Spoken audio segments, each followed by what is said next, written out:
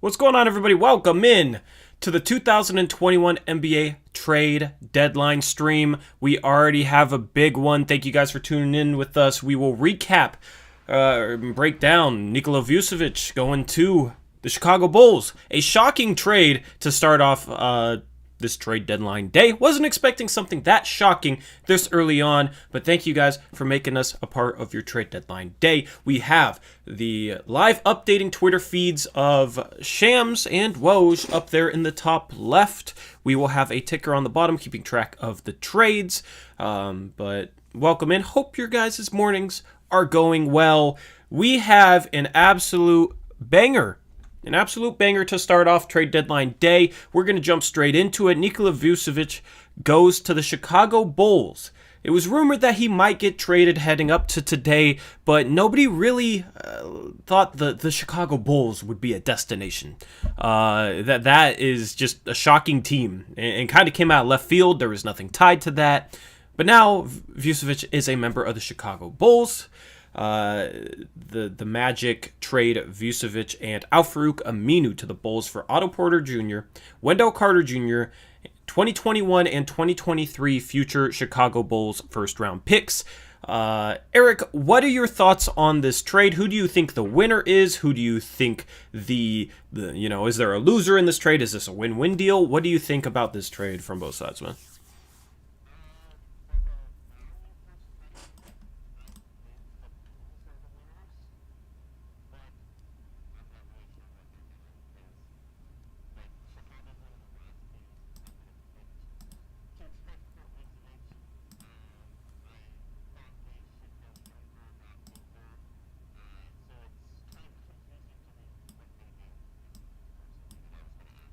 Are you? Start talking. Yeah. Oh, my bad. It's early in the morning. Gotta wake up. Yes, my apologies. Okay, so Eric, try number 2. All right. Go ahead, man. So, value-wise, I think, Wendell Carter, young player in 2 first. I think Chicago did a really good job there to get Vucevic for that. But at the same time, I think in terms of teams that should have traded for Vucevic, Chicago would have been near the bottom of my list because they have a decent young core, and I just don't understand trading for an older center when you have all these young pieces. And I don't know. I think they should have probably rebuilt again, even though that doesn't make a lot of sense. If you're a fan for them, you don't want to see another rebuild and all that. But I thought that was the right thing to do versus going all in now on this team. It's just kind of weird to me. But overall, I think they did well for what they gave up for him. Yeah, I mean, age-wise, Vucevic is a guy that could be there for a few years, and maybe they can develop some younger pieces into a contender. It's just always weird when a team that's below 500 makes a bit of an all-in move like this. They're trading 2 future first-round picks. They're trading a good young big man in Wendell Carter Jr., and you're kind of mortgaging the future in order to win now, but it probably doesn't make you a second-round team even. They might be able to pull off an upset, but it definitely doesn't make them contenders, and not even close. So I wonder if they're going to try and follow this up. There's rumors that Lonzo Ball comes up next. I agree with your takes on this one in terms of the value, being able to get Vucevic for Wendell Carter Jr. and 2 future firsts. The Chicago Bulls, I think, could definitely be a playoff team now, so that's a first in the middle of the first round this year, and what is a loaded draft. We do have to remember that, but value-wise, do agree. Just kind of confused as to the direction the Bulls are trying to head. And for the people telling me Vucevic is only 26, WTF, he's 30. So he's around Dame's age. If he was 26, I would be saying completely different things about this trade. But yeah, trading for a 30-year-old center when you have a fairly young and up-and-coming team does not make a lot of sense to me. But like I said, I mean, I can't complain about what they gave up for the trade because I thought that's really good value to get him. And Wendell Carter hasn't really, I mean, he showed some signs early on, but he hasn't really done much the last season or so. I know he's injured a lot as well. So um, I think it was a good trade. I just don't understand why the Bulls did it. Agreed on that one. As far as the Magic, what do you think about this from their perspective? Um, I I don't know. I don't know if they had to do it now or not, or waited till the deadline. I don't know if teams like the Celtics or the Hornets would have given more. Um, I mean, getting two firsts is pretty good. Did you say what the protections were on there? I didn't see that I before have we not came on. seen them yet. That is definitely important. Yeah. So yeah, giving up or getting two firsts, I do like that for pretty much any team. I think the Magic should go full rebuild and trade every possible player they can today. And if they become like the Pelicans and the Thunder right now and just load up on future first, and we have another team that has multiple picks in each of the next few drafts. I think that's a good way for them to quickly rebuild. But I don't know. I feel like they maybe could have gotten a little more for Vucevic if they held out and teams got desperate here up until the deadline. Yeah, I agree with that. So we will have templates just like the free agency stream. If you guys were there with us, we will have the good old graphics along the bottom for you guys, just to keep things nice. So there you go. You got Nikola Vucevic going to the Bulls. Al-Farouq Aminu's lumped into that deal. I think it's very likely that Otto Porter gets bought out by the Magic. That could be a Trailblazers target. We'll have to wait and see on that. Let me thank our first dono of the day, which came from Chris Stevens, the $5 dono. He says, "Morning, guys. Thanks for the stream. Have some coffee on me." Yeah, I might have What's to. up, Chris I might have Stevens? to DoorDash some coffee or something throughout this. Pulled an all-nighter tonight, so we'll see how the energy is, but I'm feeling pretty good. Just not graphical prep for you guys. Hopefully you enjoy it. And then the next dono comes from Iosu Estremera. Sorry if I butchered your name, but appreciate the 5. I think that's pounds. I'm blanking on my currencies Euros? right now. Euros, yeah, I think that's euros. I need to really get my currencies down. But they say much respect, appreciate it. Thank you for tuning in. Good morning, everyone. I hope everyone's doing well, or afternoon or evening, wherever you're at. And should be a fun day. We've already had a couple trades. And yeah. Do you want to talk about the other little trade? Yeah, you had JaVale McGee going to the Denver Nuggets. It's a solid backup big man for them. He's played there before. Not really a substantial trade. I think Isaiah Hartenstein's actually been an underrated player for them, but JaVale McGee's probably a little bit better. Just probably doesn't move the needle for them, so to say. Yeah, I'm blanking. When did he play for them? Like over a decade ago, didn't he? He's played a lot of places, so yeah, maybe, he did. maybe, Yeah, yeah. See, the memory's still 2012. working, early today. Yeah, to 2014. Man, I completely wiped that from my memory. Man, I'm proud of myself for that one. Good job.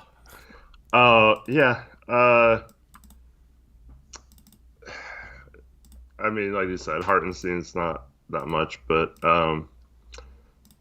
yeah, it's interesting to see them pick up a center. I thought, Hartenstein's not great, but he was kind of like a poor man's version of Jokic, so they could try some stuff. It's a team that's really missing Mason Plumlee from last year, in addition to Jeremy Grant. But yeah, I don't know if if McGee really fits their style very much, because you can't really play him with Jokic, so it kind of they won't be in together to throw lobs and things like that. But yeah, I mean, they targeted a backup center and got one that was coveted by a lot of teams. So I don't know. It's fine in my opinion. It's not going to be the difference between them all of a sudden getting up into like the second or third seed, which they might anyway because of injuries to other teams. But yeah, I don't know. It's just kind of a meh trade. Yep. I will try and get the supporter bars working. I haven't tried to do one of those in a while. I know it's not updating, so I'll see if I can get that rolling. Now it's just the part of the morning where we sit and wait. We chill with you guys. Got 250 of you in here, so thank you for tuning in. It's just weird to stream at this time of day, man. 8:30 in the morning. We were planning to go live between 8:30 and 9, and then Vucevic got traded to the Bulls. So, Reese, what do you think about it? Because Reese, one of our mods, is a big Vucevic fan. I'm curious to see what he has to say about his guy getting traded to the Bulls. He says today is a good day, so I guess he's already happy. Now he's a Bulls fan. Yeah. Now he's a. Well, obviously he's a Blazer fan, but second team probably going to be the Bulls now. They said in Woj. I mean, we have the live Twitter feed right here, so. Fournier to Boston. Oh, is it not updating? Let me see if I can figure that. I think I have to have it. Oh, I have to have it open behind you. Okay, there we go. Also, Vucevic was the pick this year. Looks like it's top 4 protected. So unless the Bulls somehow fall off or don't make the playoffs and then move up into the top 4, it looks like they're going to keep, or Orlando would get that pick conveyed this year. Yes. So now the Twitter feeds will update. I forgot I had to have the window open behind Eric's camera there. So it's funny. Okay, so you got Boston potentially trading for Evan Fournier. Good bench score. I don't think he starts, but they definitely need something. They've struggled all year long. It's funny. They've been talked about being linked to Aaron Gordon. Mm-hmm. Very heavily interested in Aaron Gordon. And now they're trading for Aaron Gordon's teammate, Evan Fournier. I wonder what that means for their pursuit of Aaron Gordon. Because you would think that Aaron Gordon would be lumped into an Evan Fournier trade if they were trading for Aaron Gordon. If he's not lumped into the trade, then I assume that the Celtics are not trading for Aaron Gordon. Yeah, because they had that big trade exception. So to get salaries to match, you can't combine it with other salaries, but you could have done some creative stuff if it was 2 players coming in. Mm-hmm. So now that only one is coming in for this trade, I think you're right. I think that rules them out of the Aaron Gordon sweepstakes because I don't see them trading like Smart and Langford and Nate Nesmith all for and then real quick, let me just remind everyone, fake trades or spoilers will get you automatically banned. So Vitality, if you post a trade that's just trolling, you're done. Like, we don't need any of that here. Yeah, well, here's the thing. Yeah, we don't want fake trades. We don't want to be trolled by that. But here's the thing: we got the Twitter feeds live up here, so that hopefully, right. We don't have to, deal with that. Mm-hmm. If I see something that might be fake, I'm just looking at the Twitter feeds right there because they will update live for you guys. You guys don't have to sit there on Twitter like trying to scroll for it to update. You can literally just watch our stream, and those feeds will update live. Just a phenomenal way to do it, in my opinion. So it sounds like, okay, teams are finalizing the deal now, so it sounds like Evan Fournier is going to be a Boston Celtic. The Magic are making moves early this morning. Aaron Gordon is that last domino left to fall there. Only getting 2 seconds and no, like they couldn't get Langford or some like one of Boston's young players that isn't getting any minutes for them. That doesn't make a lot of sense to me for the Magic. I don't get it. I feel like they're not maximizing value on these guys. I know some of their contracts make it tough, but yeah, I don't like just getting rid of Fournier for 2 seconds. I think they would have been better off just keeping him if that was all they were getting. Yeah, I agree with that. I guess with that. You got to get a first back for him. Unless it's a very early second, then I guess I can see the value there. But let's see. Aaron Gordon's on deck. That's the new Woes tweet. Nothing too substantial there. Yeah. So the reason why there's not a player going back for Orlando is Boston, from trading Gordon Hayward instead of just letting him sign with Charlotte, they created a huge trade exception, and that trade exception can be used to bring on a player. It was about 27 or 28 million, and I think Fournier makes around 18 or 19 or something like that. So they were able to absorb his contract without sending one back. Yep. And apologies if you hear a lot of clicks. I will try and mute myself when I'm updating things, but it's just a product of keeping these graphics fresh for you guys. The only thing that I'll say about Orlando is if they have someone they want to really go after, and it's like someone on a rookie deal, then they now created a trade exception for Fournier's amount of his contract.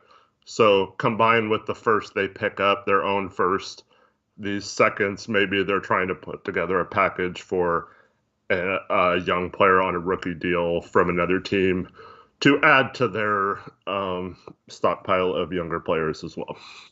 Yeah, that would be the one win for them. Basically just allows them the flexibility to kind of use his salary later. That's basically what trade exceptions are, you know. They're not getting anything back for him right now, but creates this trade exception that they can use to absorb salary later. So it's kind of like the NBA's version of what the MLB does, where it's like a player to be announced later. I've never understood that at all. I think this is a much better way to do it. Yeah. I've never understood that. Don't even get me started. So Bry's asking, is Aaron Gordon for Hood and Collins valid? So in a trade machine, it could possibly work. I think the Blazers need to stay under the tax so they can take back a certain percentage back in the trade versus going out. But the problem is the Blazers do not want to pay the tax this year. So any trade where there's more than, say, $1 million or so going out in a trade, or coming back in a trade. So more than $1 million coming back, which that trade I think would be close to $2.5–3 million coming back to us. I just don't see them going in the tax for anyone unless it's like a bona fide star player. Yep. Don't want to deal with repeater penalties down the line when Dame's extension kicks in. He's being paid more than $40 million plus a year. That is something that I don't blame ownership for not wanting to do. So if we're trading for Aaron Gordon, I got a bad feeling that we're trading for Aaron Gordon. Eric, I don't know, man. Like, oh my goodness, that would just be this whole thing. Oh my goodness, Aaron Gordon's going to solve all our problems. It just seems like it might culminate in that. But if we are going to trade for Aaron Gordon, it's going to take Rodney Hood and Derrick Jones Jr. It's going to take both those guys. And then maybe throw in a Trent Jr. depending on what Orlando wants. But Rodney Hood and Derrick Jones Jr., that's about $20 million going out. Aaron Gordon makes, 17–18 million? So we wouldn't... 18.1, I think. Yes, yep. We wouldn't end up in the tax because of that. We'd shed $2 million. So that's what it would take. And keep in mind, we're at 14 roster spots. So if you trade out 3 players for 1, you have to sign 2 players to get back up to 14 within 2 weeks.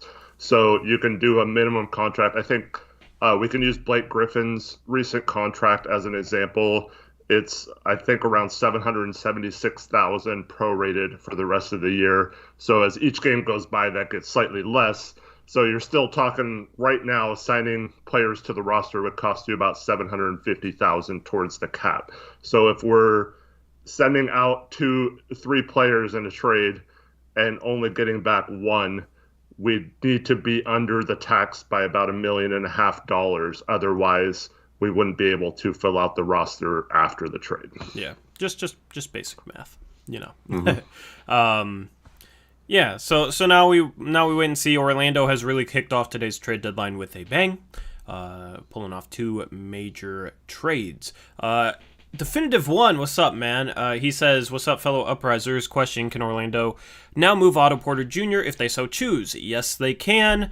they cannot combine his salary with other salaries to match salary, essentially. But they could honestly, since the trade isn't finalized, I don't know. There's word rules around things, but they could maybe, if they wanted to move him elsewhere, try and bring in a third team into the deal and negotiate it with Chicago and Orlando. Yeah, and I don't think any team would trade straight up for Otto, so that's a potential buyout guy. He was likely to get bought out with Chicago. Now I think he's even more likely to be bought out with Orlando. So yeah, that's a guy to definitely look for. There's rumors he's already tied to the Warriors if he does get bought out. I hope that's not the case and that we have a legit chance, especially if we make a trade with three of our wings, like a Trent Jr. and Hood for an Aaron Gordon, like you suggested, then bringing in a guy like Otto Porter to fill some of that depth would make me feel better about that trade than just it in a vacuum. Yes, I wholeheartedly agree. So yeah, we sit here and we wait for more dominoes to fall. We'll answer your questions in chat. We read off all our donations, so if we miss your question you really want to answer it, that's a way to get that accomplished. Yeah, and now we wait and see. We'll try and stay up to date on rumors. Obviously, rumors might get tweeted out from from other Twitter accounts that aren't up here, so we'll try and stay aware of that and stay up to date with those. Reese can be our rumor guy if he wants to be. He can be our mini Woj.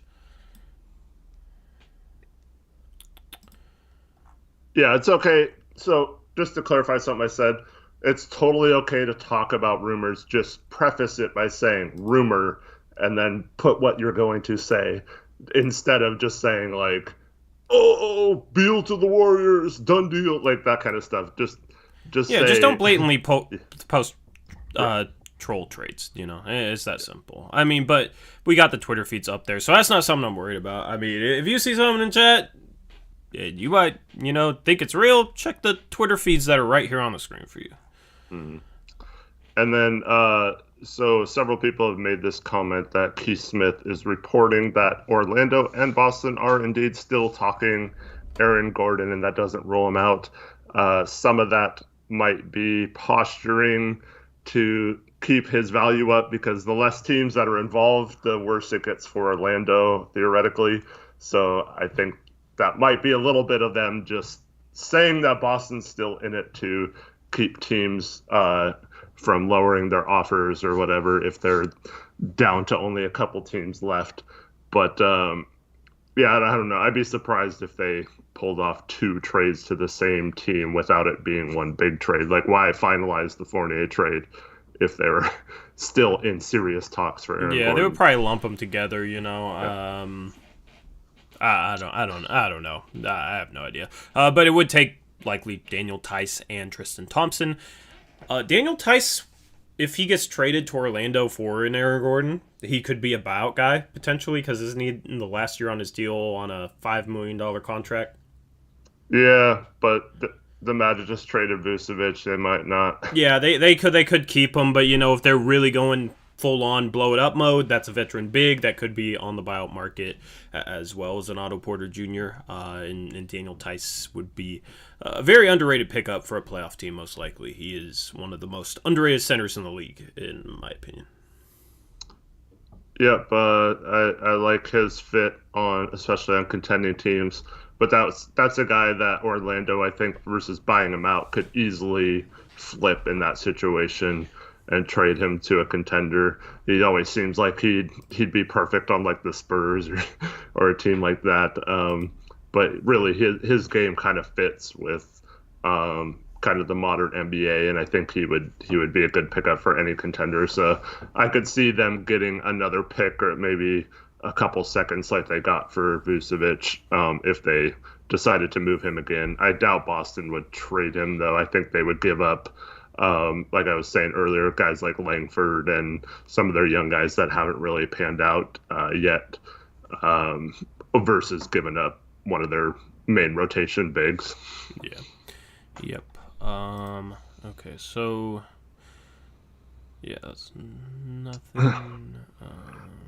And just for the record, Art Phil Wi-Fi. We know the CBA, so that trade isn't even close to working out. So if you're trolling, it's not even a good troll because you can't even do it.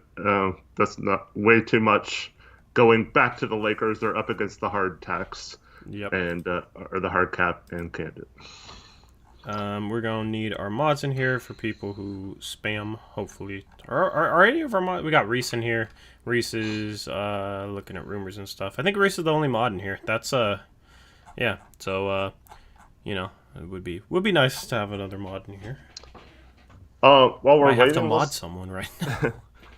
Let's talk about the rumors yesterday of Norman Powell and Victor Oladipo potentially being targets of ours. Okay, yeah. The Blazers are not trading for Victor Oladipo. Norman Powell I could see. Victor Oladipo I cannot see. But Gary Trent Jr. and Rodney Hood trade for Norman Powell would make sense for both sides. Norman Powell's a much better player at this stage than Gary Trent Jr. in my opinion. Gary Trent Jr. is a lot younger, so if the Raptors want to go on a more of a rebuilding futuristic timeline, he might make more sense. Both will be free agents this summer. Gary Trent Jr. will be a restricted free agent. Norman Powell has a player option that he will decline because he's worth more than $10 million. He will likely get double that on the free agent market. It'll be interesting to see where Norman Powell goes because he's like a lot of times a player that provides his production. It makes $20 million, $22 million, and it's a lot harder to trade for. But he provides a very high level of production for $10 million a year, so it's easy to work trades out around him. So I think because he's making a lower figure, Toronto will be able to get more back for him because there will be more teams in the bidding for his services. He fits in as just a plug and play guy in a lot of different situations. A real good sixth man guard on a lot of contending teams. So it'll be interesting to see if they move him and what they'll get back for him, and then compare what they get back for him to what to what Orlando got back for Evan Fournier. Because Fournier is a little bit more of a wing than a guard, but they're kind of similar caliber players in my opinion. Fournier makes $17 million, not 10. It'll be interesting to compare those two returns if the Raptors do indeed try and trade Norman Powell. And just for the record, if we are going after Oladipo or Powell, Trent is included in that. And the reason is both those guys are free agents. So Oladipo in particular would be, you're talking 20 to 30 million. You're probably going to have to pony up for him. And then for Powell, he is in the same situation. He can opt out after this year. He's probably going to be in that salary range of a Gary Trent Jr. So it doesn't make sense to work out trades using picks and keeping Trent and Powell, because then you have both of those guys that are likely looking at a $12 to $20 million contract next year. So yeah. Damani, I just put up all my old jerseys. Sorry, I'll move it in a little bit if it's offending you that I have a Grego jersey. Man, it's a cooler backdrop than me. So yeah. Yeah, so yeah, thanks Reese, good job. But yeah, so lost my train of thought. But yeah, so we're not going to go into this offseason thinking to pay both Trent and Powell, so it's most likely going to be one or the other. That's a really tough one for me. I completely agree with you. This year, Powell probably helps us win now, but I don't think it's a big enough difference to warrant giving up the potential of a Gary Trent over making that trade. I mean, I wouldn't be mad at the trade. It would be fine. Yeah, but I don't think the Blazers do anything today, man. I just don't see it happening. I mean, last year's deadline we expected something more than we expect this year, and nothing happened. We gave away Skal Labissiere for free. Labissiere, I like saying that. Labissiere, whatever. We gave him away for free. That was it. So If we didn't do anything last year, I don't expect anything this year. Honestly, this stream is more for just let's see what other teams do. If we do something, though, we will obviously break it down in depth just because we are indeed a Blazer channel. But this is an NBA-focused live stream focusing on the entire NBA. And real quick, so Home Field asks, I'd rather get Powell's, or he just states, I'd rather get Powell's bird rights over Gary Trent Jr.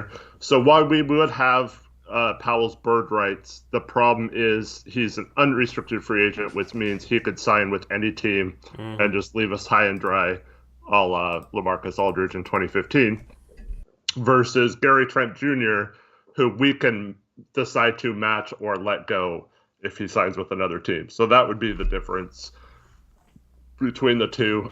So yeah, it's not I mean, if we wanted to keep Powell and he was a good fit here and he liked playing here, I'm sure if we wanted to pay him, that he would probably stay. I don't know. But this is a guy who's said to be looking at contracts in the $20 million range. So just like Trent, if you keep him, be prepared to pay him. Otherwise, I think that's a bad trade.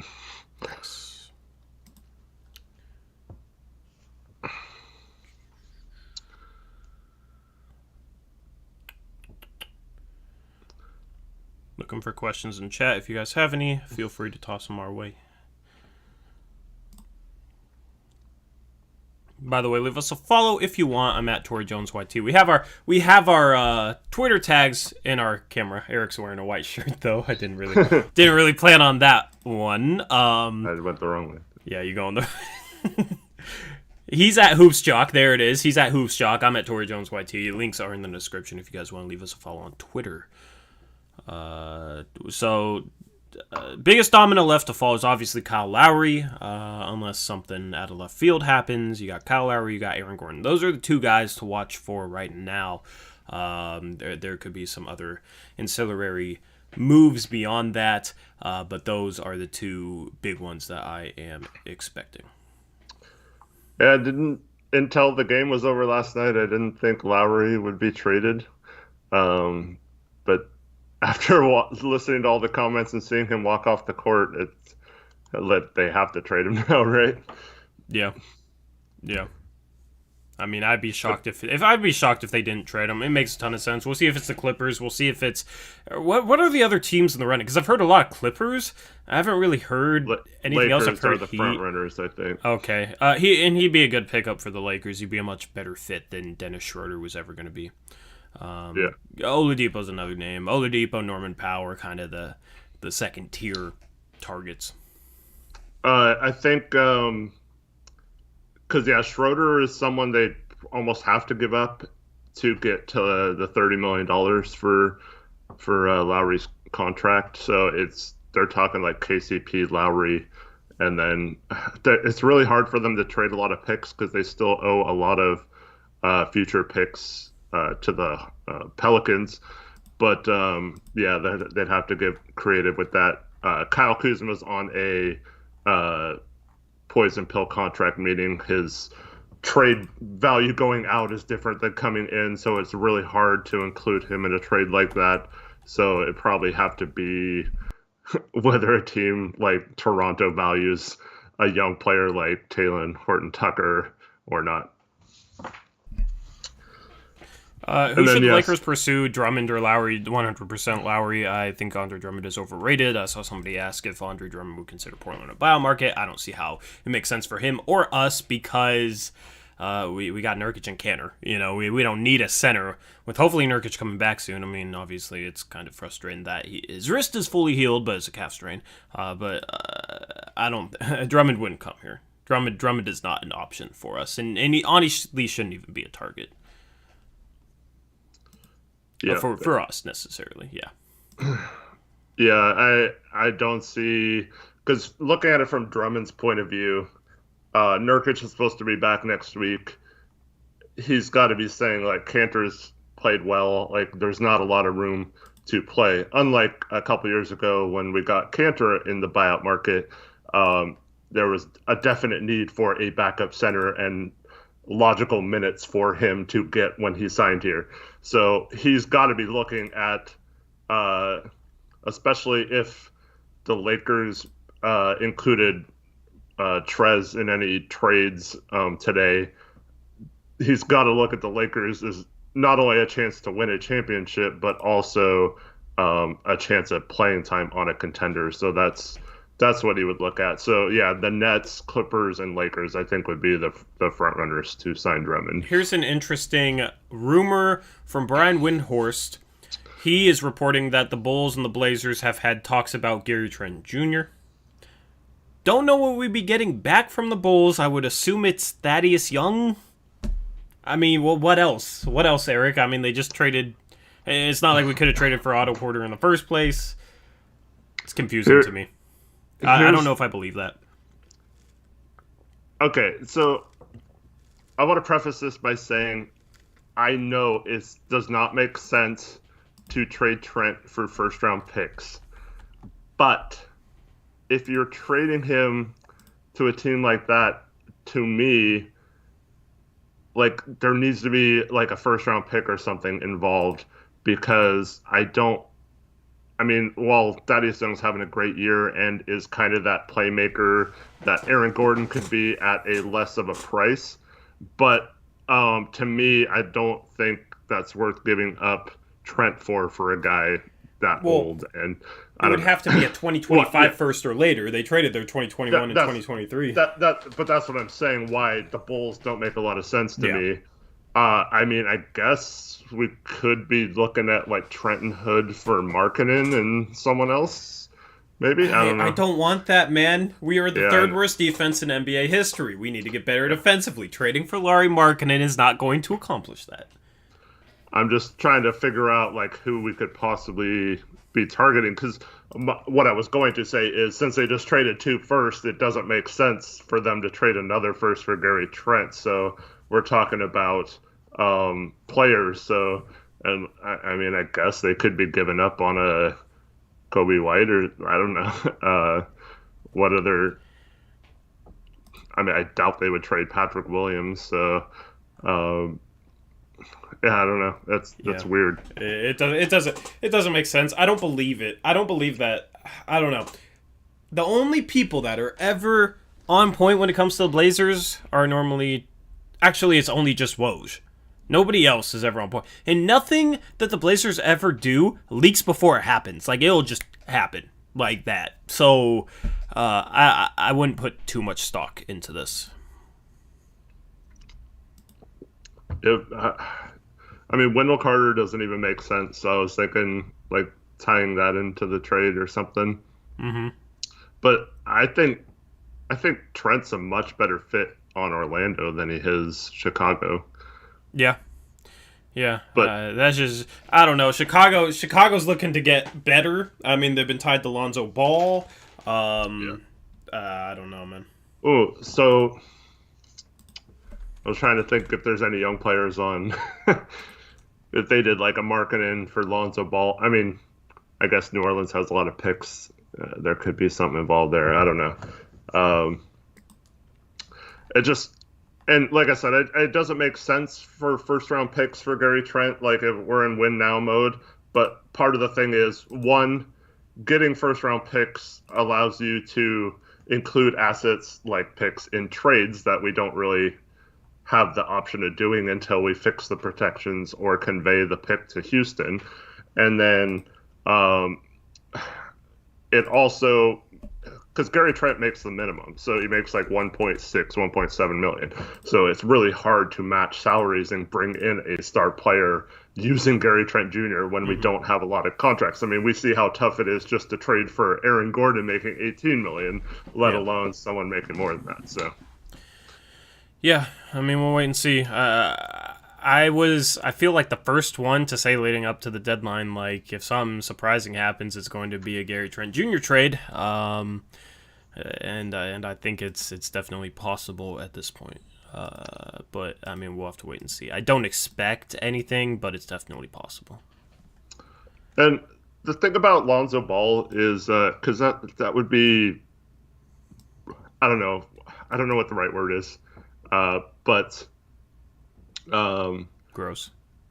Yeah, but like, let's say you're wanting Lonzo Ball. I think that is a weird fit in Stott's system, but um, let's say that was like they were getting marketed, we were sending out Trent Hood and bringing back Lonzo. The problem is like you're not wanting to pay Trent as a third guard, but you're looking at the same situation with Lonzo. He's also a restricted free agent after this year. He has the same draft as Zach Collins. So, yeah, so we're like, we'd have the same problem as like we're trading for someone who's a third guard, and do you want to pay them? I mean, I don't know what kind of offers he could get. That's like probably wildly variant depending on which teams have cap space and stuff like that. But I guarantee that's a guy who thinks he's worth closer to the max than like $10 million. And yeah, he's not worth that much. So if that's the case, I'd almost rather just keep Trent in those situations. Windhorse is also reporting that Kyle Lowry is preparing to be traded to the 76ers. Legion Hoops is quoting that, but it's the legitimate Legion Hoops account. I know there's a lot of fakes, but yeah, so 76ers are another team that's been tied to Kyle Lowry. We'll see if they're able to get that trade done. That would be a good pickup for them. Yeah, I mean, it's going to be between the Sixers, the Lakers, and probably the Clippers. I think the Clippers will look for a point guard. If Malcolm Brogdon is quietly available, he would be a great pickup for any of these teams. Any of these teams that I've mentioned. You got David Aldridge reporting that the Portland Trail Blazers have fallen out of the Aaron Gordon sweepstakes. So, I mean, yay. I don't want Aaron Gordon. I don't think he'd be a good. I don't think he'd be a good fit here. We'll have to. We'll have to wait and see. I mean, it was just a waiting game. It's just a waiting game. It's not like the draft, and it's not like free agency. It's free agency. You start off with a flurry, right? The draft, you know what it is. It's a pick every 5 minutes. The trade deadline is like a build-up, So like one is consistent, one starts off with a flurry and kind of tapers off, and then one is a really long build-up. So you just gotta wait and see. You got 3 hours until the trade deadline commences. Deals might be announced shortly after the deadline, so about 3 hours and some change till we know the full trade deadline, so to say. Thanks, Reese. Yeah, just a reminder: don't spam chat, don't post fake troll trades. Yes, Reese. Let me know. Message me on Discord if you need me to mod somebody else. If you need help. Because I know you're the only one in here. Appreciate you. Shout out to Reese for patrolling a stream with almost 900 people in it. Yeah. So yeah, the Gary Trent thing came from the Bulls apparently shopping Markkanen and looking for a guard. So I don't know if that was just speculation or if there was actually substance to it, but they're definitely looking to flip Markkanen for a Gary Trent or Lonzo Ball type guard. And the other thing about trading Trent is look for it to be a player making. I mean, Powell might be the only exception to this, but look for it to be a player that is under contract or has maybe a team option or a non-guaranteed salary for next year if we're trading him, a la the Mason Plumlee for Jusuf Nurkic swap, where we took an expiring Mason Plumlee who we didn't want to pay and flipped him for someone who still had a year left on their rookie deal, and then got pushed that can down the road a year from having to pay out a big contract. So Markkanen is also that same 2017 draft, so doesn't make a lot of sense to me to bring him in either. But yeah, overall, I mean, to me, if we were involved with the Bulls, it would make sense to find a third team that really valued Markkanen and get assets or someone from them. Maybe Toronto really likes Markkanen, and we could somehow flip Hood and Trent for Powell that way, where the Bulls get Hood and Trent, and the Raptors get Markkanen, whatever filler needs to complete that trade, and then we get Powell that way. because it comes down to what teams value Trent. I mean, if people are saying that Trent's just a throw-in or whatever, they don't want to pay him in the offseason, like would be the reason we're trading him. It doesn't make a lot of sense for those teams to give up a lot of assets to do so, especially a team like Toronto, who's supposed to have a ton of cap space so they could maybe overpay or try to get him without giving up anything. So just look for that to have like an extra year on a rookie deal if it's like a young player you're coveting, like White on the Chicago Bulls would be someone. I mean, I don't really want him. I don't think he makes sense for this team because he's not a good defender, but someone like that where you're getting a player back that's capable of playing minutes, but maybe not an expiring deal. So Windhorse is reporting that he thinks the Lowry to Lakers stuff is a smokescreen. Thaddeus Young tweeted out eyeball emojis a few minutes ago. So future Blazer, obviously, because that's definitely what that means. And we wait for more. We wait for more smoke, and hopefully some fire. You know, I need some Woj bombs. Started off early. Definitely want some more. And just once again, welcome everyone. If you're new to the channel, thanks for watching. If you're an OG, also thanks for watching and supporting us. We appreciate you guys. For those of you being silent, feel free to say hi in chat. We can't obviously read all of them, but we'll try to respond to good questions and good statements as we see fit. Yes. Celtics will have Fournier's bird rights. Bird rights can basically get traded with a player. Orlando had already had his bird rights because he's been there for more than 3 years. So his bird rights transfer over to Boston in this trade. And then, so David A is saying Trent isn't even a good defender, but like to me, I feel like he could be in the right system in a team that prioritized defense.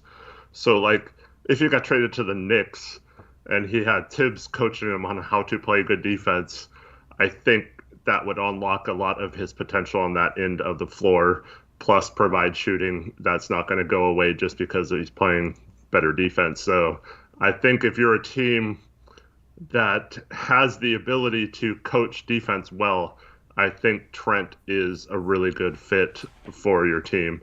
So I don't agree. I mean, yeah, like number-wise on this team, I mean, pretty much everyone looks like a terrible defender, but I think some of these guys could look better in a different system.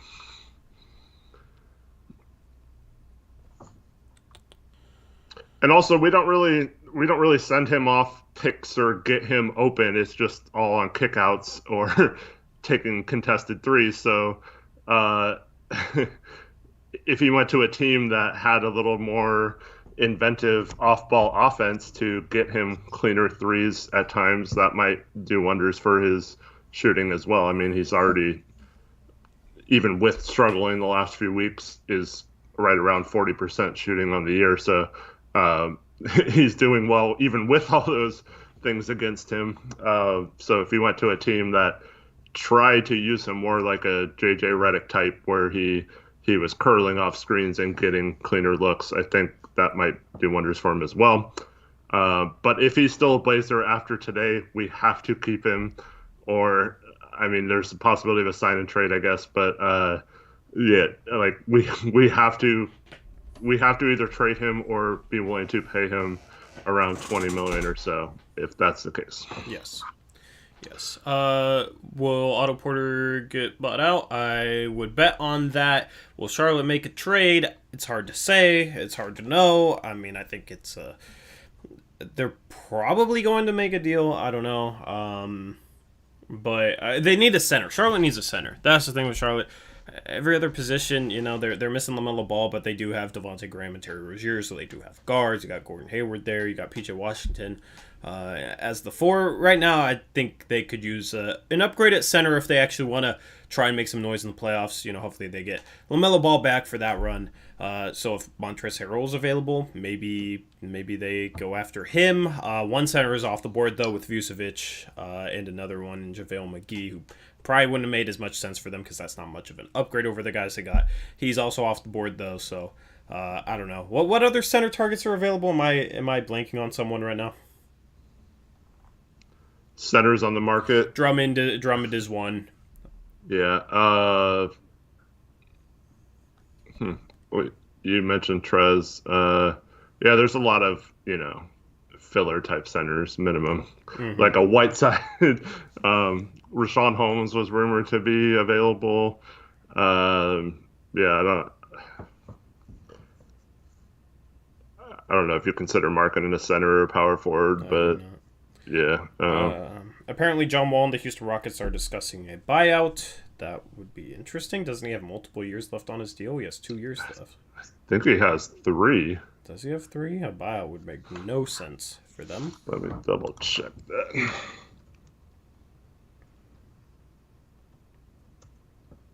Might be 3 including this one, but yeah. Who's reporting that? Jared Weiss, however you say his name, from The Athletic.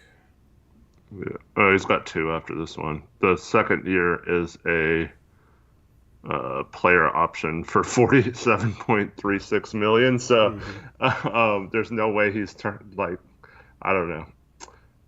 I mean, I won't say 0% chance because I just saw Blake Griffin get bought out, and I didn't think that a team would take that much dead money for a future year.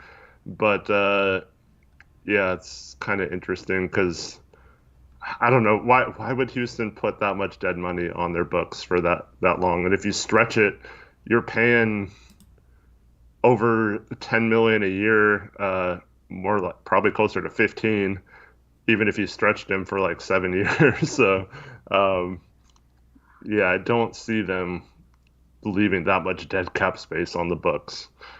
But I guess could be wrong. But that extra year compared to what Blake Griffin had, because he was just under contract there next year, that is not. I don't know. I think that would be foolish. I think they've made some good moves.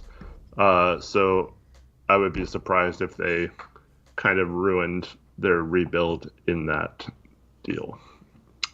Yeah. Agreed. I'm just on Twitter, just chasing rumors right now. Just chasing rumors. We'll see. David Aldridge is reporting AG to Denver is almost done. AG to Denver. That would be a team out of left field a bit. They've been tied to him, but not like one of the front runners. It hasn't seemed like. Wonder what they'd have to give up. I mean, they like their playmaking bigs there in Denver. That would actually be one of the best fits for Aaron Gordon, in my opinion, because you got a good passing center in Jokic, so you got, you can run some inverted pick and roll. Both those guys can run pick and roll at the 4 and 5. Aaron Gordon is a lob target for Jokic to throw to. They do a really good job of utilizing playmaking bigs. So if Aaron Gordon's going to Denver, that's I don't mind that trade depending on what they give up. Or I don't mind that trade for him. I don't think it's going to make them contenders or anything. I think Aaron Gordon's been overrated in the lead up to this trade deadline, but that is one of the better fits for him. Man, so yeah, I agree completely. I think we are the wrong fit for him, but I am not prepared to deal with the epic meltdowns of all of the Blazers media who have been begging for Aaron Gordon. If he's traded to Denver and plays well there, and they're all like, "See, told you so. Aaron Gordon's good." Blah blah blah. I would just, oh man, that's going to be annoying. Likely be, I would assume, like Gary Harris and 2 firsts. Yeah, that was the maybe rumor. With Bull thrown in. Yeah, the rumor yesterday was Gary Harris would be the main salary piece to match. But yeah, I saw a lot of tweets last night. I better wake up to an Aaron Gordon trade by prominent Blazer media and stuff like expecting Aaron Gordon getting cash considerations and crap like that. So Olshey will get killed if he loses out on that sweepstake to Denver, but I don't think that's a bad thing. If that happens, I just don't want to deal with that. Yeah, I mean, it'll happen though. It'll happen. Please do not spam chat. It's pointless. It'll just get you banned. And Mason, Celtics already did something. They traded for Evan Fournier. Yeah. I don't get the people who are like, come on, team, do something, when they just made a trade a few minutes ago. I know, man. I mean, a little too thirsty there. Desperation is not good. It's not a good thing. As if spamming that to a couple of Blazer fans in a YouTube chat is going to make Danny Ainge do something. We don't got Danny Ainge on the line, man. That's interesting, though. You mentioned Danny Ainge. I guess there was a report that a few teams don't like trading with the Celtics because they always kind of lead you on and show serious interest and then back out at the last second on a lot of deals. So there's a lot of teams that are said to not even get serious when Boston calls them, and unless they say, here's a final offer or whatever. So yeah. And that's politics do not American politics, but the word politics, those do come into play when you're making trades. It's the art of the deal. It's a lot easier to trade with someone you get along with and can kind of have a conversation with versus someone who's always stonewalling you, or in our mock-off season, when you agree to a trade and then at the last second someone backs out or says they never agreed to that or whatever. It's kind of annoying and it makes you not want to deal with them anymore. So same thing happens in real life in the NBA and stuff like that.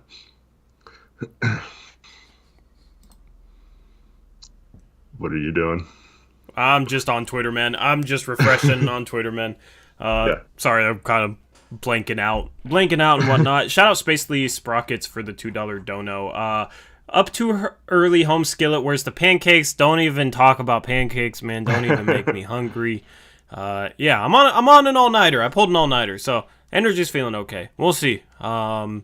Might have to run to the gas station, take a 5-minute break, and go get something. But Eric could carry the stream for 5 minutes, 100%. He's already kind of carrying the stream. Yeah. I mean, I'm just antsy, man. I am antsy for something to happen. I hate when something big happens and then there's a long period of nothing, and it's just keep it coming. Yeah, we still have. Well, we have 2 hours and 45 minutes till the deadline, in case anyone needs to know that. And then there's always, or usually always, a few trades that don't get announced right away that are still in the pipeline, right? And you don't hear about them until a few minutes afterwards. So about 3 hours still of more trades. I remember last year we were waiting, hoping that there was another move other than just dumping a scowl for nothing. And then we were so disappointed when we saw that's it for today, folks, by Woj and Shams. Yeah. People got to stop reading into player tweets so much. The players will troll you guys at this point because Bradley Beal tweeted out, "Here we go," with 4 exclamation points, and everybody's like, "Oh my goodness, interesting. Is he getting traded?" It's I mean, you saw Thad Young with the eyeball emojis. If I was a player, I would just randomly tweet out "OMG," and just watch as people freak out. What does this mean? Oh boy. Yeah. So let's not read too much into player tweets. I highly doubt Bradley Beal gets moved. Yeah, I'd be surprised. He's a guy who said he wants to make it work. He's trying to remain loyal to that crappy franchise. And, Yeah, so I don't know. I thought they should have probably moved him a couple of years ago, but yeah, I mean that's a team that's kind of stuck with Westbrook, and they're going to have to have him on his team on their team for a while. So I don't see them moving on from Beal and giving up and rebuilding while they have Westbrook stuck on their team too. Agreed. Dame said, "Nice pickup, Neil." Is that today, or are you talking about another time? Yeah, I mean, we haven't done anything, so I don't know how it could be about today.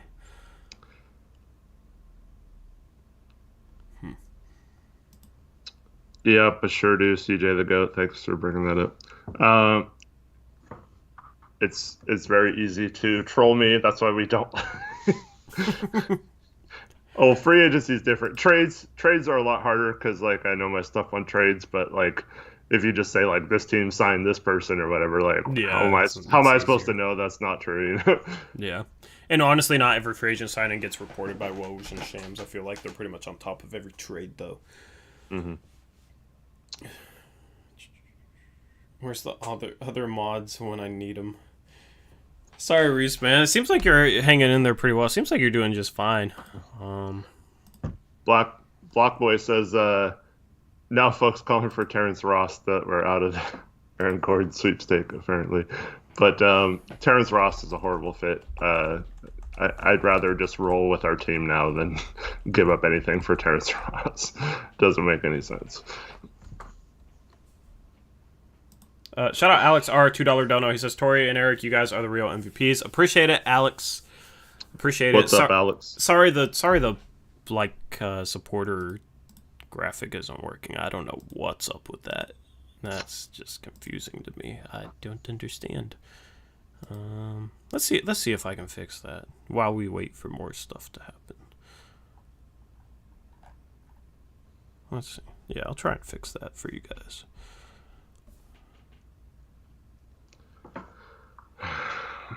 All right, so friends, you're getting banned. If I will unban you if that ends up being true, but Yo Shams, okay. What did Shams tweet? Okay, yeah, Aaron Gordon is going to the Denver Nuggets. So Denver is trading for Aaron Gordon. As I said, progressing. I don't know. Oh, progressive. I mean, okay, here's the thing. Anytime Shams or Woj tweets it like that, it's happening. Yeah. Right? If I'm wrong, I'm wrong, but I'm assuming this is happening at this point. I'm just going to assume this is happening. I won't put the graphics, so yeah, I don't want to get too ahead of myself, but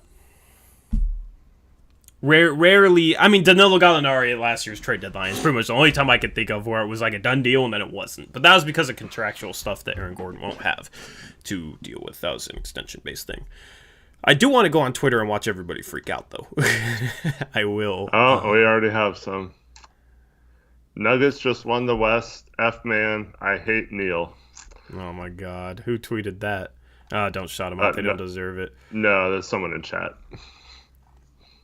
Somebody in chat? Oh, my God.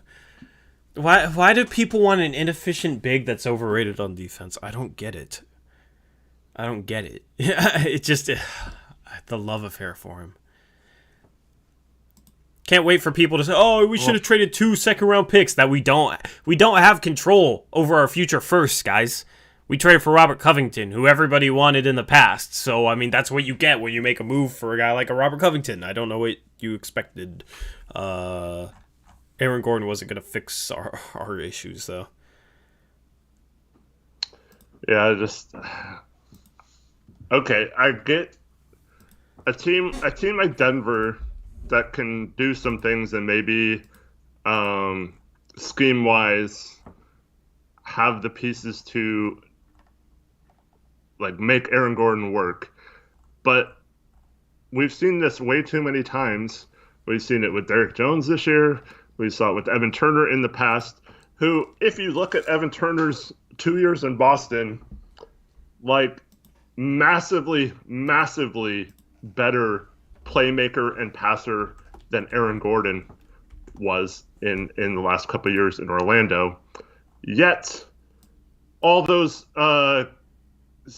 statistics went just completely in the toilet once he went into Portland's offense. He basically was not used as a playmaker at all, and he was, forced to shoot threes, which he's not good at, just like Aaron Gordon. So anyone thinking that he would come and unlock this offense or do something different or fix any of our problems, I believe is mistaken. I mean, you're free to think otherwise, but we've seen that with players of his caliber. We just don't use them right, and as long as Stotts is the coach, he would have been a terrible fit, in my opinion.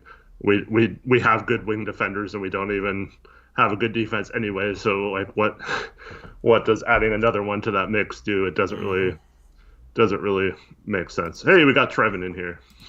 Trevin, what's up? We need you, bro. We need some help, man. Hollinger's last tweet, I will look it up to see if it's anything noteworthy. One thing I'd watch here, if Will Barton is in an Aaron Gordon deal, he wouldn't be in the Magic's plans. Blazers could jump in with Hood, Giles, Ellaby in seconds to bring back a guy they liked a lot back in the day and stay just below the tax line. Hollinger, Mr. cap guy. Yeah. Hood plus Giles plus Ellaby is about 13 mil. But before you say this, Will Barton makes about 13 mil, correct? Yeah, let me look up his exact salary. So before you say this, it makes no sense to include Ellaby as our filler because he, as a second-round rookie, he makes just over what we pay a prorated thing. So it would only save us like $100,000 against the cap by trading him. So that makes zero sense to include him in a trades. I'm not saying that we have to keep him, he's untouchable or whatever. That's not my point. Is he makes just over the prorated amount. So it doesn't to include his salary as filler is, I don't know. We could not do that. We could not do that trade and stay out of the tax. Because without including him, we're taking back $2 extra million. If we include him, we're like taking back $1 million more, but then we'd have to fill 2 roster spots. Yep. So, Mr. Cap guy, front office guy, we could not do a Hood, Giles, and Ellaby trade and stay out of the tax. Now, Hood and Collins in seconds would work and would probably make sense for Orlando. I don't want to include Collins in a trade for Will Barton. I like Will Barton. Personality-wise, I mean, I like him. He'd be a weird fit here, but he would be a playmaker on our bench unit that Stotts probably wouldn't use correctly. That's kind of the thing with a lot of guys. That's why we traded him to begin with. Yeah, but I mean, he can play defense, and he's a decent shooter, and he can do a bunch of things. So I wouldn't be against it. He'd be much better than Rodney Hood. Much better than Rodney Hood. It would make us better if we trade Rodney Hood and an injured Collins for him. It'd make us better this year. And everybody wants their playmaker. It's not a playmaking 4, but it's a playmaking 3. Yep. Yeah, I'm not. Primarily for the same reasons that I don't want Gordon. I get that, bringing Barton back. Oh, let's bring back Aldridge too, right? Feel good stories. But I just, Barton's the type of guy who freelances a lot. And I guess that's our entire offense. That's our entire offense. But he does it to, I mean, there's a reason why we gave him up and we didn't really, it didn't pan out here the first time. And but that was when that was when he was like a fringe NBA player, not even a rotation player. Now he's proven to be a rotation player. I feel like that's different. That would obviously make Dame happy. I mean, yeah, I wouldn't be against it, depending on what we give up. Hood and Collins straight up would be interesting. I mean, if they don't plan on keeping Collins, I think 100% should do that. If they don't see Collins as a part of their long-term picture, which they shouldn't be against that. They should try and keep Collins this summer. But if they don't want to keep him, like Hood, I don't think. I mean, Hood's just been very, very bad this year, and if they're not planning on keeping Collins, it's good value for two pieces that aren't really worth anything to us if we don't want to keep Collins, so to say. So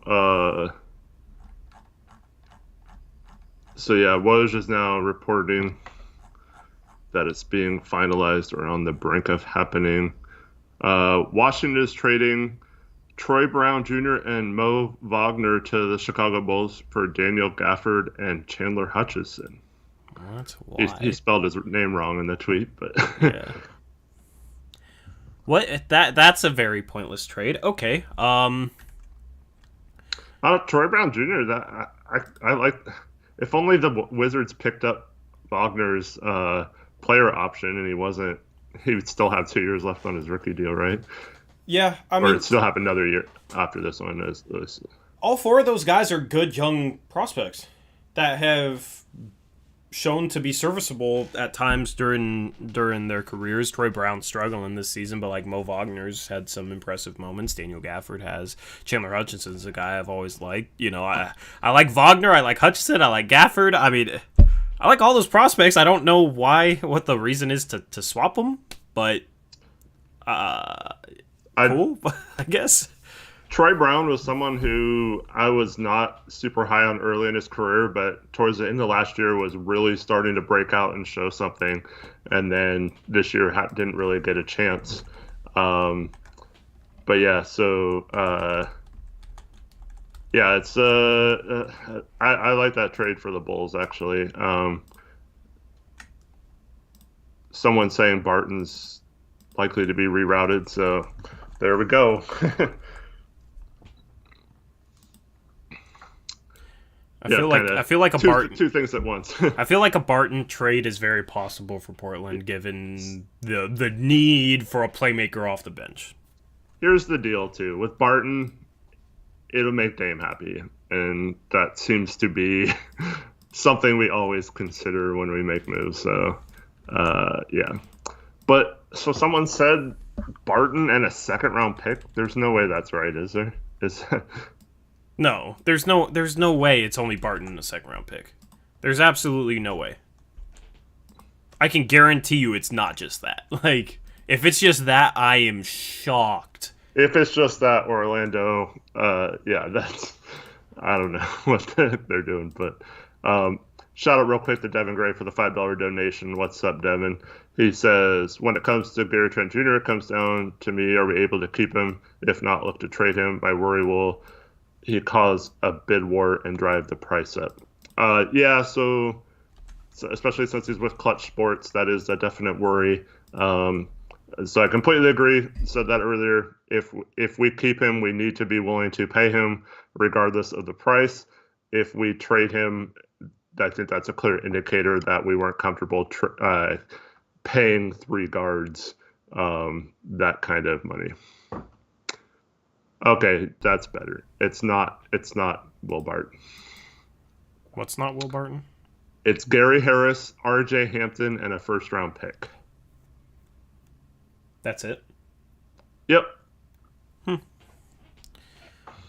I mean, yeah. People are gonna freak out about that. Yep. I mean, R.J. Hampton's a good young player. I think I heard that Orlando was high on him. I was trying to get him in the draft as well, in addition to Cole Anthony. But yeah, now you have that's kind of a weird guard rotation with a healthy Fultz, R.J. Hampton, and Cole Anthony. But yeah, first round pick.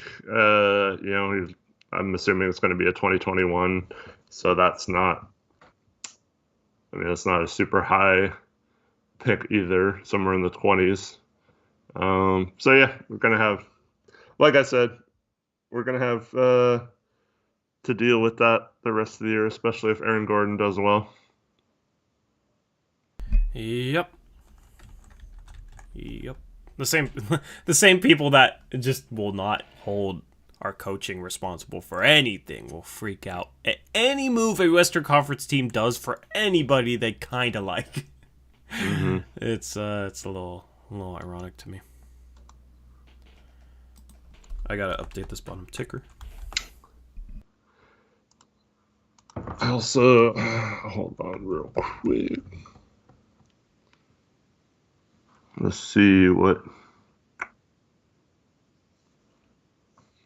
So Denver this year is 6th in 3-point shooting percentage currently. So, yeah, I don't know. I feel like they will have him cut to the basket a lot more than we would. So,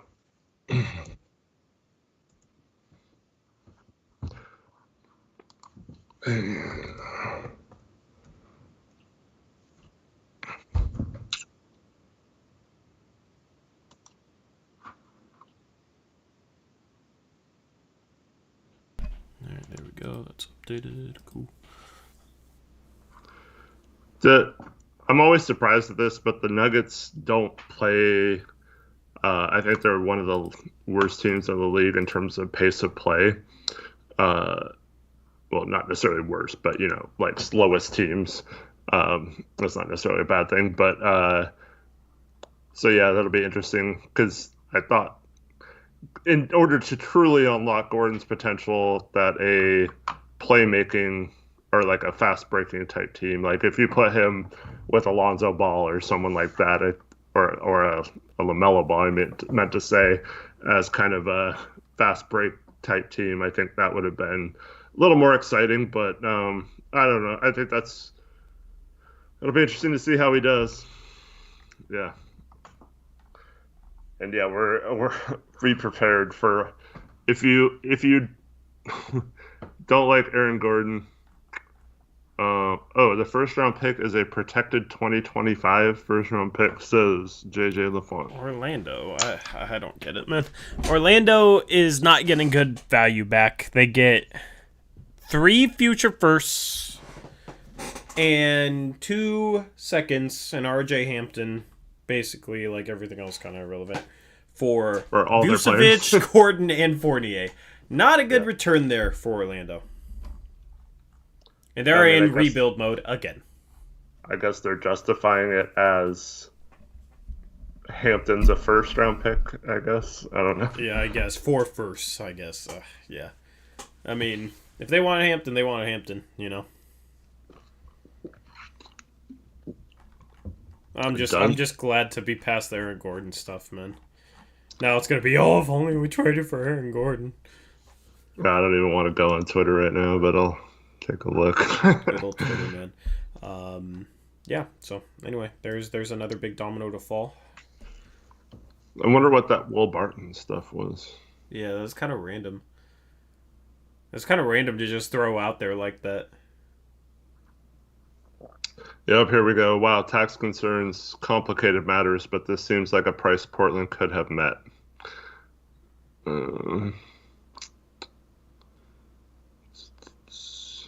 I mean, yeah, they could have probably traded Derek Jones Jr., Rodney Hood, Trent Jr. into first for Aaron Gordon. That's what it would have taken. Mm-hmm. That's not a good trade.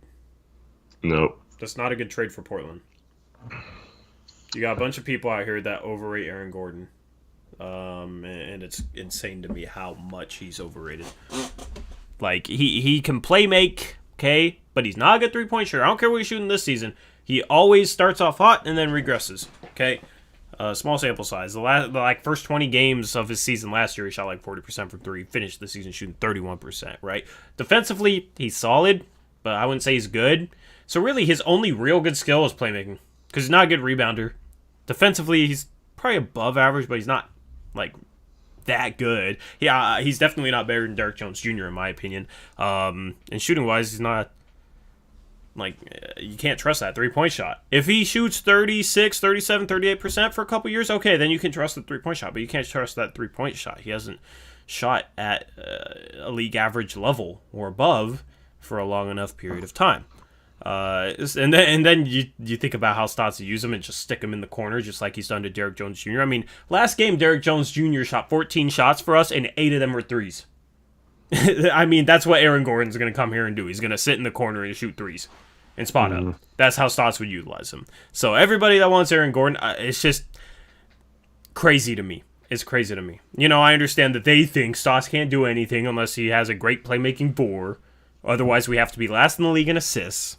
But, yeah, it's crazy to me. Shout out Bruce Davis, $2 donation. Blazers trade Torrey into bag of balls for Beal. Sure. Okay. If that's what it takes, man, I'll be a Washington Wizard. Appreciate the dono. Did the Bulls just get ball? I don't know. Did they? And then, let me just say this in terms of, we could have matched that. So, one thing to keep in mind, we can't trade a first-round pick. So what would we have had to do? Call Houston and basically ask if we can take the protections off that pick or somehow make it unprotected some year down the road or this year to be able to trade a 2023 pick or whatever, because you can only trade picks in one pick in every 2-year block or whatever. So, yeah, thank you. So this is what would have happened. We would have called them. They would have been like, okay, give us a second-round pick, and we'll take the protections off of there, because there's no reason for them to have to do that or whatever. So we have to give them cash or a pick or something. So let's say we made our pick this year unprotected, and then we give a 2023 first lottery protected or whatever it is to Orlando. And then we give up Trent as well. Then you're talking about in the rest of the season, I mean, we're not guaranteed to not be in the play-in games, right? Mm-hmm. So what happens if we lose in the play-in games and don't make the playoffs, and then all of a sudden that pick moves up into the top 4 or something, and we this isn't like that far out of the realm of possibilities. So like then all of a sudden we gave up, a potential of getting like Cade Cunningham or Evan Mobley or someone like that for just to get Aaron Gordon, and we lost Trent and Derrick Jones, and it doesn't make a lot of sense. Even if we kept that pick, this draft is super deep, and there's going to be a lot of players around the 10th to 14th pick that, and I know we don't necessarily need picks, but it just doesn't make a lot of sense for us to give up that much when it's not the same, because we have to give up a lot more than what Denver would have had to do, since they didn't owe future picks to someone and making that more complicated. Yes. And people aren't going to take that into consideration, but whatever. Yeah. I mean, yeah. Reese, you're tripping with the Norman Powell's trash stuff. Here we go.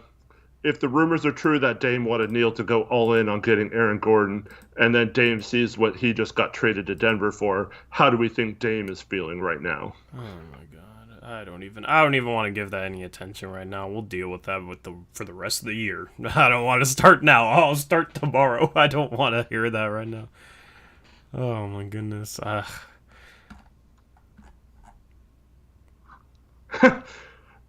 Terrence Ross. I know we were talking about tweets. This isn't a trade one. It was or like a cryptic. I just saw it. I just read it. That's a great tweet. Terrence Ross tweeted out the I'm the captain now. GIF or whatever. Yeah. I'm the captain now.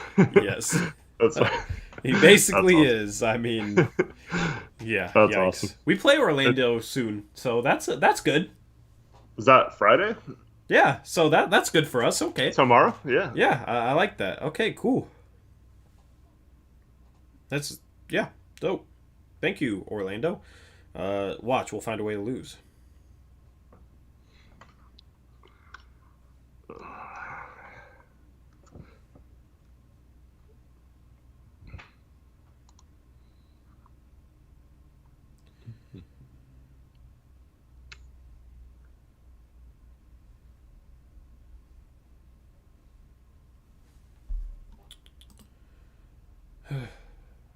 Sacramento sending Bjelica to the Miami Heat.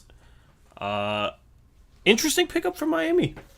I like Bjelica there. I mean, just another shooter. They're pretty much all in on 3-point shooters or wing defenders. Preferably both. Obviously, Bjelica is a wing defender, but he can kind of replace that Myers Leonard, big 3-point specialist role and can provide a little playmaking there. I'm glad that you got Sacramento.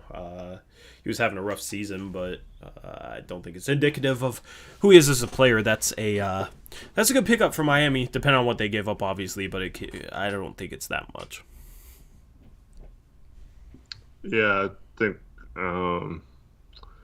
that probably. Let me look at their. They had a lot of guys they signed for like 1-year deals and stuff. Might be.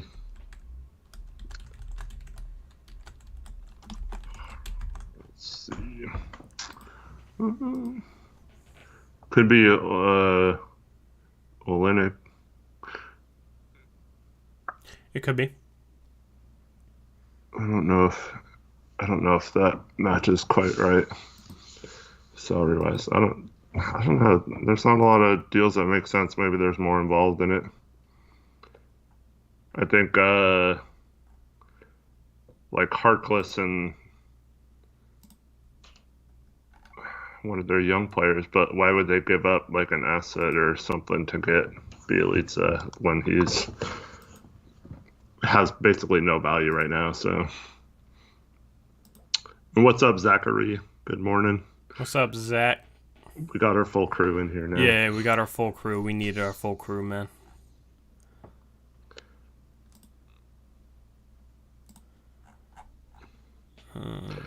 Scalabrini said, I don't know who is saying this that he's quoting, but someone is quoting, I'm talking to 3 NBA front office executives. All of them said a resounding no about the Lakers, including Taylor Horton-Tucker in any potential trade for Kyle Lowry. THT is like that much. Yep. Oh, my God. Scalabrini is also saying George Hill to the Sixers. We got multiple people saying George Hill to the Sixers. Shams. Yep, Hill to the Sixers. Shout out Tom Fisher, $10 dono. What's up, Tom? He says, what are your guys' prediction for how this day will end for the Blazers? I predict the Blazers will do nothing. And everybody should have seen it coming. I mean, they don't have control of their future picks. The ownership doesn't want them to go into the tax. I mean, they have a decent roster. I don't know. There's not many targets out there that make sense for Portland. I don't expect them to do anything. If they do something, maybe Will Barton, maybe Norman Powell, but I would be surprised. Yeah, I mean, we've been saying this since the season started. I just haven't been into trades that much this year, like thinking about creative trades and stuff like that, because I just felt like there wasn't really any moves they were going to make this year. As the season progressed, it became obvious that you could probably use Hood's $10 million in a trade. So it's possible we could see something with that.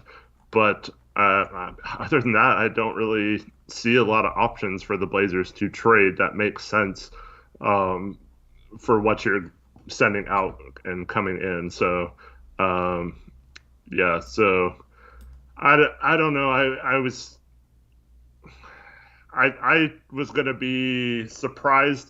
And let me just say this. The rumors came out yesterday about Zach Collins being used as an expiring contract. I would be so surprised if we used him in that manner after, trading 2 first-round picks to move up to get him. I know the injuries can cloud any kind of conversation about him, but if we just give up on him now for nothing and just waste that development and asset just because he's hurt, that doesn't make a lot of sense to me. And you're risking him being healthy and playing really well for another team. So I don't understand why we would do that. I would be surprised. It doesn't seem like Olshay's MO, unless, like we were talking about before, if he was trading him in a Mason Plumlee for Nurkic type trade, where you're getting someone who's about the same level, but you're getting someone who's under contract for cheap next year, and you don't have to worry about what you're going to pay Collins this summer. So yeah, I don't. Norman Powell to Portland for Gary Trent and Rodney Hood. I predicted this trade. There you go.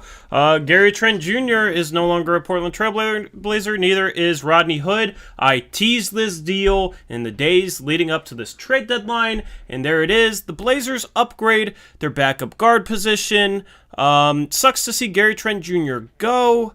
Wow. Yeah. Well, let's digest this. Shout out Jam for the $5 dono that... Otto Porter Jr. is probably going to get bought out. Sorry, but we gotta cover this. Appreciate the dono, though. Powell to Portland. I teased this. Let me just say, Tom Fisher, yeah, so I think we're going to trade Powell we're going to trade Trent and Hood to Toronto for Norman Powell. That's my prediction for today. So let me go back to Twitter where I said this very thing, man.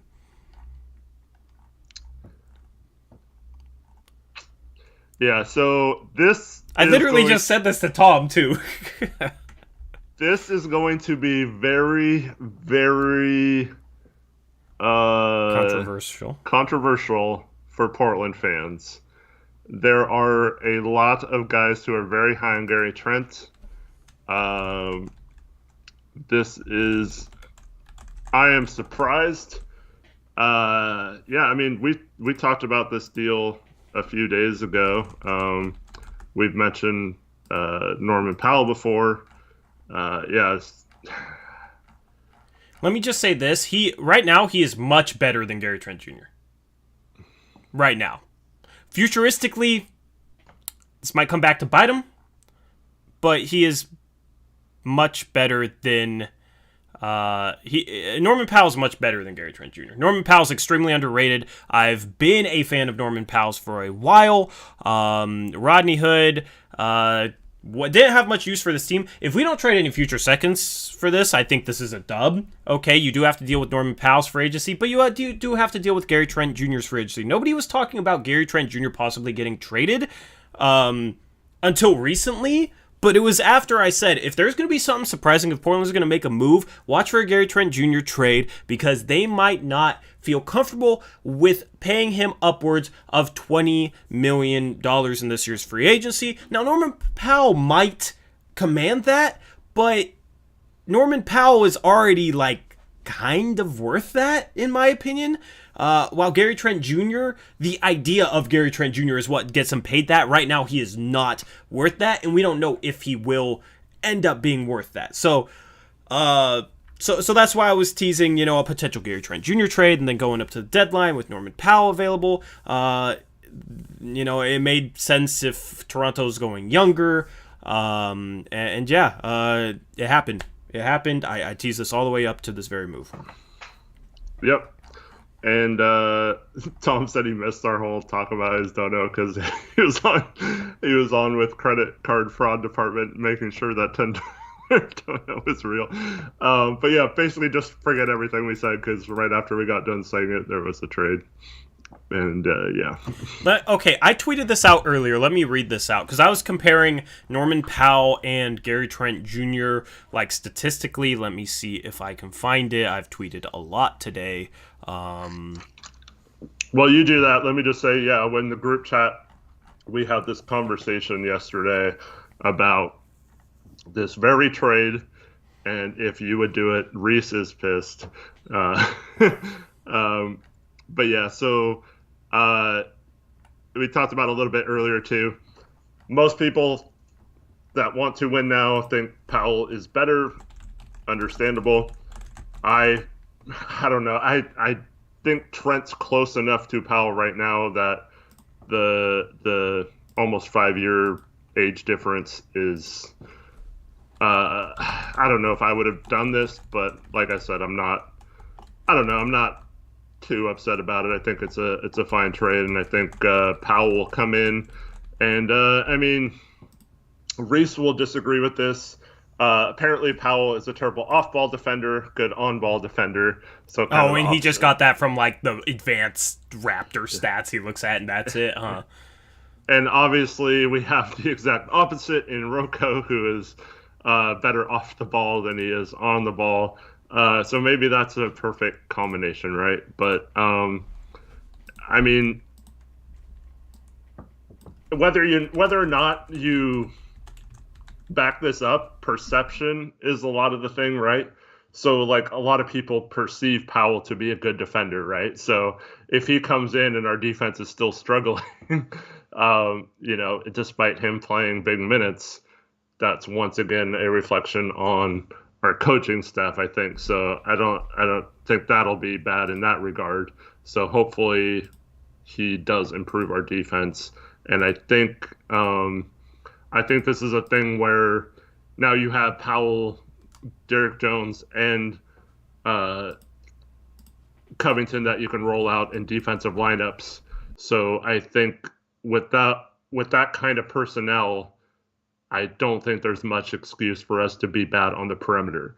If you want to talk about until Nurkic gets back being bad in the paint and defending the rim, I can entertain that conversation.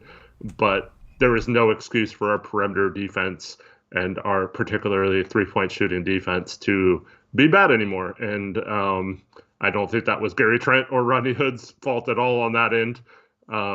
But yeah, so just a real interesting trade. I think this obviously means we were not comfortable giving Gary Trent the money that he was going to command, and we got the best we could for him. Kind of weird that we have someone coming in that's in a similar contract situation, but I wouldn't have put it past Neil to have conversations with Powell already. Also, we saw this with Iguodala last year. It is possible maybe we worked out a trade and extend in the trade. That does happen now. So it's maybe we already had talked numbers with him, and that was something we were a lot more comfortable than what Gary Trent's agency was saying. Yep.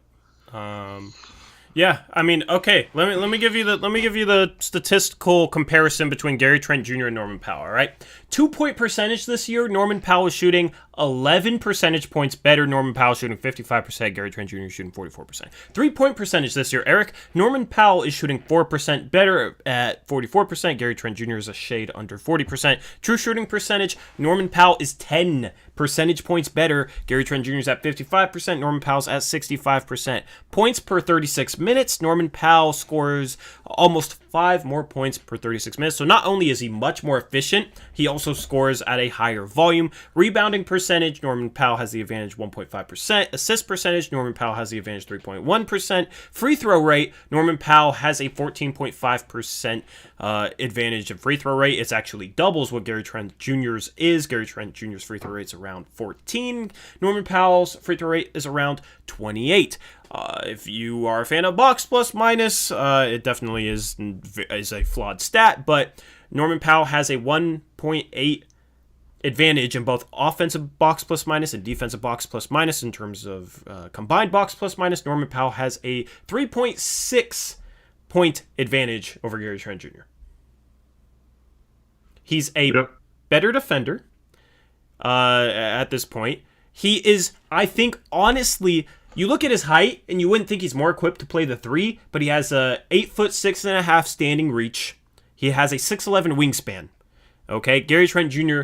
has a shorter wingspan. Gary Trent Jr.'s standing reach coming out of the draft was 8'2". I think it was a bit of a flawed measurement. I think Gary Trent Jr.'s standing reach is higher than that, but I think Norman Powell plays a little bit bigger than he is, plays up in terms of size a little bit better than Gary Trent Jr. does.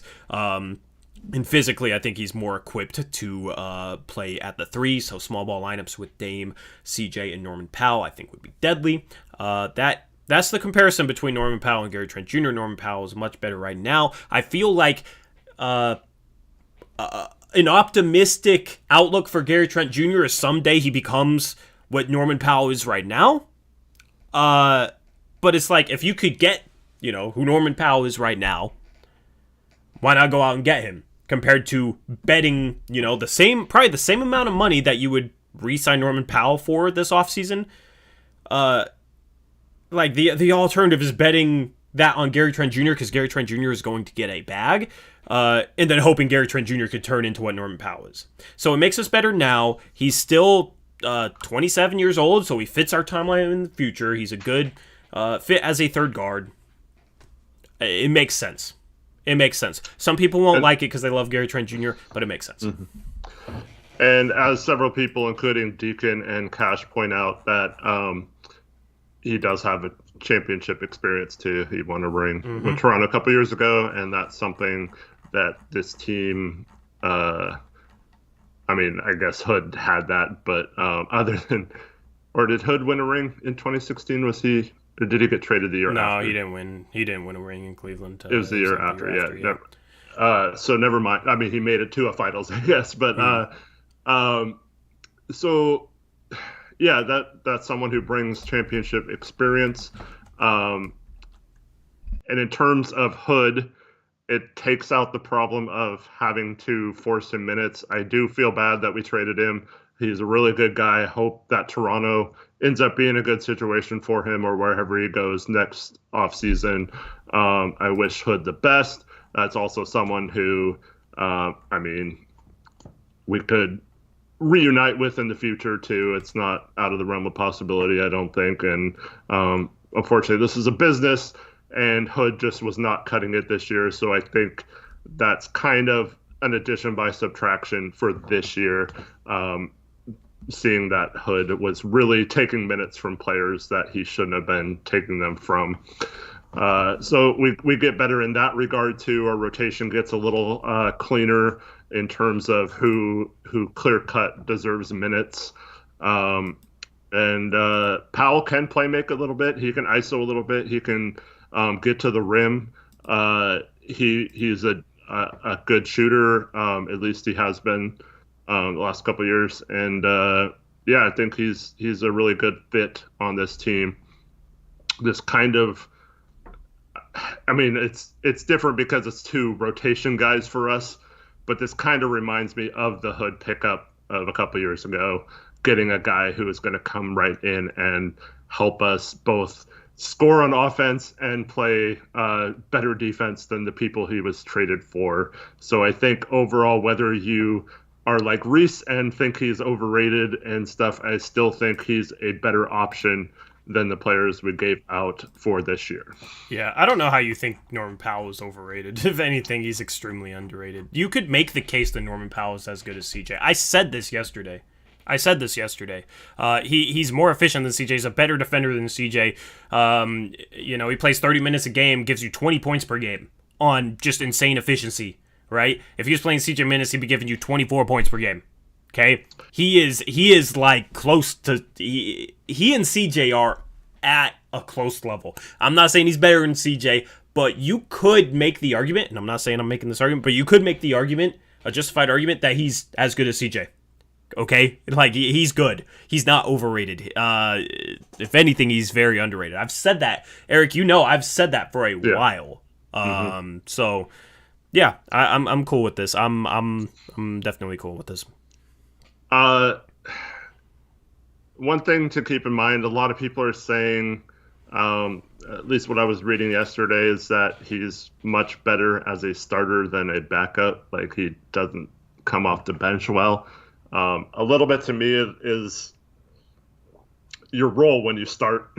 So, like, the games you start with him, it's like he gets big minutes because there's players ahead of him that are out with injury or whatever. But, like, when he comes off the bench, they usually have their full complement of players, especially in previous years, and there's not a clear-cut role for him to get minutes or shots and stuff like that. So I think that has more to do with it than just coming off the bench versus starting. And then also this year, other than Boucher, they lost two of the better big man defenders in this league, Marc Gasol and Serge Ibaka. So their whole team defense has suffered because of that. They've had to adjust a lot of the ways they play. and they started to figure it out and were actually playing really well on both ends of the court. And then they had a huge virus outbreak, and it's been kind of downhill for them since then. They missed several games without coaches and players, and it just kind of turned into a mess, and they haven't really recovered from that yet. They had a good game last night, but I don't know. I wouldn't put too much stock into a team like that is having a down year versus his stats in previous years that I think are a little more comparable to this. And like Gordon says, this is his first year with a negative defensive box plus minus, and I think a lot of the things I just said are contributing to that versus him just all of a sudden being a bad defender. Yep. Let's catch up on some dono. Shout out Isaac Figueroa, $5 dono. Would Norman take CJ McCollum's spot? No, he's going to be our guard off the bench. I would be surprised if it was something other than that. But, I mean, Norman Powell, I feel like, makes it easier to trade CJ long-term because he could step in and replace a lot of that production. He's not as good of a ball handler or playmaker for others, so that'd be the loss. But he is definitely a better defender. Does our defense get better with Powell? I think so. He's a better defender than Gary Trent Jr., so thank you, Football Nerd, for the 50, I don't know, the currency. Rubies. Rupees, yeah. Oh, my God. Rubies. Yeah, I'm getting donated rubies. Cool. Appreciate it, Football Nerd. Shout out Luke for the $5 dono. He says, we have 2 roster spots now. What do you guys think we are going to do to fill at least one of them? I think we'll be a player in the buyout market. But we could still make another move. I mean, that's not out of the realm of possibility at this point. Yeah, so sorry if I missed a dono. Oh, CR Slacker, $5 dono. Oh, yeah, let me think these two. Let me make sure these are the last two. Wait, no, you got ads.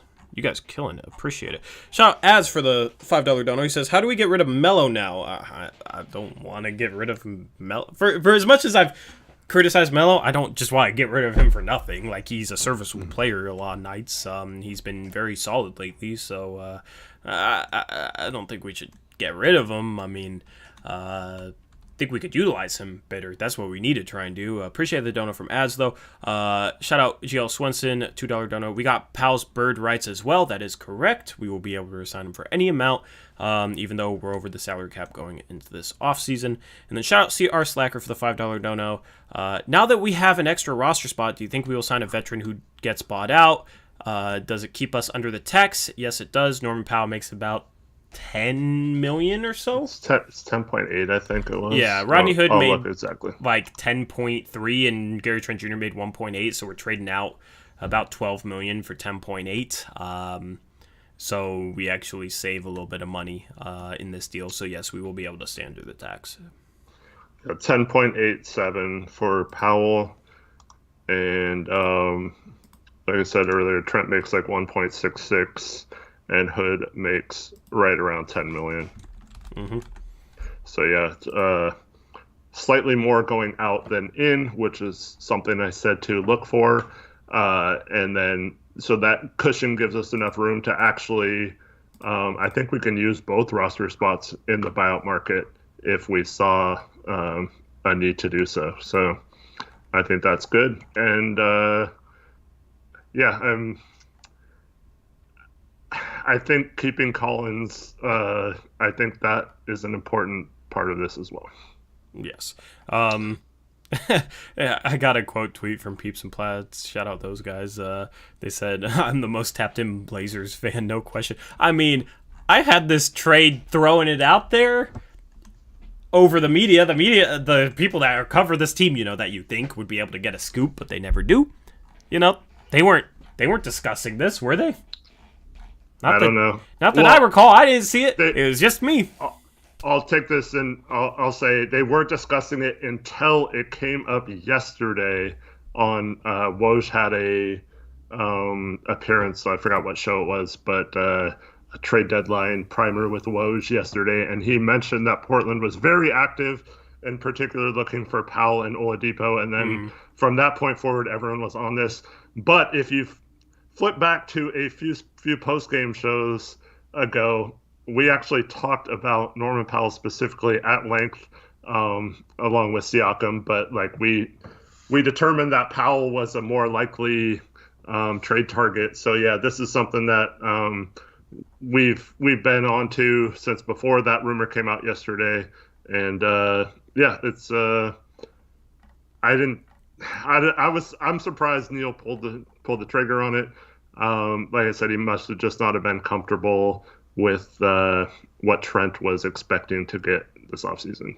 But let me just say thank you, Gary Trent.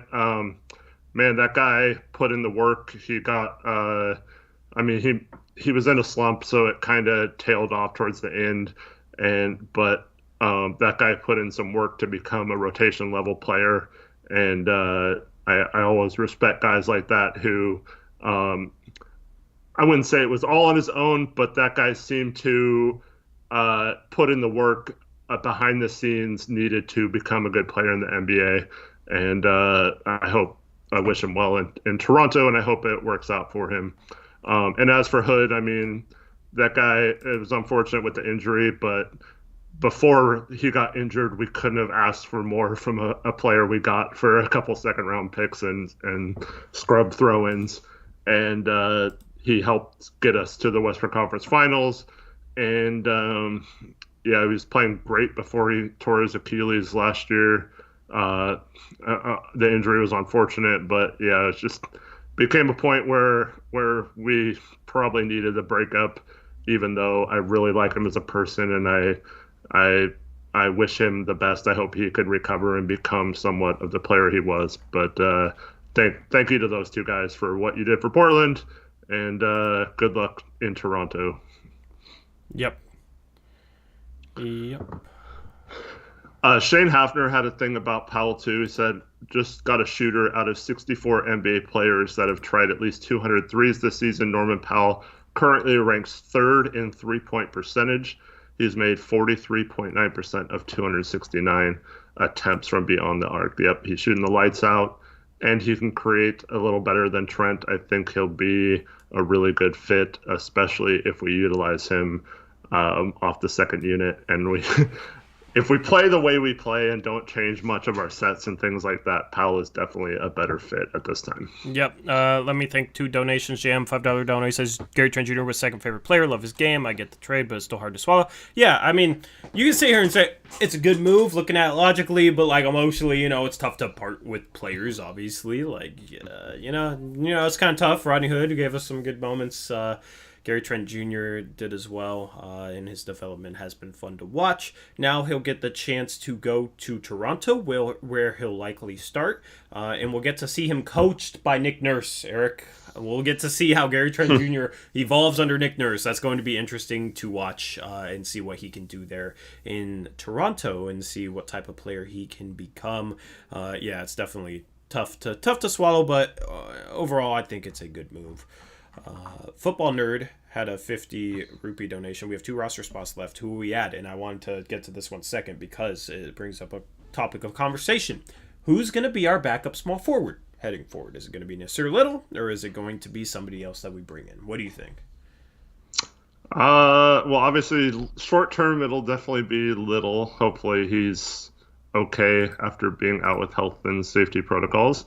But I think Powell will get a majority of those minutes as well. I think it might actually bring Simons back into the rotation. This is something I had touched upon in the previous days too, is that if they trade Trent, I think that's an indication that they think Simons can fill some of what Trent did, and he wasn't getting an opportunity to do that lately. So I think short term, Nas and Simons will be back into the rotation. Long term, obviously a guy like Otto Porter Jr. would be a great pickup in my mind. Should be our number one target. What a dirty bench that would be if you had Otto Porter Jr. and Norman Powell coming off the bench with Melo and Canner. Yeah, that would be phenomenal. So that would be my main guy. Obviously, we don't know if he'll be bought out. Even someone, I don't know. It's tough because a lot of people will say we need to upgrade that, but I'm not sure we necessarily. If we don't get Otto Porter Jr., I don't know if there's going to be a lot of guys that necessarily help our rotation enough to warrant signing them and playing them over Little or Simons. Mm-hmm. But yeah. Otto just got traded, but he'll likely get bought out. For everybody that's saying, oh, Norman Powell's going to leave, what makes you think that? I don't think they make this trade unless they expect to keep Norman Powell long term. I think they make this trade because they weren't comfortable. I mean, I said this a while ago. It's going to come to the deadline time where Portland is going to have to make a decision. They're going to have to decide that they're comfortable paying Gary Trent Jr. upwards of $20 million, or they're going to need to trade him, because you cannot go into the offseason with Gary Trent Jr. not being comfortable to pay him $20 million when there's a chance that he's going to get an offer sheet in restricted free agency that overpays him for $20 million to try and pry him away from us. So you have to make that decision. The Blazers made the decision. Thank goodness. There's some organizations out there that wouldn't trade Gary Trent Jr. and then his restricted free agency comes around and he gets an offer sheet they don't like and they let him walk for nothing. Instead, we get back a guy who's averaging 20 points per game, shooting 50% from the field, 44% from three, 86% from the free throw line, plays solid defense.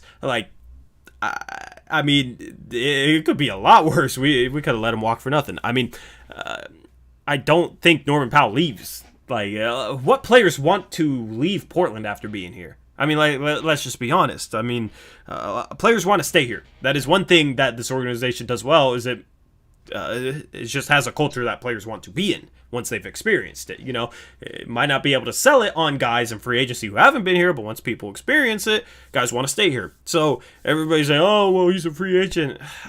I think it's in the cards that he's going to be re-signed. I think that's, we made this move with that as the plan and expecting that this offseason. Yeah, I don't know if I'm fully on board that. I think Neil has been comfortable in the past letting guys walk. But what guys specifically though? Well, were they as good as Norman Powell? No, it's been guys like Layman and Connaughton and those kind of guys. Napier, he's been Ed Davis, those level players. It hasn't been anyone this good, obviously. So yeah, I'd be surprised if we didn't go all in on that. But yeah, it's trying to think of how to phrase this. I don't know. I think for me, it's going to come down to how the season goes. Obviously, if he's unhappy with his minutes or his role, or he's not getting shots and stuff like that, then I could definitely see him not wanting to re-sign, even if we have the best offer. But I think as long as he's getting minutes and is contributing, and maybe we make a run in the playoffs or something, I think he'd definitely consider us. It's just, I don't know him personality-wise enough to know if he's going to be chasing the bag this summer or if he's going to be looking for the best situation. Because we thought when we traded for Hood that we were going to lose him, but he cared more about mental well-being than money, which turned out to be really good for us at the time. So, yeah, you never know personality-wise how these guys are going to react to being a free agent for the first time in their career and staring down a big payday.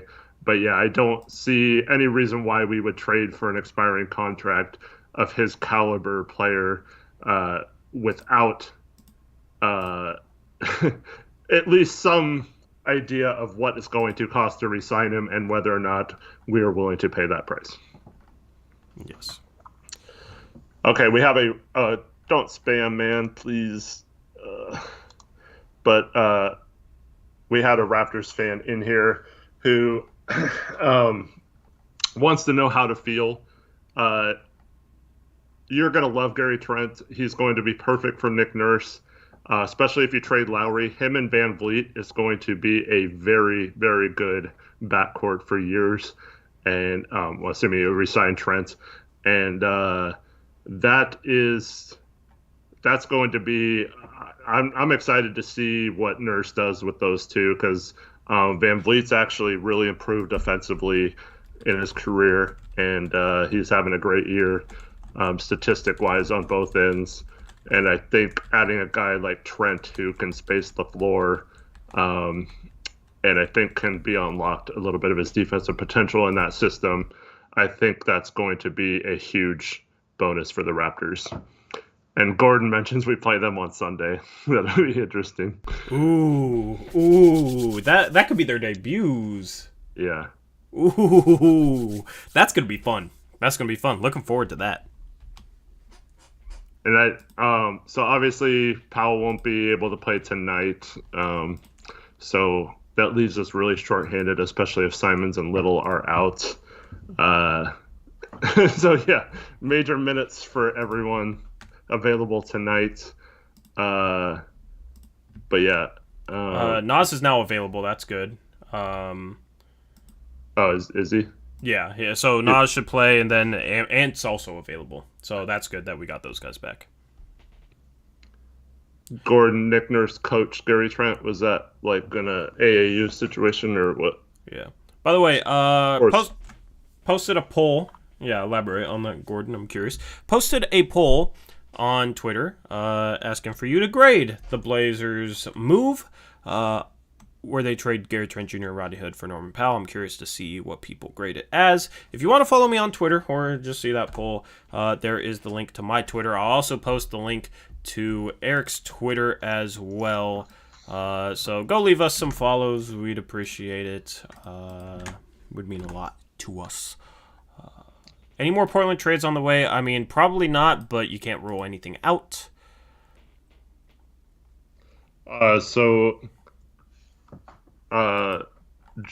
Winston says 14-day quarantine for crossing the border, but Toronto's playing in Tampa this year, so There's no border to cross. Because how would they play at home in Toronto and then play American teams on the road? So... Okay, so Gordon clarified he meant Nick Nurse coaching Trent would mean open shots instead of step backs and ISOs.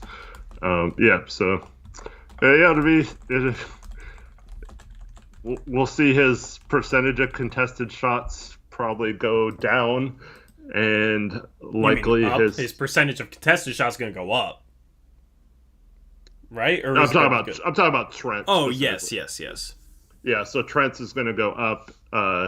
Or down, and Powell's will probably go up a little bit. So it'll be interesting to see if those percentages come closer together or if Powell is still shooting a high percentage if he's not getting quite as good looks in an offense. Mm-hmm. And then, we haven't really touched upon this, but maybe we should just mention the details of the OKC. Yeah, let's talk about the OKC. New York Knicks, Philadelphia 76ers three-way trade. Yes. So, yeah, you wanna break that down? I don't have that already. Let me get. So, I know Tony Bradley and. Let me get the exact stuff here.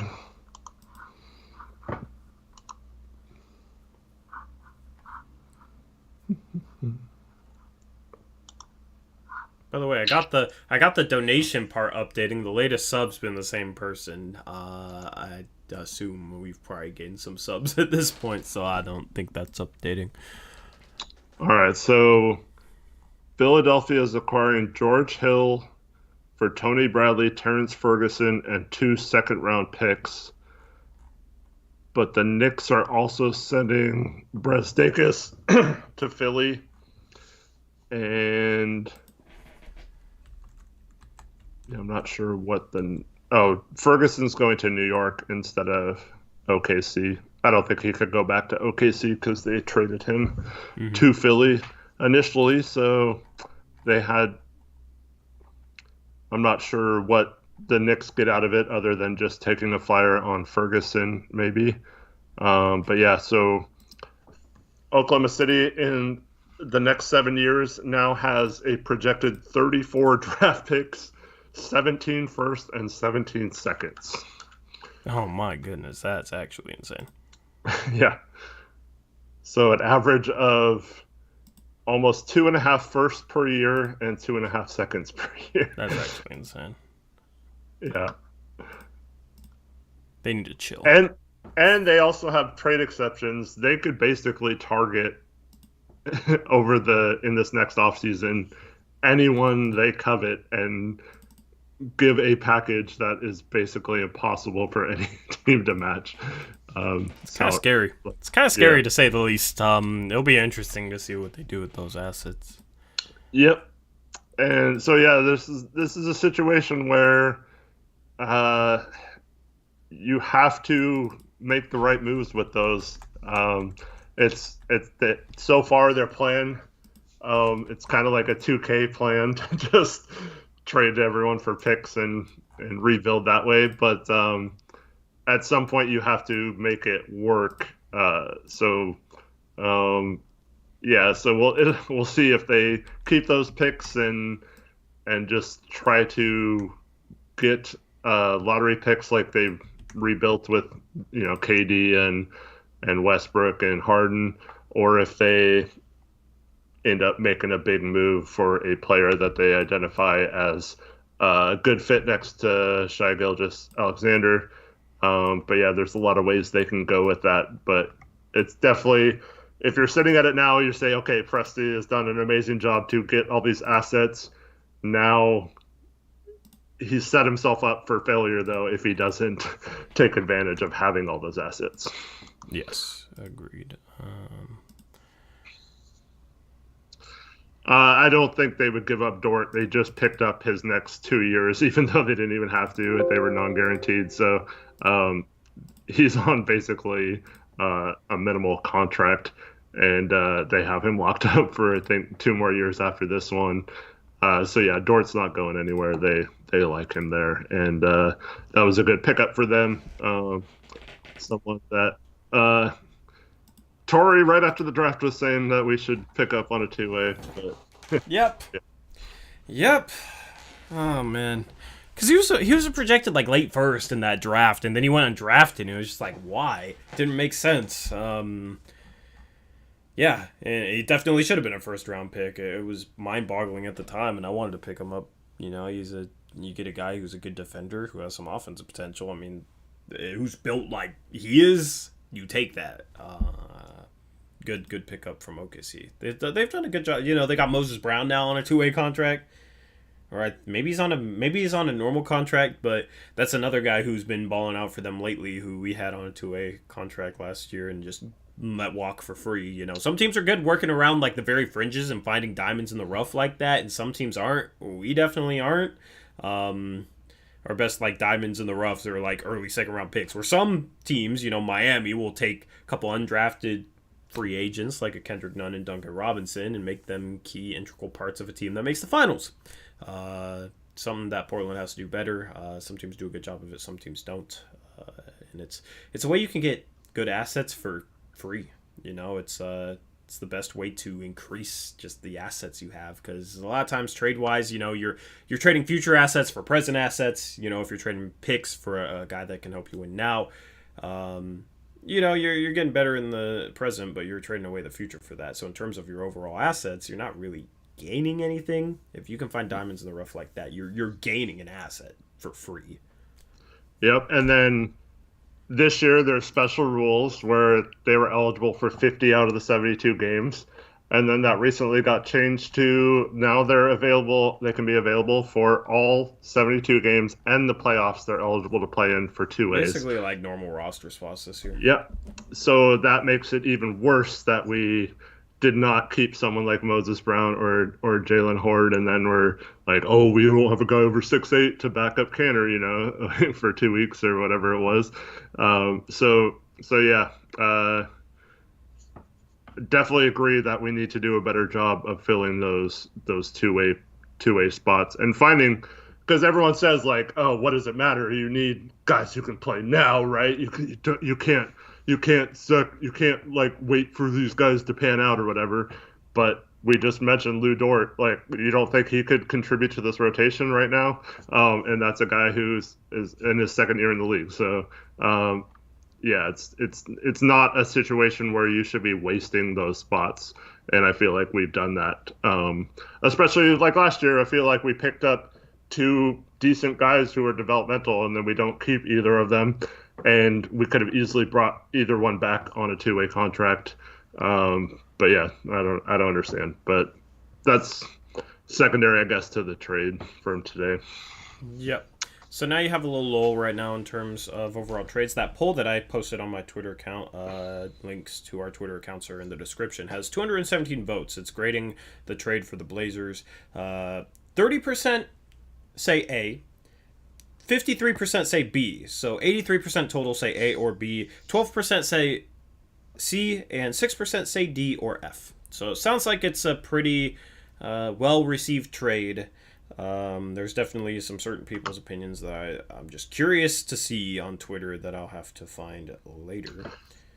And real quick, so I'm sorry if someone mentioned this before, Trevin, but so 23 years ago, we traded Gary Trent Sr.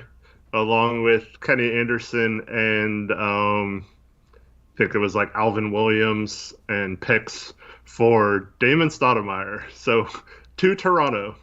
To Toronto? So wow. We traded his dad to Toronto 23 years ago, and now today we traded his son to Toronto as well. So Gary Trent Jr. just needs to have a son, and then we'll draft him and trade him to Toronto 20 years from now. Yeah. So, I mean, just keep the cycle going at this point.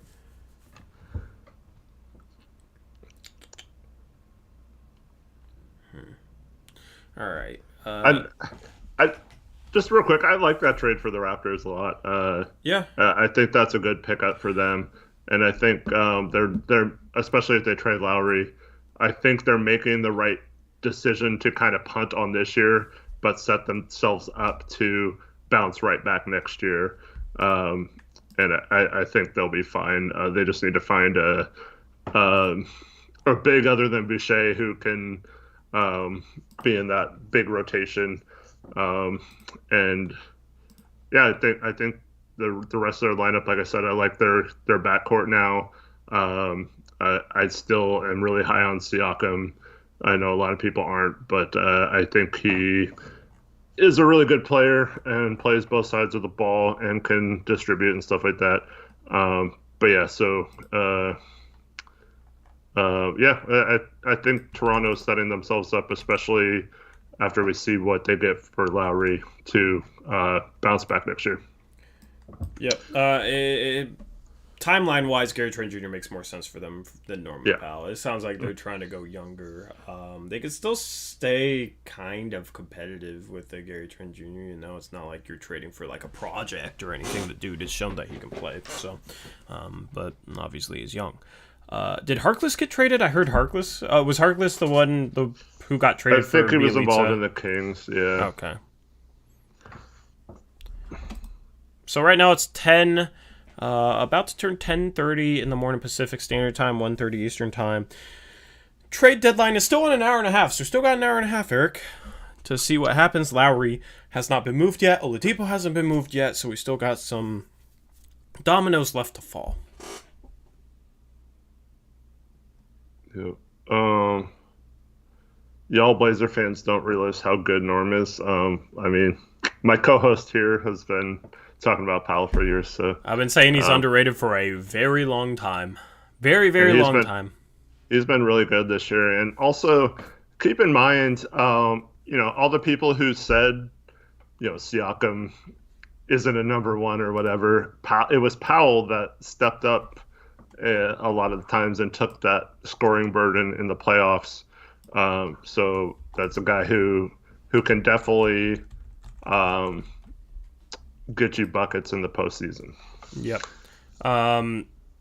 Norm isn't going to break out on the Blazers. He's already broken out on the Raptors. He's averaging 20 a game efficiently. He is better than Gary Trent Jr. If anybody questions whether or not he's better than Gary Trent Jr., I suggest you to go look at that tweet. Statistically, he's better than Gary Trent Jr. in pretty much every way. I challenge you to go find an area where Gary Trent Jr. is better than. I think the only area Gary Trent Jr. is better in that I saw is turnover percentage is lower.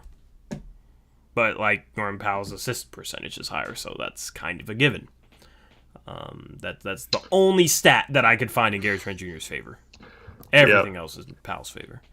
Well, I mean, if you take a step back from stats, it's also like I don't know how to phrase this either, but basically just potential. Obviously, is in Trent's favor since he's a lot younger. So Trent, you're not saying that Trent doesn't have the ability to be better than Powell someday. He might end up being that way. It's just, it's hard to imagine him being that much better than what Powell is doing the last couple of years, because his numbers look really good on paper, and they, eye test works too. So other than that, it's hard to come up with a lot of things other than people just really like Gary Trent Jr., which I'm totally on board with. It's hard when you have like a fan favorite like that jumps on the scene last year with his hustle and his attitude and his grit on defense when we really needed some of that toughness. So yeah, it's hard to get rid of one of those guys.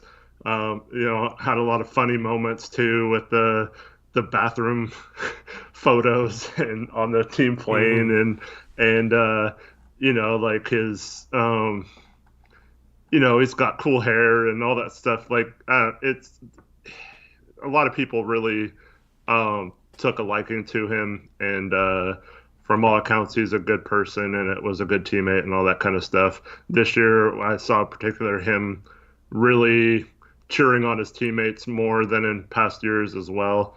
Olshey has said that he spent the last couple summers or off seasons in Portland working out, just not doing anything or taking vacations. He's had to actually like tell him to leave the gym a few times and stuff like that. So just easy guy to root for and a tough guy to have to trade. But so hopefully Powell makes all those people who are a little sad about that ease their mind a little bit, because he plays so well. But yeah.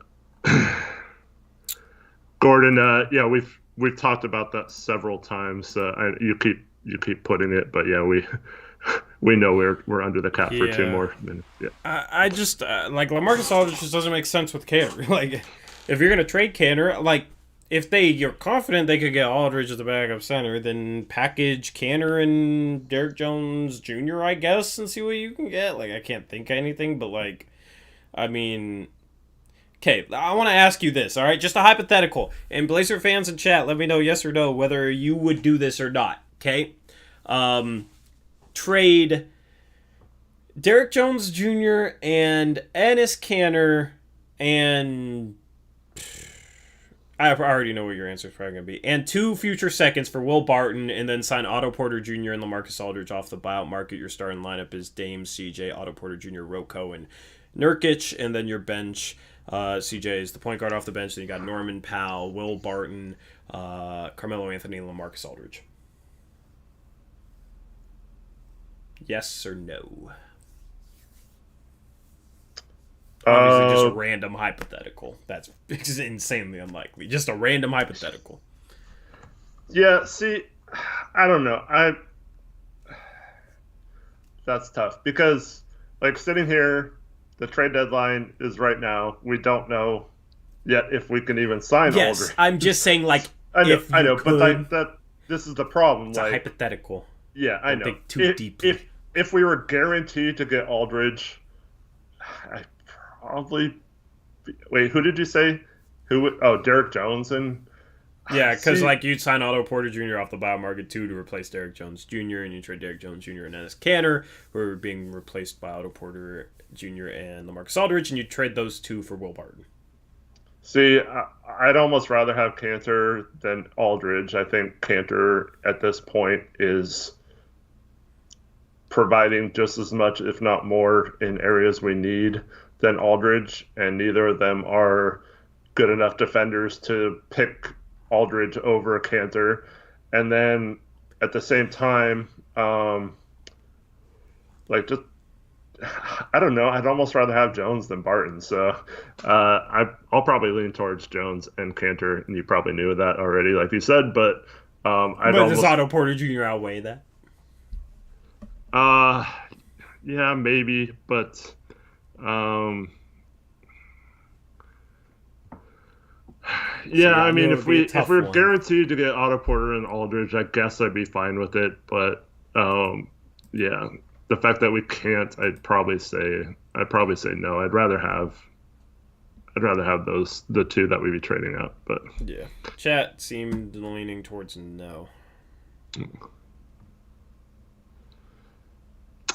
realistically, what is the upside, if any, for LaMarcus? I don't know. Other than a feel good story, if he helps us get back into something like I don't. There really isn't a lot of upside to me. I think he's. I wouldn't say washed. Like he can still provide some things, but those are things that someone like Melo provides anyway. So I don't understand. I don't think he can play the four. I think he's just a center. I'd much rather play Nurkic and Cantor at this point. So I don't see a lot of upside for Aldridge other than just pure name recognition and him coming back to Portland to help, um, right that wrong of leaving or something. But yeah, it's just I don't know. It's all about that name recognition, man. It's all about that name recognition. That's all that matters, right? You just have to have names that sound like they're good, and you have a good roster.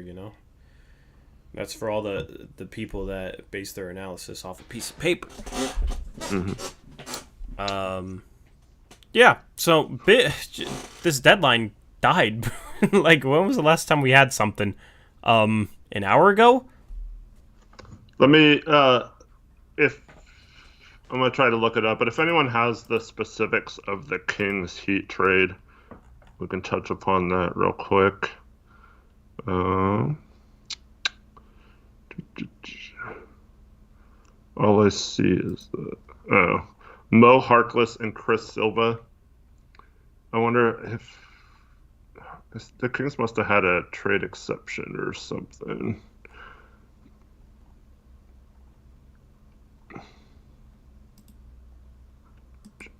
Yeah, Mo Harkless and Chris Silva for Bjelica. Doesn't look like any picks were involved. I mean, Harkless is a guy who could get bought out too after that trade. Check Woj Twitter. Are you saying to look up the specifics? Check Woj's Twitter for the specifics. Oh, I was going to say we have it up there.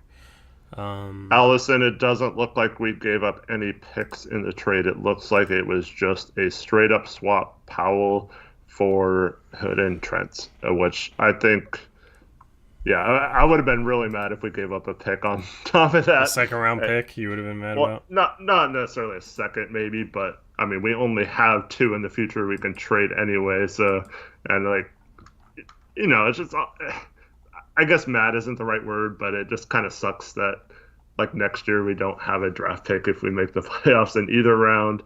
Those kind of things make the draft a little less fun, especially when you're like analyzing players. Like last year, we put in all this work about the 16th pick, and then we ended up trading it, which was fine. But like 2 years in a row not having a pick, I guess we had the LOB pick, but yeah, it's just I don't know. I'm glad we didn't have to give up a pick. That Trent's value was enough to not do that. Yep. And Brandon, that is a troll because Duncan Robinson makes near the minimum, and Miami can't trade a first, let alone 2 firsts. So nice try, but we are too good with our knowledge to fall for crap like that. Oh, man. Yes.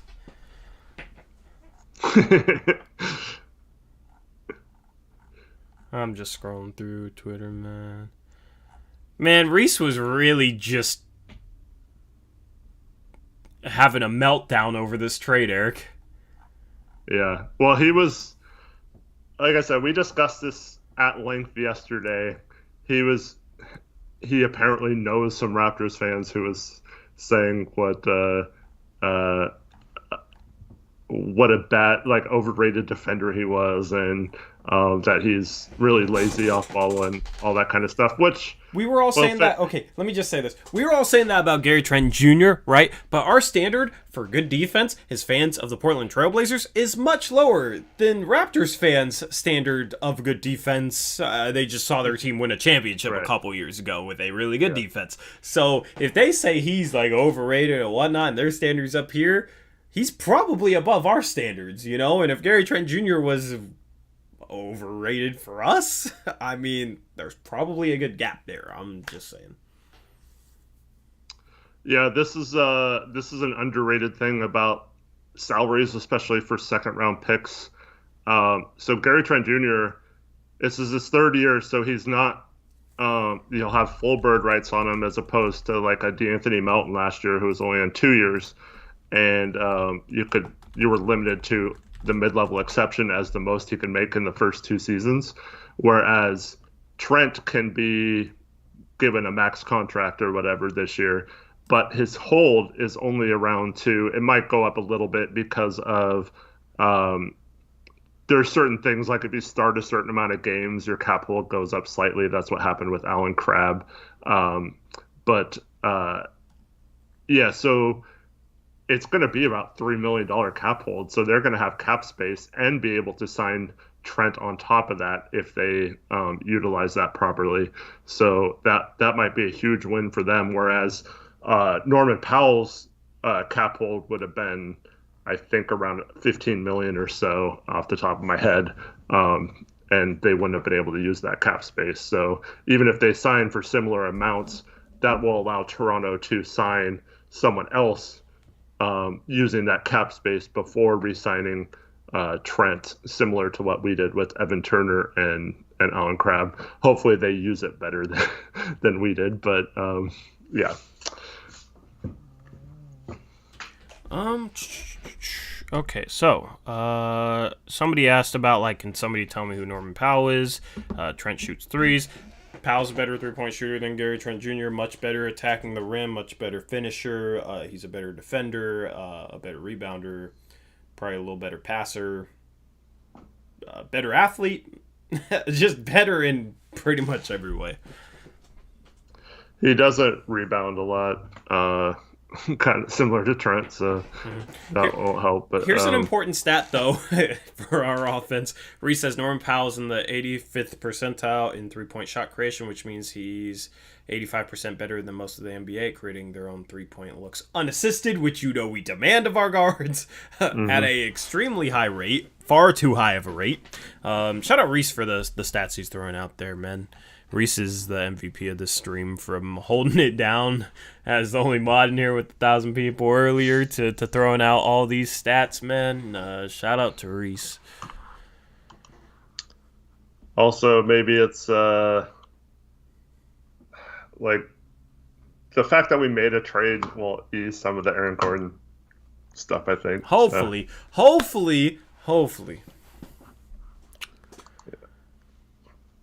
But there's somebody that I respect knowledge-wise that, good old TB Pup, who's just unhappy with it. And it's like Aaron Gordon would not he's a terrible fit here, man. Terrible fit here, and overrated. Norman Powell is a better player than Aaron Gordon. And the thing about, him in particular, he's a big trade CJ guy, so that might be part of it. He wanted them to move on from him, and that's not happening anytime soon still. But wait, watch us trade CJ right now because we traded for Norman Powell. Yeah. CJ's gonna wake up from his nap a member of the New York Knicks.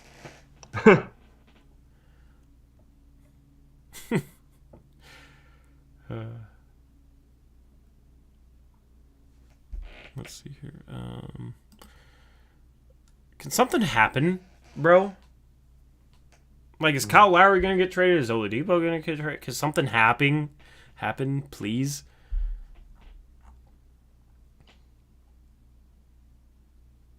I need something to happen.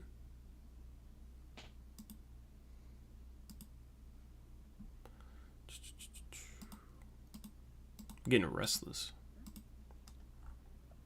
Yeah, so earlier when I read off, I forgot who that was in chat who had that stat about him being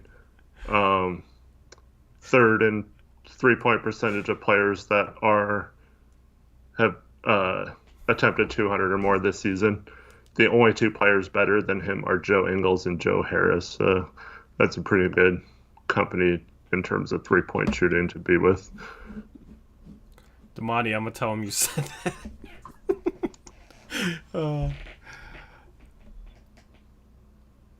If we trade CJ, I'm going to be crying in my room.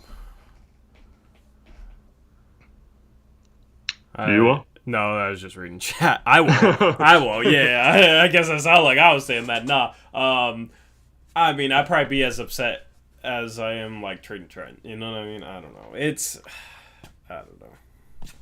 I'd be a little bit more upset, but how old is Norman Powell? He's 27 years old? Ish. It'll be fun to have somebody new on the team, too. He turns 28 in May. He's an underrated athlete. I mean, he can get up. He can put a poster on someone. Be interesting to see what he can do here. Trade Yusuf? No. No, thank you. People sleeping on Yusuf now, man. Belgian says, do we generate enough corner threes? So that's clearly Pell's hot zone. I mean, he's going to be spotted up in the corner a lot, so hopefully. Dylan, I see his birthday is in May, according to what I'm looking at. So what day? Let me bring that up again. I just closed it up. Oh, wow. Oh, good there. May 25th, dang, man. He almost had a goated birthday. When's yours, like 30th or something? 30th. May 30th.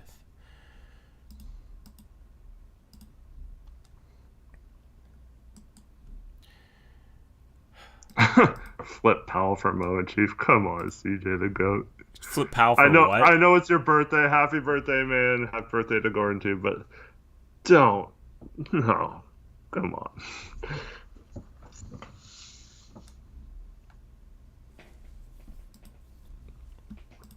Yeah, Powell, much like Trent, he plays with a little bit of grit, and he has that. I wouldn't say he's like crazy like mentally, but he plays kind of with like an edge and toughness to him. So that's something that I mean, Trent could obviously provide that in the future years, but that's something that this team probably needs a little more of, some edginess to it.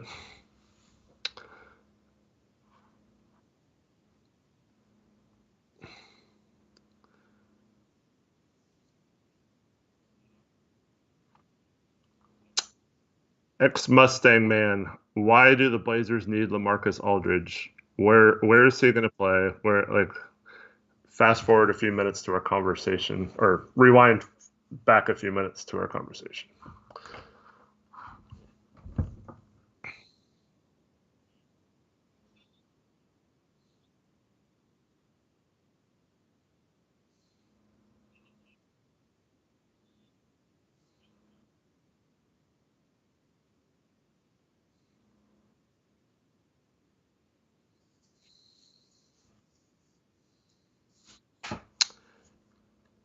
Allison asked, can Powell play for us on this road trip? I'm assuming he would get his physical tomorrow. So there's a chance he could play tomorrow night, but more likely probably all their debuts. You're muted, they're saying. I muted myself anyway. Yeah, most likely. Okay, small chance tomorrow, greater chance Sunday, assuming everyone passes their physicals. Yes. And I'm assuming every once in a while there's a trade that gets held up because of a physical, but I'm assuming Toronto realizes that Hood's coming off an Achilles and are just using that as the filler for the trade. It was really just Trent for Powell, but that doesn't work financially, so I'm assuming it doesn't really matter what Hood's physical shows. Um, but yeah, other than that, I don't see this trade being held up at all. Hood's gonna go off against us when we play the Raptors this weekend, man. Watch. Hood's gonna Best drop like best game of the 25. season. Yeah. Yeah. He's gonna awake. We've awakened him. But anyway, as I said, this deadline's weird. With like Vucevic being traded to Chicago of all places at the time it did too. Then have a flurry of action up until 2 hours before the trade deadline, and then for it to completely die. We're going on an hour at this point. We have an hour and 10 minutes until the trade deadline. Nothing heard, absolutely nothing for the past hour. Very weird. Very weird. Normally it like ramps up. It kind of had the big trade first, a little bit of lull, and then like a bunch of action. You know, you had Aaron Gordon, George Hill, Norman Powell. And right now we're just waiting to see if something else will happen. I assume so. I mean, the deal with Kyle Lowry, we're still waiting to see where he gets traded. Okay, the George Hill trade to Philadelphia. I've heard Danny Green to Golden State. Is that a part of that? Like, what's the details on the George Hill? I don't think it was a part of that, but Danny Green, there was a report that his agent was saying that he has been traded, and that, but I have not seen a single thing announced on where he's being traded to or what's going on with that.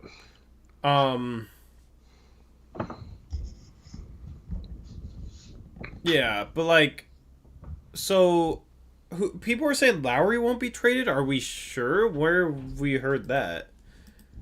Who's the source on that? I guess I can look it up. I'll look it up right now.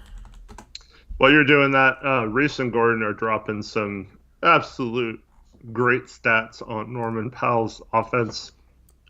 So, excuse me. Reese says that Powell is in the 95% in finishing at the rim rating, which means when you account degree of difficulty of his finishes, he's like elite at finishing at the rim. And Gordon says Powell is one of 5 players averaging 19 points a game with 60% effective field goal percentage. The other 4 are Zion, Jokic, Levine, and Christian Wood. And Powell has more 30-point games this season than in his first 5 seasons combined. So he has played phenomenal basketball. I mean, we're basically getting a near 20-point per game scorer to add to our rotation. And I know Trent had averaged close to that in his starts, but this is a bona fide scorer who can create and shoot the ball, which is rare to be able to get a guy without giving up a ton that has this good of stats, that is this good at both creating shots and shooting the ball, plus theoretically isn't a liability on defense or on one end of the ball. So when you consider all those things, I'm liking the trade more and more the more I think about it. Yep. I feel like if Kyle Lowry gets traded, it's going to be the Heat. At this point, it's going to be like the salary matching pieces are going to be Olynyk and Iguodala, and they just got Ariza to replace maybe the Iguodala role, and they just got Bjelica to maybe replace the Olynyk role, so they could package those 2 guys for Kyle Lowry. And then maybe you toss in, I don't know. They need more than that in terms of maybe picks or like a young prospect. You know, I mean, maybe the Heat don't want to trade Tyler Hero. So I don't know like what that would be. They can't trade 2 future firsts, but they can trade 1, I believe, if I recall correctly. So I don't think they can trade a first. I thought they could trade 1. Uh, Let me check Bobby Marks. He had a tweet about what their exact assets to trade was yesterday. Maybe they include Precious Achua. Yeah. Um, Precious would be an interesting fit with Toronto. I think that mhm. would, if they ended up with Precious, Trent as kind of their young players to build around, and then yeah, I kind of like Precious with Siakam. Yeah, like Iguodala, Olynyk, Precious, and if they can trade a first round pick, a first round pick for Lowry, makes some sort of sense.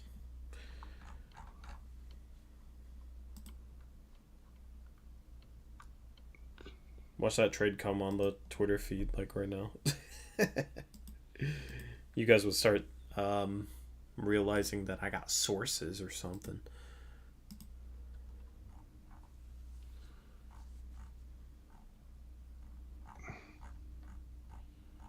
Where is it? Oh, there's just so many trades. I'm trying to, or he has so many tweets. I'm having to scroll down a lot.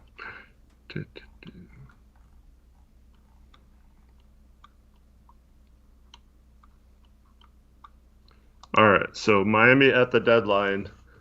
So it says young players: Hero, Robinson, Nunn, Achua. Key expiring contracts: Dragic, Iguodala, Olynyk, and Avery Bradley. All three of those four, other than Olynyk, have team options, so basically expiring contracts. And then draft restrictions: cannot trade a first.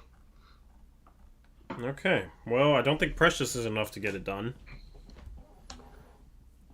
Precious and Duncan Robinson on top of Olynyk and Iguodala, is that enough to get it done? I don't feel like it is because Duncan Robinson's up there in age, like 27. He seems like he's younger than he is. I'm gonna. And I feel like Hero and Duncan Robinson will probably get it done. Yeah, but I'm I just don't gonna know if confirm Miami that will want because that. I'm pretty sure that's right, but I did correct Marks a few weeks ago on the Yeah. Ariza thing. Why are you looking at him? Why don't you just do your own research? You're on top of it, so. Well, I only did it because it was easier to find than me having to do the research for a few minutes. But um, I Then know for for sure they have their unprotected this year going out, and then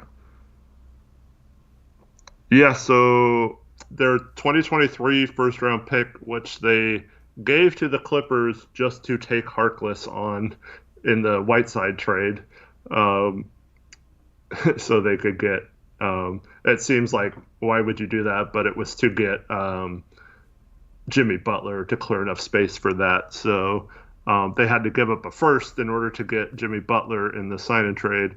So that is protected the next 3 years for the lottery, or from 2023 to 2025 lottery protected, and then is unprotected in 2026, which means they couldn't trade a first till 2028.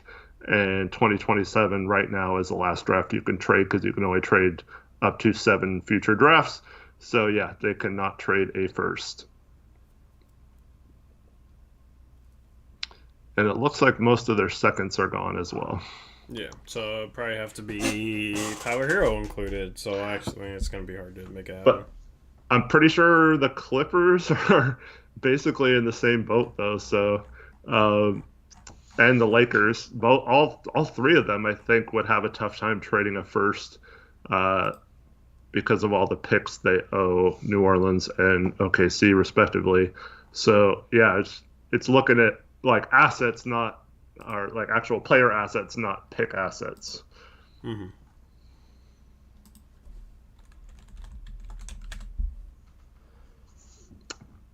Allison, I don't think that was ever the case. It's possible that maybe Chicago was the third team in this Hood Powell Trent thing, but yeah, I don't see any reason why we would have traded him to the Bulls because we wouldn't have gotten a player back the caliber of Norman Powell. Yeah, agreed. See you later, Jaden. Have a good one. Thanks for watching.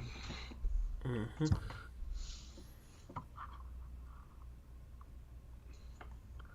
Got an hour to go. So Shams just tweeted out that he's going on Stadium's deadline show. I saw the tweet had updated. I got excited for a second, and cool. They hadn't even updated it for a while. Yeah. Are Blazers looking to make any other moves? I mean, I assume not, but you never know. I'm sure they're talking other moves, but like, what do you have to trade out at this point? Zach Collins. Yeah. Derrick Jones Jr. Hennis Canner. That's 20 mil. You could go out and get Victor Oladipo. I don't see them trading him out. And so I mentioned this yesterday to Reese and to some other people, but they were saying that Quick was saying that there's no way they trade anyone in their top 8 of the rotation, the Blazers-wise, which meant Trent was not going to be traded, and that they were looking to upgrade their 9th spot on the roster, and that was obviously not the case. Obviously, the rumor yesterday that we were very active and looking for a significant player and upgrade, those were obviously true. And so Quick, for all the good things Quick does, he's not really good when it comes to trades and salary situations and CBA type stuff. But yeah, he's really good with the interview questions and the stories that he focuses on, and those are great. Definitely check him out. And there's definitely a thing. He just isn't the best source for trade knowledge or inside information when it comes to roster moves. I'm more of an insider when it comes to trades than our actual insiders, apparently, and I do it by accident. So yeah, dope.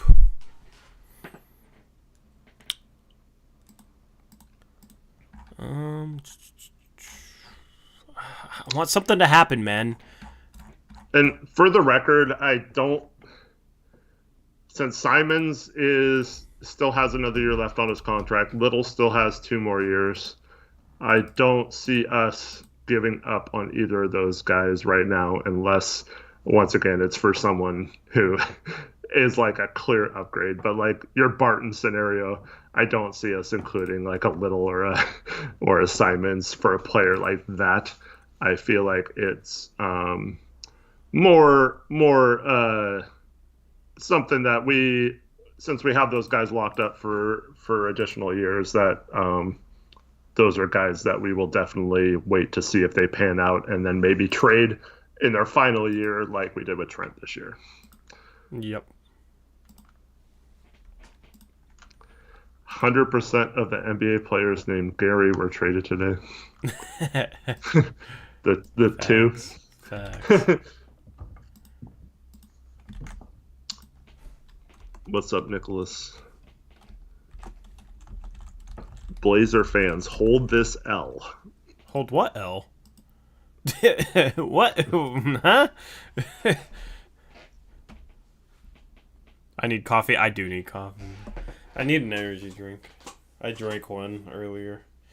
I should have bought more. Okay, don't spam, please. What can the Rockets get for Oladipo and Eric Gordon? I don't think they can get anything for Eric Gordon. I'd be surprised if anyone took on that contract. Yeah, so in terms of Oladipo, matching salary, maybe a decent young player and a pick, was probably the best case scenario for Oladipo. I would definitely move him if I'm Houston. I like some of their moves outside of not just taking LeVert and Jarrett Allen in that trade instead of getting Oladipo. I thought that would have been better for them to do that. But other than that, I think they've made about as good as moves as you can for a team that's rebuilding without having many of their own picks or many of them in the future. So I would just get what I could for Oladipo and just continue to stockpile as many assets to make up for what you gave up for Westbrook. Mm-hmm. So the Blazers will have to sign somebody to fill the roster spot. So they will add a second new player, by the way. That is something to but Blazers have 2 weeks. They could push that time frame off a little bit by signing a 10-day contract or whatever. But 100 rupee donation from Football Nerd says, "What are your thoughts on Kevin O'Connor?" I haven't seen this yet, but he's saying that Gordon was a better fit than Powell, and I think Olshey ain't done, didn't trade picks. What do you think? I mean, we don't really have control over our future first-round picks because we owe them to backup protections for the 2021 first that we traded to Houston as far as Aaron Gordon goes and what Kevin O'Connor said. Kevin O'Connor says, we really need a switchable wing. The switchable defensive wing. We have 2. Okay, that can make plays out of short roll. I mean, Derrick Jones Jr., why don't we put him in that situation, see what he can do. He was decent in that role last year for Miami. So, I don't agree with it. Toronto is trading guard Matt Thomas to the Utah Jazz for a future second-round pick. Solid pickup for the Jazz. Is just kind of a bench utility 3-point sniper. Making room for... I mean, they trading... maybe they're making room for Rodney Hood with that move, I guess. I don't know. Just kind of a pointless trade. Bro, we've been waiting for over an hour for some action, and we get Matt Thomas to the Utah Jazz, Eric. Yay. That is a bomb and a half. I'm going to fall asleep, man.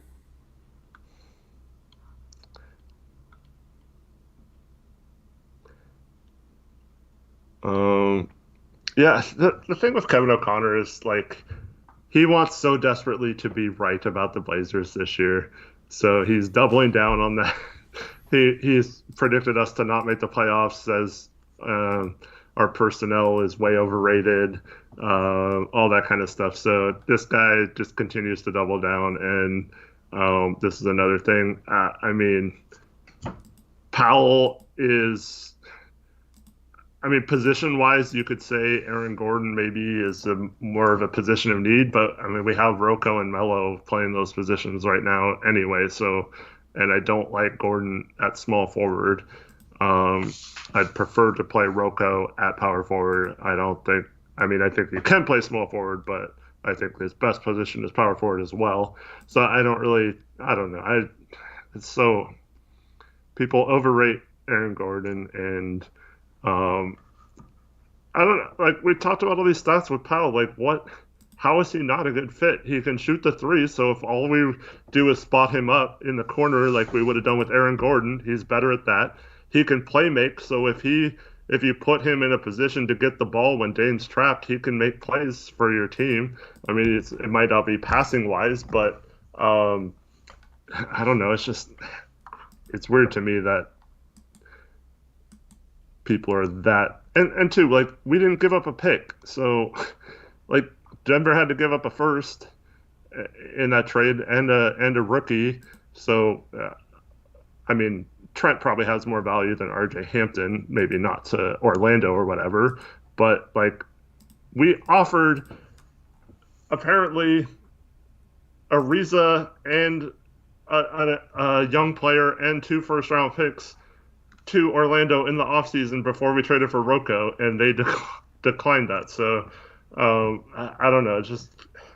I don't know why we would trade more for Gordon, even if he was a slightly better fit. Like, it still doesn't make sense giving up the assets we would have had to give up and change the protection on the Houston pick to do that. I just don't get it. And I don't think Aaron Gordon would have been good here. I think he would have been horrible. And I'm glad we didn't get him. I'm glad we have Norman Powell instead of him if we're going to make a big trade. Mm-hmm. I don't understand why people think he's a rental. I don't understand why people think that. The Raptors are seriously engaged with the Lakers and Heat on a trade to move Kyle Lowry. So that was Stadium or Shams retweeted it. Okay. Looks like it comes down to the Heat and the Lakers. Hopefully he goes to the Heat. Blockboy says Knicks getting Lonzo Ball. Is that just a hope that you have?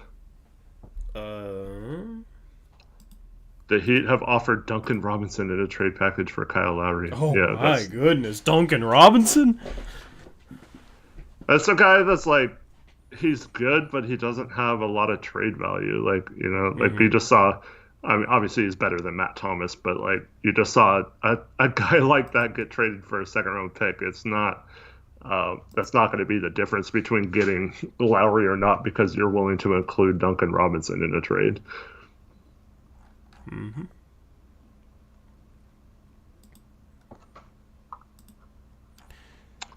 We have a Toronto fan that says can't believe they got rid of Matt Thomas for an effing second-round pick. Hell no, that's so funny. I think maybe part of that is without looking, I'm assuming maybe they were at 15 roster spots, and in order to complete getting a 2-for-1 trade, you'd have to move someone out. So I guess that was just whoever we can get a pick for can take on a salary. So yeah. Blockboy got trolled by a fake Woj. How do you get trolled by a fake Woj, Blockboy? Dude. We have real Woj updating live on the screen. Oh my goodness, man. Yeah, and that's so funny. I just have a suggestion for everyone. Take 1 second, look for the blue check mark. And if you're looking at NBA Central, I don't know why you would, but if you're looking at NBA Central, look at the @ and make sure it says at NBA Central too, and not at NBA Central or at NBA Central 1 or whatever. People troll so much with that NBA Central account. Read the Woj tweet. The Raptors basically traded Matt Thomas to open up a roster spot that they can use in a trade. Basically what I was saying, just wrong trade, I guess. Yeah. I'm expecting Kyle Lowry to get moved. People were saying he's not getting moved. I don't believe that. I believe he's going to get moved. Do you think the roster spot could get us Drummond or LaMarcus spot? Why would we want either of those guys if we have Kanter or Nurkic? I don't get it. I don't get why I don't know. Drummond makes zero sense. Aldridge, I get why people want him, but yeah, it's I don't know. I think we'll actually go after Aldridge if he becomes available. We'll offer him that spot, whether he takes it versus going to the Lakers or Heat or Nets or whatever. I don't know what his mindset is. But that's a guy who, let me just put it this way. If we signed him, he would come in thinking this is back to 2015, and he would expect to probably start or play significant minutes, both at the 4 and the 5, kind of like what Whiteside was doing last year. Oh, I can play the 4, blah, blah, blah, So yeah, it's I mean, I respect the mindset that you're still great, but there's also a point where you have to recognize that you're a bench like center probably at this point and nothing more.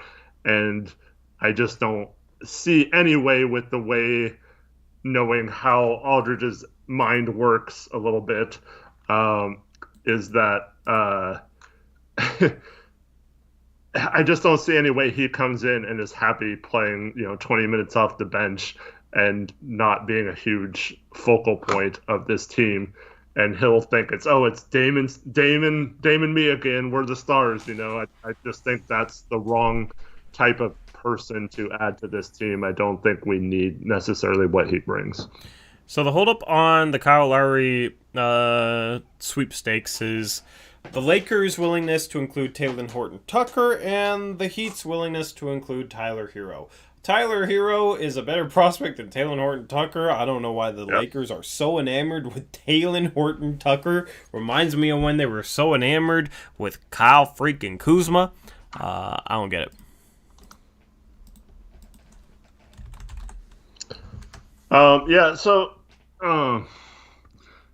Dame, obviously not the right Dame, but he says, we always want guards. Bruh, our bigs are all injury prone. If you haven't noticed, we should have went for McGee or Howard in the offseason, or anyone. I mean, we did bring in Cantor. He hasn't been injury prone at all, so I don't know. It's not all our bigs. Giles had that unfortunate injury, and he has been injury prone. But and I get it. Okay, if you want to bring in Aldridge as insurance in case Nurkic or Cantor goes down, and then we have Aldridge to take his place, but we're not bringing in a guy like LaMarcus Aldridge. He's not picking us because of an insurance policy in case one out of the two players in front of him gets hurt. And I don't think he's better or provides anything better for this team in terms of what we need, both defensively, rebounding, passing, than a Nurkic or a Cantor provide. So it doesn't make sense to me to put him ahead of either of those guys just because they're injury prone. I do get bringing in some insurance in case one of those guys gets hurt. Like 2 years ago, you have Nurkic go down and you're stuck with just Cantor and then Leonard backing him up, basically. But I don't understand doing that now with a guy like Aldridge, who is going to expect to be either the starter or play significant minutes off the bench, when I don't think he's better than either of the two in front of him. At this point in his career, obviously there was a point where he was much better than both of them.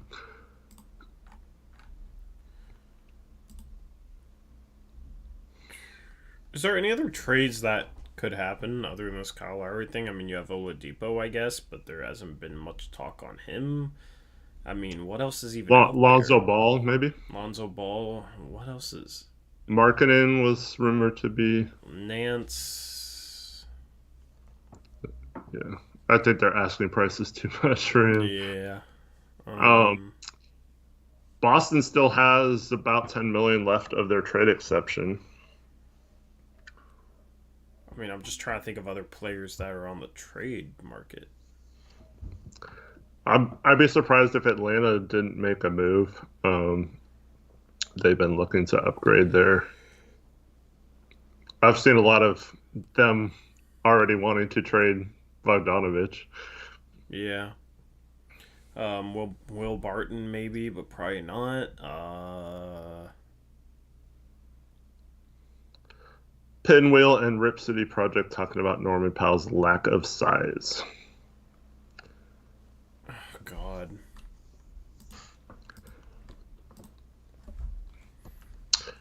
Height-wise, it's tough to look at height. Based off height. Oh, it's so casual. Because Little is like 6'5", 6'6", but he's got an over 7 foot wingspan. Like he can guard bigger players. That's why he has success against like a Zion sometimes. But yeah, it's yeah. So the rumor yesterday in terms of Lonzo Ball was that the Pelicans are trying to, any team that wants Lonzo Ball, they want them to take either Steven Adams or Eric Bledsoe along with him, just to get rid of their salary. But it's like, why did you sign Steven Adams to an extension a few months ago then? That makes like, that's why, like, we all said it was a bad fit and dumb at the time, but I still don't get it.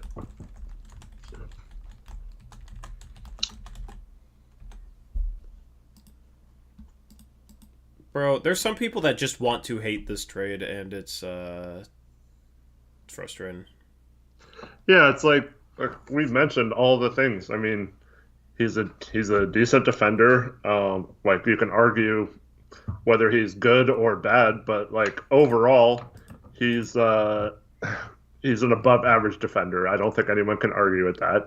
He's an above average shot creator. He's an elite 3-point shooter.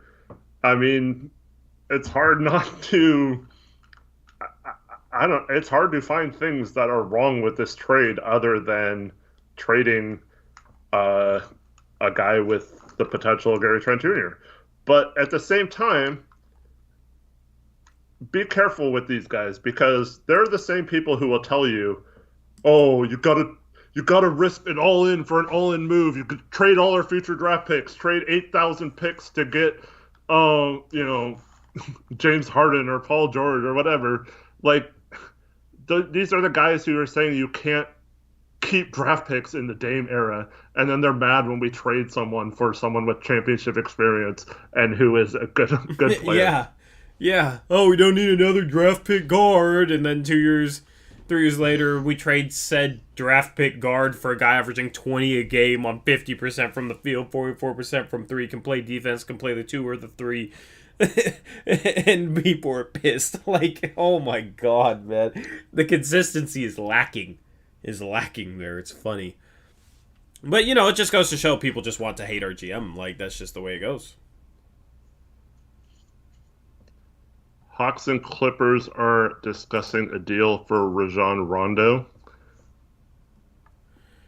Cool. I guess that's the Clippers point guard they're getting. Yeah, not a good deadline for the Clippers. They don't have a lot of trade assets, though. Yeah. They were tied to Lowry, though, tied to Lonzo Ball. Not a good deadline for them. And yeah, I think even if you want to say it's undersized, I mean, I think Powell can play the 3 better than Gary Trent can just based on his wingspan. And yeah, and then when we get Nurkic back, we won't have as many small lineups because we'll be playing Nurkic and Cantor, not together, but one of those will probably be on the court at most times. So yeah, I don't think when we have a full lineup, the small thing only has been a problem lately is because we've been playing Rocco or Melo at center a little bit, and then when you're small in the backcourt on top of that, and you have non-rebounders at those positions, I just think, I don't know. I think Norman Powell's a good fit, and he'll fit better as a third player in a lineup than Trent does overall. I wasn't super opposed to Trent being not starting at small forward, but playing some small forward against some teams. But overall, I just Powell's just a really good fit. I don't understand anyone saying he's not a good fit. Totally understand if you didn't want it, you love Gary Trent and you didn't want to give him up, but to knock Powell, I don't know, it just doesn't make any sense to me. Yeah, I agree. Shout out Rip City 1977 $2 donut. He says, "Do you think Lil gets more minutes now?" I would assume so. Somebody has to be our backup small forward. I mean, Norman Powell's played a lot of small forward, so maybe he could be the backup small forward. We could go get a guard or something, but I assume that Norman Powell's going to be our backup 2. CJ's going to play backup point guard minutes. Norman Powell might slide over to the 3 a little bit and play next to Dave and CJ, but the rest of the backup 3 minutes, I guess that's sincere little. Thing is, we do have an open roster spot, so maybe we go out and get an Otto Porter Jr. I don't know. I don't feel like Otto Porter Jr. is likely, but I'd love that. I would love that if we got Otto Porter Jr. My goodness, like that is just a major dub. If you count the buyout market as part of the deadline, if you come out of this with Norman Powell and Otto Porter Jr., that's a major dub, right? I mean, talk about going all in on the 3-point shooting, right? But also getting guys that can play some defense. That'd be phenomenal. But yeah, I mean, if not, then it's Nasir Little time. So I'm probably not going to butcher his name, but Gerjot has said several times that we need to start Powell because he's terrible off the bench. It might be a situation where maybe he is better coming as a starter. I know obviously his numbers are massively different between starting and coming off the bench, but you also have to keep in mind, like when you're just talking about, oh, he averages 22 points a game when he starts versus 11 points per game when he comes off the bench. I mentioned this earlier. When he comes off the bench, it's because they've had their full complement of players, and he gets less shots, and he I don't know, just there's a lot of factors.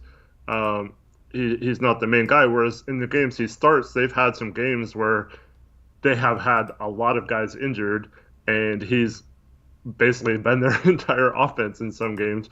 So of course he's going to get more shots and average more points per game as a starter. In terms of whether we'll start him or come off the bench, I'm assuming he'll be, our sixth man or come off the bench. But I mean, I could see a situation where we move Jones to the bench and start Powell as well. I'm not sure what the thinking was. I'm assuming Olshey will have some sort of interview with one of media, probably Dwight Jaynes, tonight, and we'll get some of those answers as to what he is expecting from Powell. But yeah, I'm guessing at least initially he will come off the bench.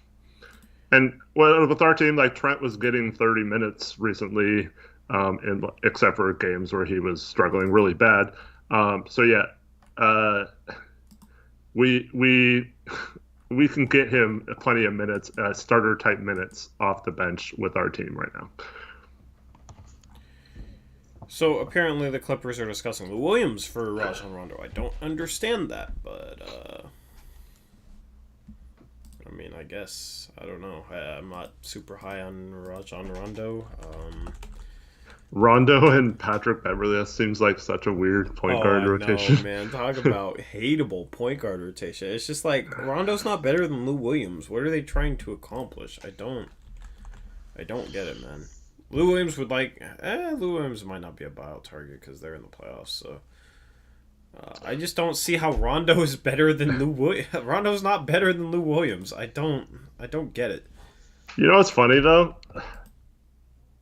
Atlanta at the same time does not need more scoring. They signed Rondo and oh my god, what is his name? Chris Dunn. Yes. There we go. They signed Rondo and Chris Dunn because they needed a strong defensive presence in their backcourt to make up for obviously Trae Young and signing Bogdanovic and Herder's not the greatest defender, those kind of guys. So you get these guys, you have plenty of scoring options, and then you're going to trade one of those defenders for Lou Williams. That doesn't make a lot of sense to me. In terms of the Clippers, I mean, obviously, they're thinking that they'll get playoff Rondo, and I don't know. Lou Williams is kind of. I haven't looked at his numbers lately, but I know he was not having the greatest of years, and he's getting older and up there. But yeah, that trade wouldn't make sense from either side for me. Sounds like it's gonna happen though. Yeah.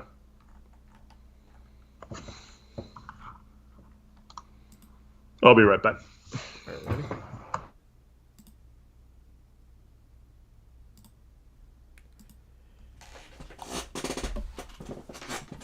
Great, now I got a solo carry. Defense is more valuable in the league now than scoring? Then why isn't Marcus Smart regarded higher than Damian Lillard and Steph Curry then?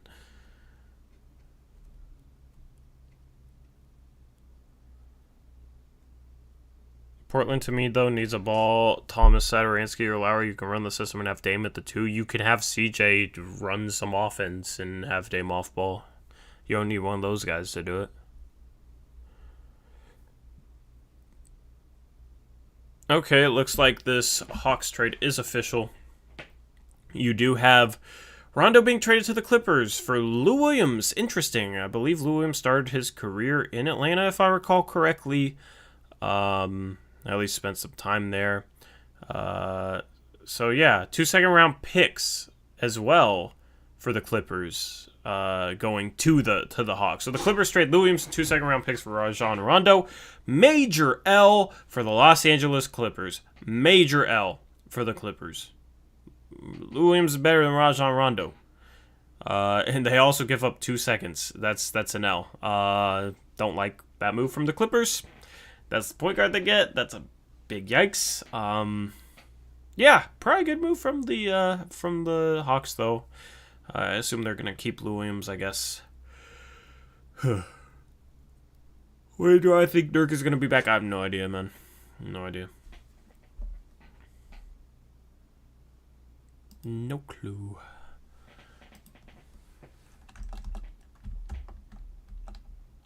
Let me update the ticker. Lou said he would retire if he got traded. I don't think he's going to retire. But they're basically trading away, like, they lost Montrezl Harrell, now they're trading away Lou Williams. They're losing their guys, man.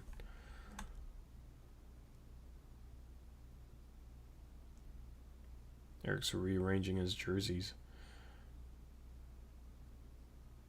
for some particular reason.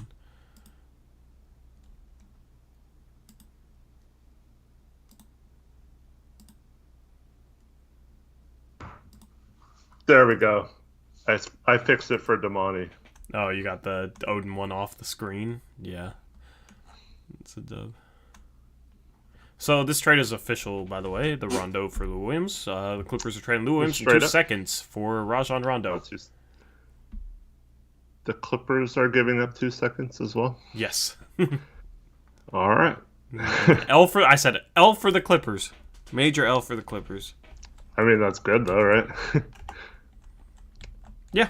Yeah. How many players do they need to try and stop Damian Lillard? I know, man. Because Pat Beverly certainly can't do it. Kasha's great trade for the Clippers. No. Let's see what our resident Clippers follow says on Twitter about this. I'm curious. Let's see what Jack says. Curious.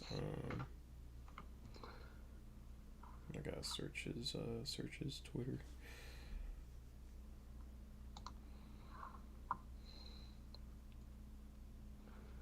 Yep. A little under 30 minutes.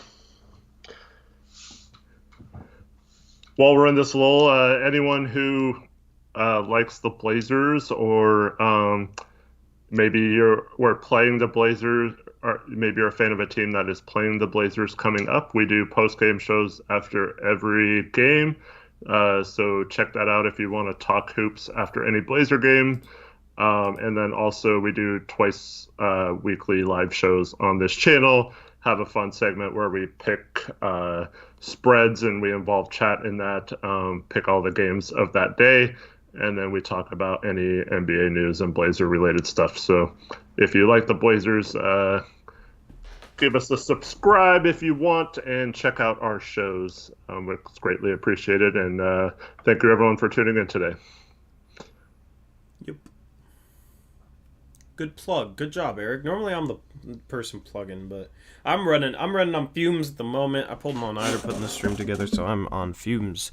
But I'll keep it going until the deadline, and we'll see if anything substantial happens in this final 30-minute push to the deadline. Not for the Blazers, David, if that's what you're asking. There's been a couple other minor trades, but nothing. No third team for the Lou Williams trade. Lou Williams returns to his home state. It's also his home state, and he did spend some time there. I don't think it was his first stop. I think Philadelphia might have been his first stop of his career, and then he ended up in Atlanta, but he has played for Atlanta before, so he's going back. I have 5 jerseys, the 5 that are behind me. Yeah, can only see 4 of them. The Odin's is off screen. That's a dub. Other than the Lillard All-Star one, it's all questionable ones. Yes, you got Darius Miles there. What else you got back there? Sebastian Telfair. Oh my, he's very questionable. Oh no. And Martell Webster. Oh my goodness, Eric, you got it. Oh my goodness. It's ones, I haven't necessarily, paid full price for. It's just ones that I've accumulated from. I hope not. Whether it be presents or in, like the Webster and Odin ones were from like stores that went out of business and got them for cheap. But But yeah, other than Lillard, the other four all were off the team within a few months of How you acquiring the jersey. How you gonna put Damian Lillard up there with Greg Oden, Martell Webster, Sebastian Telfair, and Darius Miles, man? Now, that's the jerseys retired in the Brant household. That's what they are. Oh my. Yeah, I actually won the Lillard jersey off the forum. Oh, what was the competition? I forgot what it was, but Sly had like a giveaway. Jersey collection. I'm not trying to like say it's good. Yeah, I'm gonna get a Mario Hezonja jersey now. Oh, I know that would definitely fit up there with the other ones you got there. You guys are all too young, but at the time, Darius Miles. Is everybody what? Not younger everybody. than you, old man. The big five of Blazer history.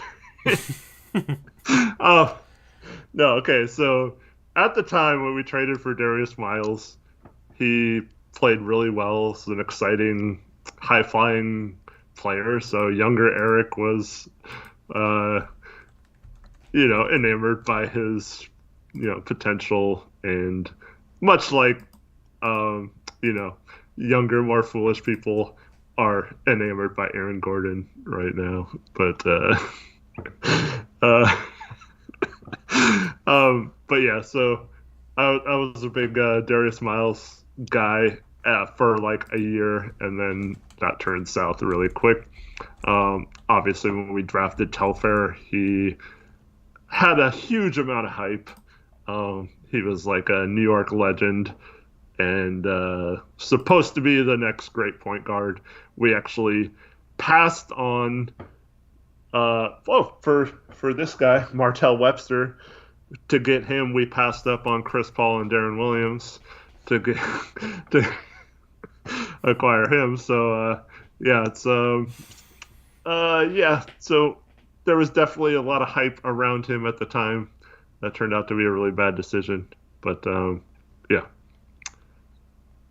in that era, you have to keep in mind that the Blazers for about 6 years, there wasn't a lot to be excited for. So getting a lottery pick and getting a guy like Sebastian Telfair and having Darius Miles and stuff, you're like, oh, maybe there's something building here, and then no. Tragic. Yep. Lou Will going back to Magic City. Oh man, yeah, I'm sure he's happy about that. Lemon pepper Lou.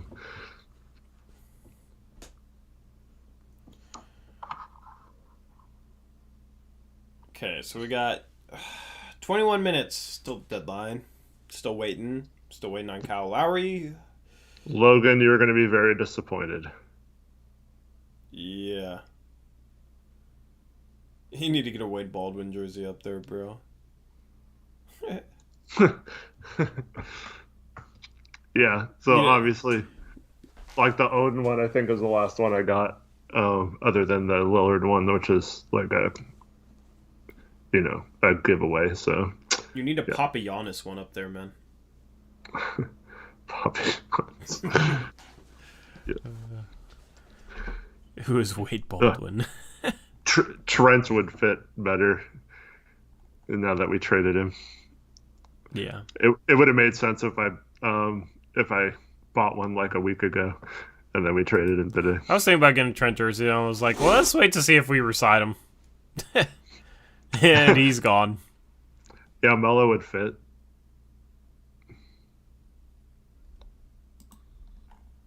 Stop spamming whack CJ trade knowledge. Yeah, there's no way we're trading CJ today. It's just not going to happen. I'd bet my life savings on it.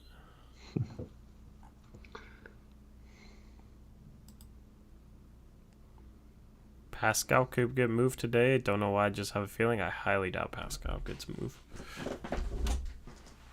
We'd be hearing more about Pascal.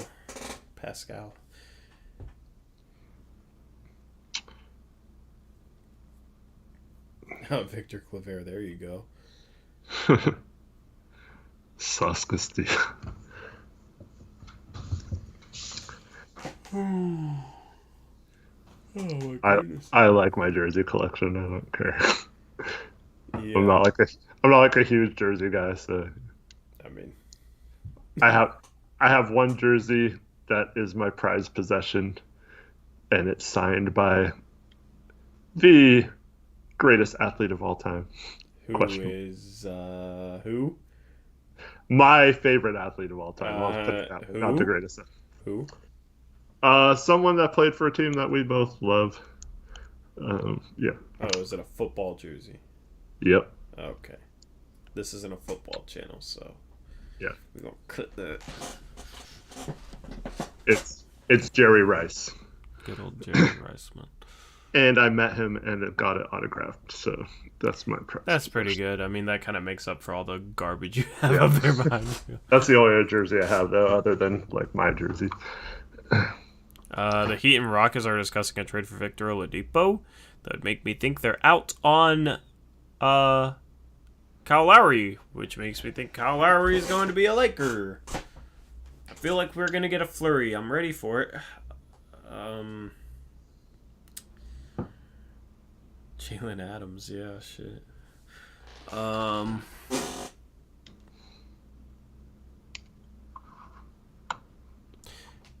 Let's see if something happens. I'm waiting for this update, man.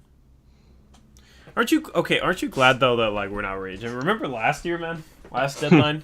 I'm gonna put my feet up. Yeah. It's about time to put my feet up. Last deadline was rough. Raged. Ranted. I don't know. It was brutal, man. We gave away Scal for free, and that was it. Yeah. Oh God. It was fun times. Fun times. I know you guys like a good rant, but I'm glad that we're not going to be in rant mode.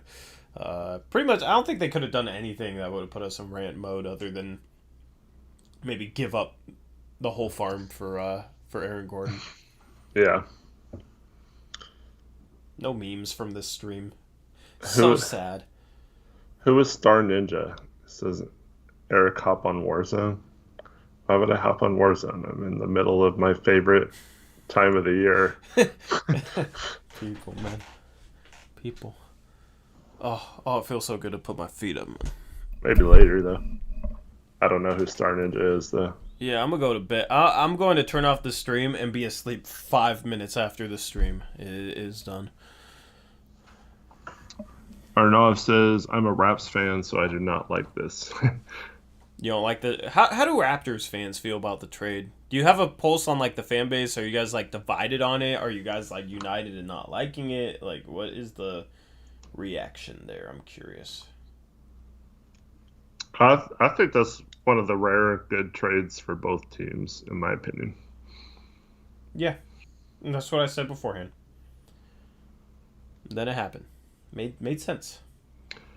We traded for Ariza last year, yes, but that was like a month before the deadline, so we had already had him by the time the trade deadline rolled around. Mm-hmm. CJ saying bye to Rodney and Gary Trent Jr. on Twitter.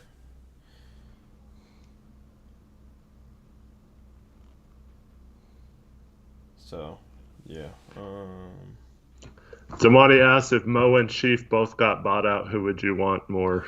Oh, yeah, he asked that earlier. I forgot to read it. Mo. Yeah, I'd say Mo too.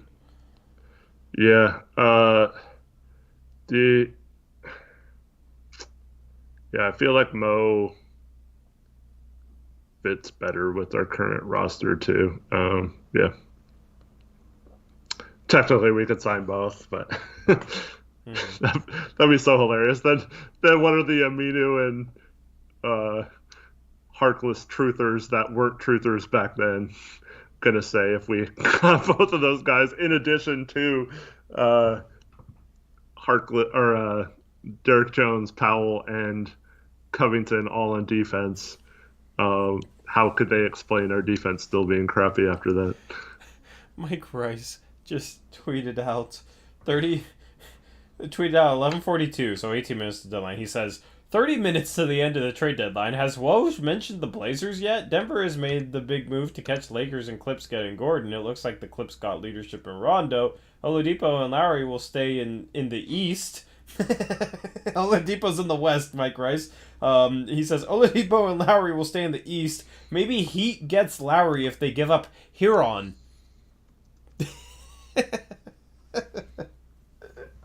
And everybody's like, we traded for Norman Powell? Hello? It'd be more like somebody quote tweeted the Woj tweet about us trading for Norman Powell, like about Mike Rice's tripping, man. That's bad. That's so funny. Powell likely, small chance tomorrow, more likely Sunday. Yeah, Rice is wasted early today. I know. I just have a feeling he's wasted all the time nowadays. Or you just see now. Yeah.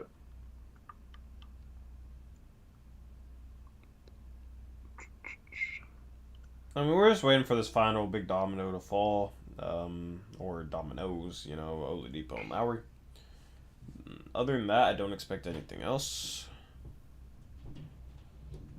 The trade offers Kyle Lowry have been underwhelming, and the Raptors are comfortable keeping Lowry past the trade deadline via someone I've never heard of.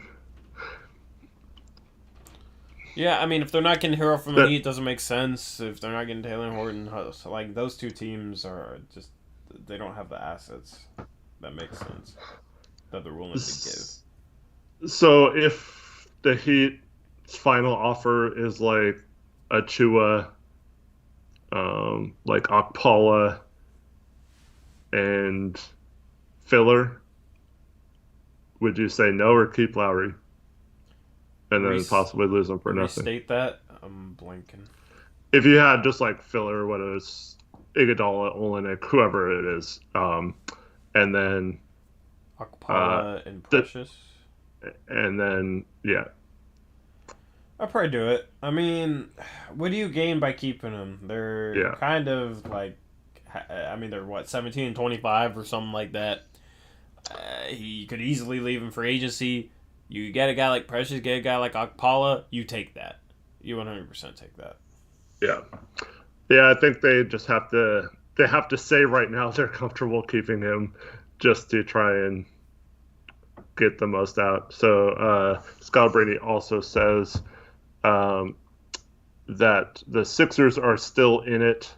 They've given their final offer and aren't willing to budge off of it, so they're just waiting to see if Toronto accepts it. They're an interesting team because they actually have first-round picks they can trade, which the other teams involved, if it's the Clippers, Lakers, and Heat, don't have a lot of those options.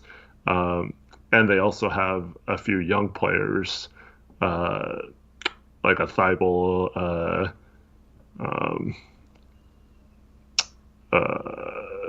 Shake Milton. Who else am I blanking on? Who was the point guard they drafted this year? Maxey. Yes. Yeah. So they have some young players they could attach. I'm not sure what their final offer was going to be. There was some rumors that they were willing to include Maxey in a trade for Lowry yesterday. So yeah, that's if the Raptors could get like a Maxey and a first round pick and salary filler, I think that would be pretty good as well. But I'd be surprised if the Raptors just hung on to Lowry knowing that he likely wouldn't resign in the offseason. Yeah. Waiting for this final 10-minute flurry. See what happens. Stuff might get reported shortly after 3 p.m. too, so I guess like 15-minute flurry. I don't know. We'll wait and see. And then apparently the Celtics are still engaged in deals, mostly looking to clear a contract or two. Maybe dip back under the luxury tax. And open up roster spots for the buyout market.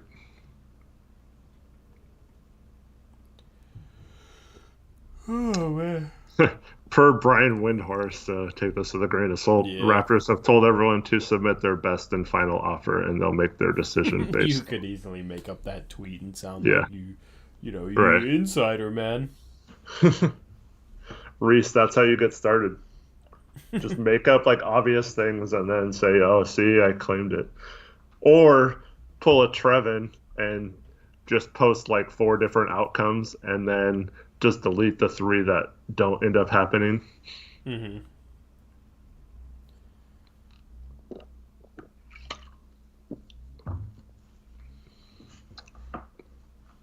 Man, can we just have something happen, please? I'm dying. Nurk is back tomorrow. Nurk is back tomorrow. I just saw that right when you said it. Who reported that? Whoa, where did your your camera feed's just gone. I don't know what happened. Let me try and fix that. Nurk is back. You were gone. It's tragic. Am I off the screen for anyone else? I'm still on there. I'm looking at my streaming software. Oh, there I go. I'm looking straight at my streaming I software. just bounced. Oh man. Oh man. Cool. Yes, Nurk back. Let's go. Yeah, that's cool. Yeah, dope. Is it Eric? Are you anywhere in here? No. We had to sacrifice Eric for Nurkic. I'll gladly make that sacrifice. I would have sacrificed either of my knees. Being a big guy, I've had fairly good knees. Haven't really had knee problems. Knock on wood. Hopefully, I don't tear my ACL first time I play. Yeah, knee problems are no good, man. But yeah. I would have gladly given one of my knees or my meniscus or whatever to Brandon Roy so he could have kept playing. But both the meniscuses, man. Yeah. Both the menisci. Yeah. Yeah, I don't know. You just gone, man. I don't know what to tell you. I bumped the cord. It's like plugged in though, but it's like it has no signal on my second monitor, man. Cause I had Eric on a second monitor, and my second monitor just won't connect now. I guess I don't know. That's weird. Anyway, yeah. So, I mean, I could. Yeah, I don't know.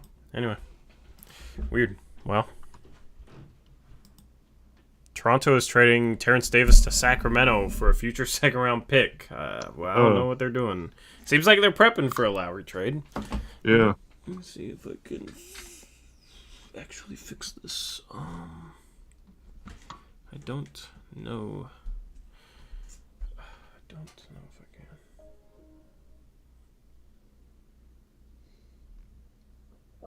That's a whack, man.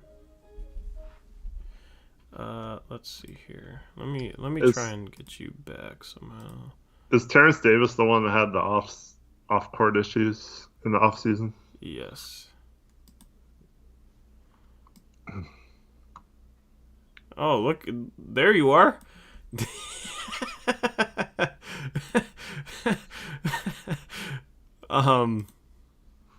Okay, well, we're tripping out. Okay, so the Kings now have taken a flyer on Kevin Gelly and Terrence Davis. Yeah, if you're a team that's not making the playoffs, I don't think that's a bad thing to acquire some young players and take some flyers there. Flyers are always good, especially frequent flyers. Maybe not flyers. Now I'm covering you. Yay. Yeah, wait. Oh. Okay, I just got but yeah, so obviously, yeah, I don't know about Terrence Davis. I mean, he messed up his career by doing that, but yeah. Has he been playing at all or no? I don't know. I haven't followed him personally since that happened. But oh no, now the Odin jersey's in it. Oh no. I can move over. CJ the GOAT. I was at the Holiday Inn for 2 nights while I was arguing with someone saying, "What did you say? Stay at the Holiday Inn last night?" And but yeah, I'm not at the Holiday Inn right now. Yeah, man. Holiday Inn. I don't even like. What type of insult is that? I don't know. I don't even know how to make a joke about that. Like, it's such a weird. God. Well, do you remember those commercials? Nope.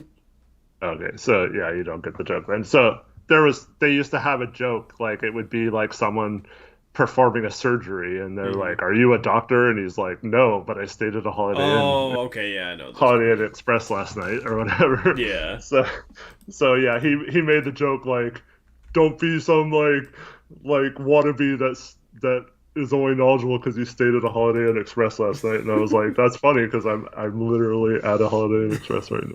That's funny.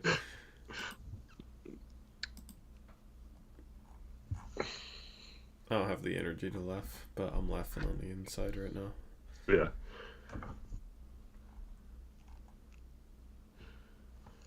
Pelicans are close to a deal to send JJ Redick to the Dallas Mavericks. They get their Seth Curry replacement, I guess. Wonder what for. Interesting. Be James Johnson. Yeah, that's an interesting one at the buzzer.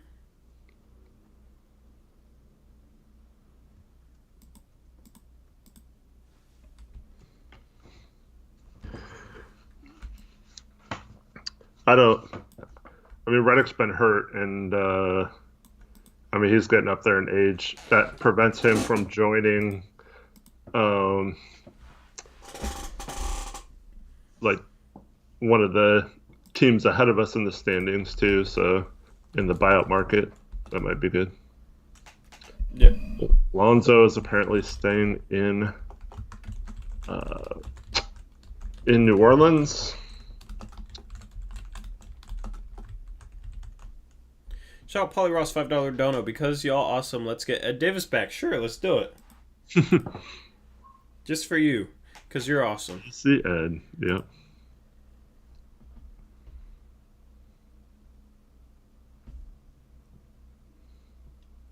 Dame for Irving P. How many times do we have to tell you not to spam? I really don't want to ban you, dude, but come on. We have to tell you all the time. And there's no reason for it. Tired of having to tell the same people the same stuff.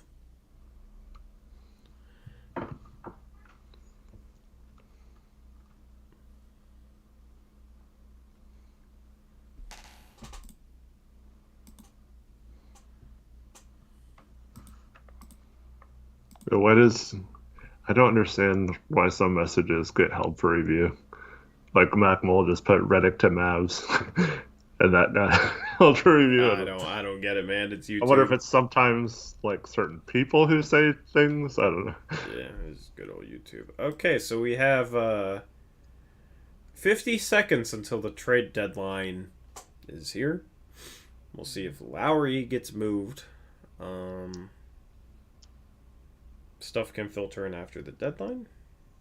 They just have to be on the call with the league office by 12 o'clock. So they could be dialing the number right now for the league office. But yeah, Nurkic is back tomorrow. That's huge news. We lost Eric Hart when that happened, but Nurkic is back. Dope. And we got Norman Powell, and the Magic have nobody, so that's a good team to play Nurkic against.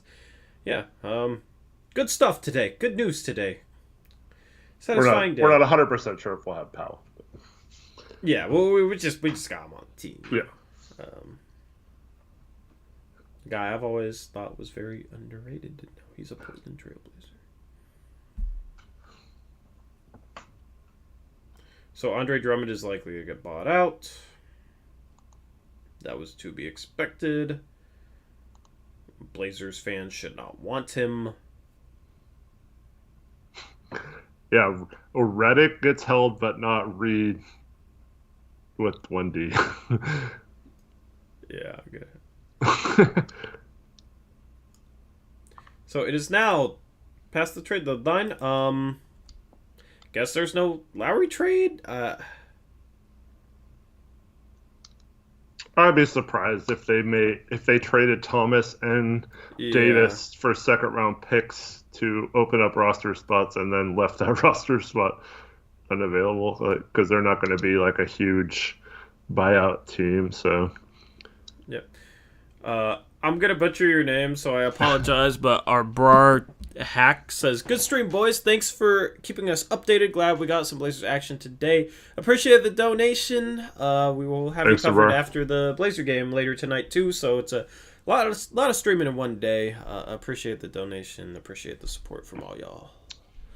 And also, like I mentioned earlier, Olshey usually has an interview about the trade deadline, talking about why he made the moves and what his line of thinking in terms of Powell's role and why they got rid of Trent and all that stuff. So he, whether he's lying or you don't want to hear what he's saying, he usually says a lot of worthwhile things that will break down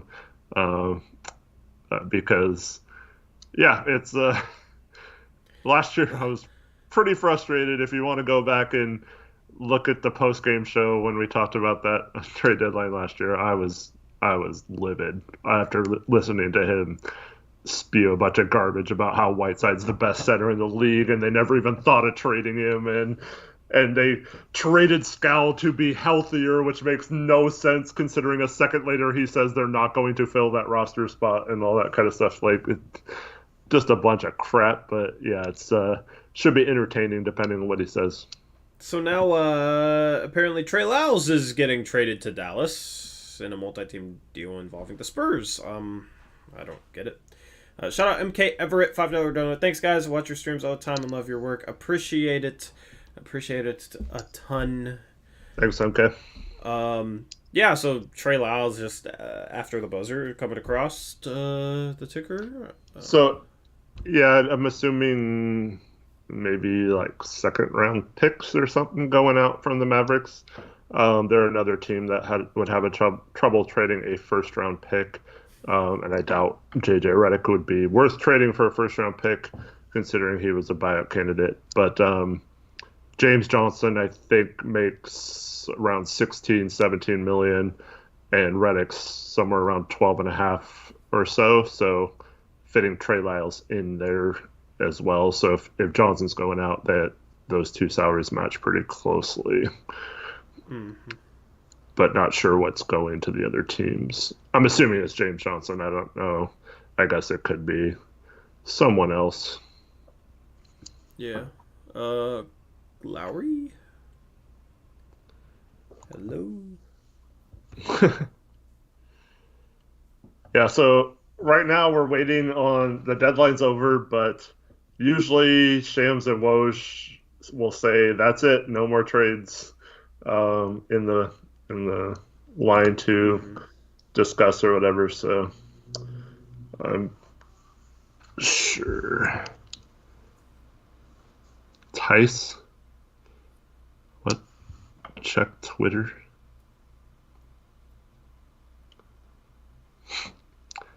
Dame for MVP says he got timed out 4 times. That's a record. Yeah, man, just stop spamming then. You'll be fine.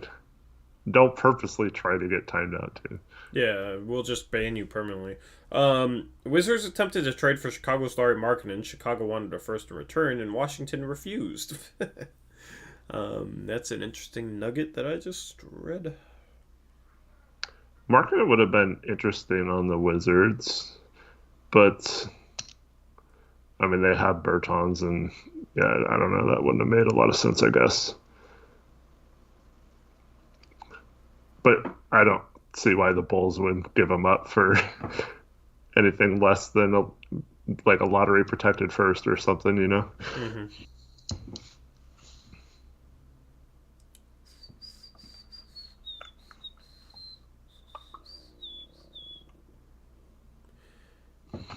Man, I hate the waiting after the deadline. Like, we done? Yeah. We good? We wrap it up? Well, the only thing that's okay this year is we're not like, why do we trade Scal? Please have something coming up in the last second that makes it make sense. Like, Yeah. please, like, this makes no sense. We just chilling, man. You know. It's nice to just chill. Because the free agency stream was kind of triggering or the okay, the Brad Wanamaker to the Hornets. Cool. All right. That's very. I'm assuming random. that's just some depth that now that they have LaMelo out for likely. So is Danny Green going to the Warriors or? There's number 5 for you, Dane.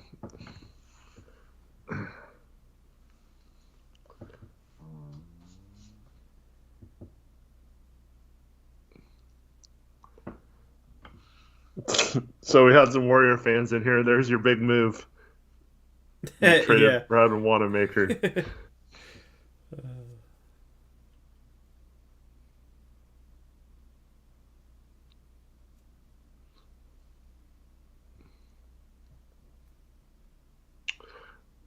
Warriors are passing us now because they got rid of Wanamaker. Wait, but Shams, you reported that the Mavericks were getting Trey Lyles in a 3-team trade involving JJ Redick, and now it's just they're getting JJ Redick in a 2-team trade? I don't get it, man.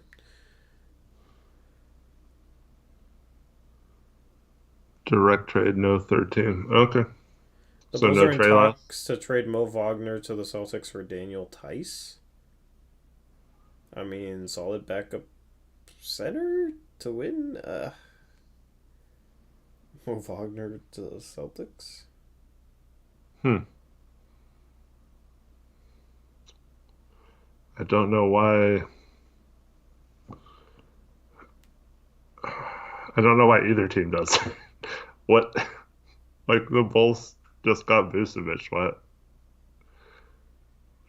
Because they traded Gafford, so they don't have a backup center really right now, I guess. Wagner couldn't play backup center.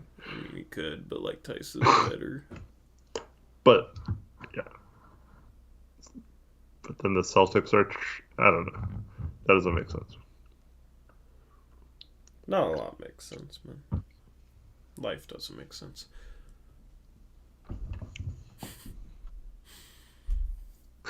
That's deep. Yeah. Deep thoughts with Corey Jones. I'm half asleep, bro. Just staring at this Twitter feed. Shout out ads, $5 donut. Thanks, guys, for taking the time out of your day to do these streams. On a hypothetical scale of 1 to 10, how much better are the Blazers now with Powell?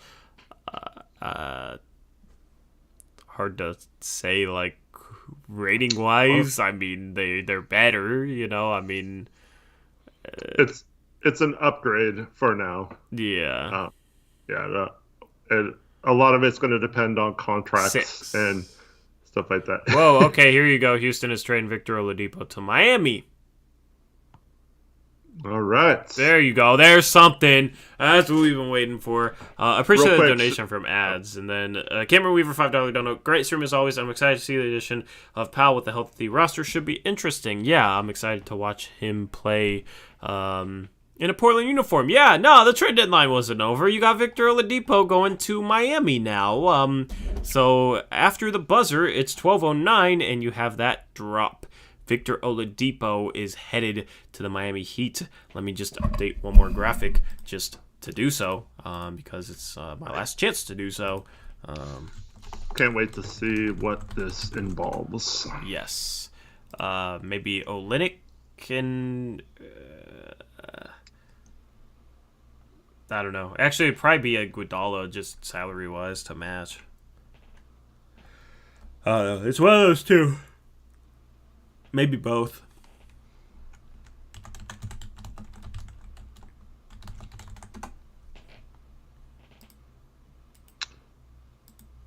Mood Cheney says, bruh, I thought the trade deadline was over. It is. You have to have the trades in by a certain time. But that doesn't mean that there aren't trades that aren't reported until they're finalized. As long as you're in place in line to talk to the league office by noon. So there's still some trades that can be finalized afterwards. Yes.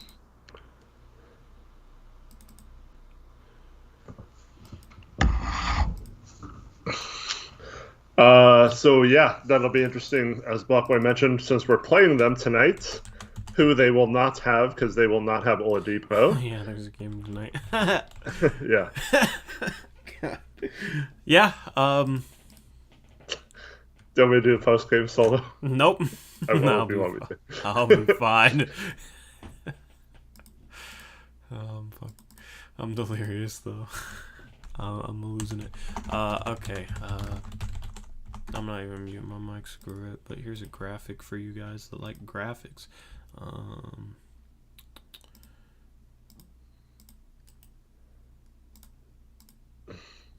Lowry's staying according to Woj.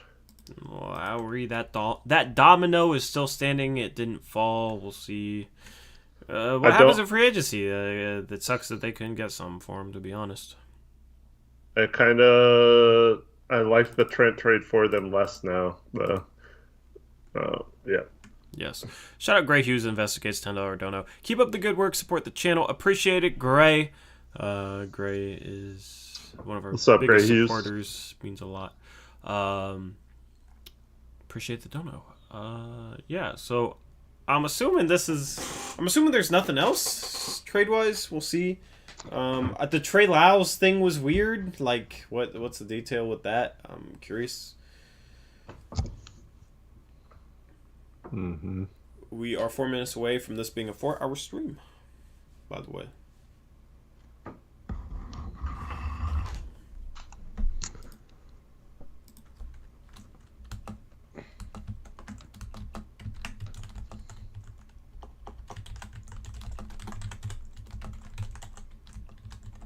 You get to hear my typing. There's some ASMR for you weirdos out there.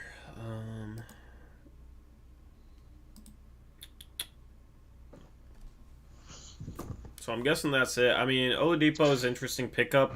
He comes in, starts next to... Has Dragic been there? Dragic's been starting for him, right? When he plays. Yeah, I mean... Lineup-wise, you got Dragic, Oladipo, Butler, Robinson? Who's our starting four? Well, I guess we have to wait to see who's included in the trade first before we... Yeah, and then Bam would be their starting five, obviously.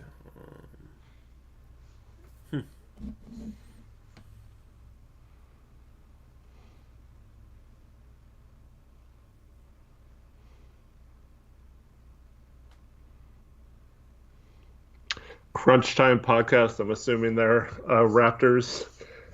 They said, we really traded valuable role players just to hear Lowry stay. Shaking my head. Yeah, it doesn't make sense to get rid of those two guys, particularly Matt Thomas, for if you're not going to use those roster spots. Because like I said, they're not a team that any big buyout guy will go to. So yeah. Yeah. Wait, why did... Okay. Couple things. First, just maybe they can trade Lowry, sign and trade Lowry this summer, and it's possible. Yeah, I mean, like maybe they just would rather try that because they weren't getting anything good back, I guess. But so Sacramento traded for DeLon Wright, didn't trade Buddy Hield, also traded for Terrence Davis. What are they doing?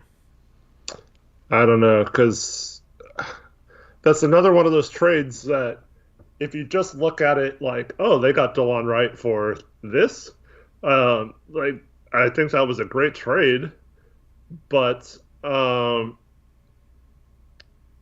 yeah, so yeah, I just don't get it because you have your 3-guard rotation with Halliburton, Hield, and Fox. Obviously, if you're not going to trade Hield, like you said, getting DeLon Wright, who's under contract for next year, I don't get that at all. Yeah, it's confusing to me. So the package for Victor Oladipo going from Miami to Houston is Avery Bradley, Kelly Olynyk, and a draft swap, which I don't think the draft swap's going to be all that valuable. Honestly, great value for Miami on that Victor Oladipo trade. Houston obviously couldn't get anything for Victor Oladipo. That is a pretty useless package. That basically is nothing. That basically is just nothing. Could have had LeVert and and Jared Allen. Instead, they got a couple expirings and a pick swap. Yeah, doesn't make sense, man. I'm Does not make assuming sense. it's like multiple pick swaps because that's all Miami could do is in the years that Hmm. they don't have a draft pick offer pick swap. So maybe it's several of them, but still, yeah. Um, So I guess Trey Lyles isn't actually getting traded. That's weird to me.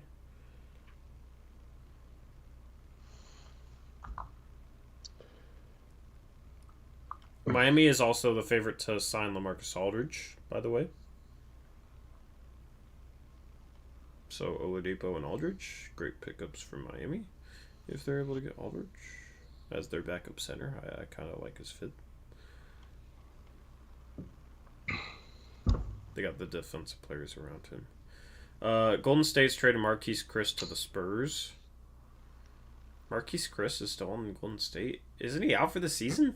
yeah, he tore his ACL or something, Achilles or something, right before the season started. So Wait. What is Golden State doing? They trade Brad Wanamaker to the Hornets for a second. They trade Marquise Chris to the Spurs. Marquise Chris out for the season. You would think it would have uh, to be a part of something bigger, but maybe they're just clearing spots and salary for because they have severe cap issues with um, luxury tax and stuff like that. So maybe they're just clearing spots to go for the buyout market.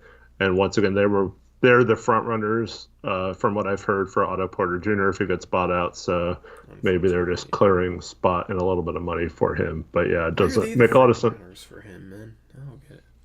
I don't know either.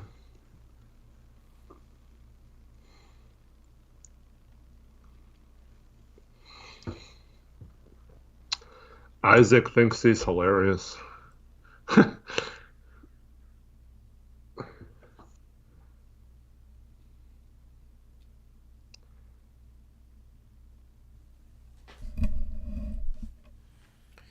It's 18 minutes after the deadline. We're still getting trade news, man.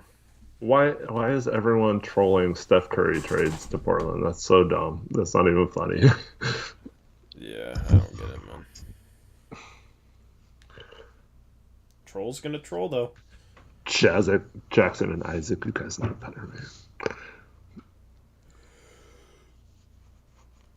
Oh man.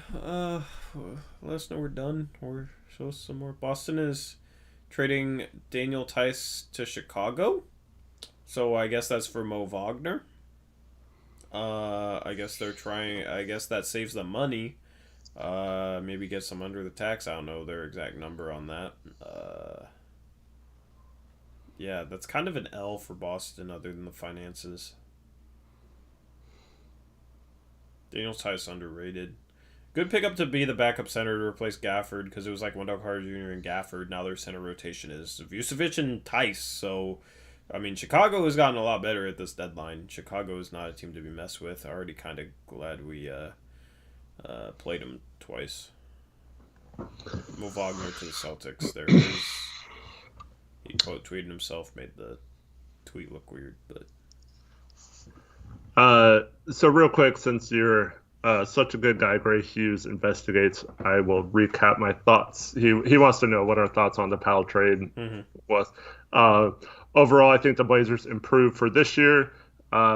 Theoretically, they probably worked out some framework of what it would take to re-sign him in the offseason versus what it would take to re-sign Trent. So I think long term, as long as we keep Powell and it's for a similar number to Trent, I think that would be good as well.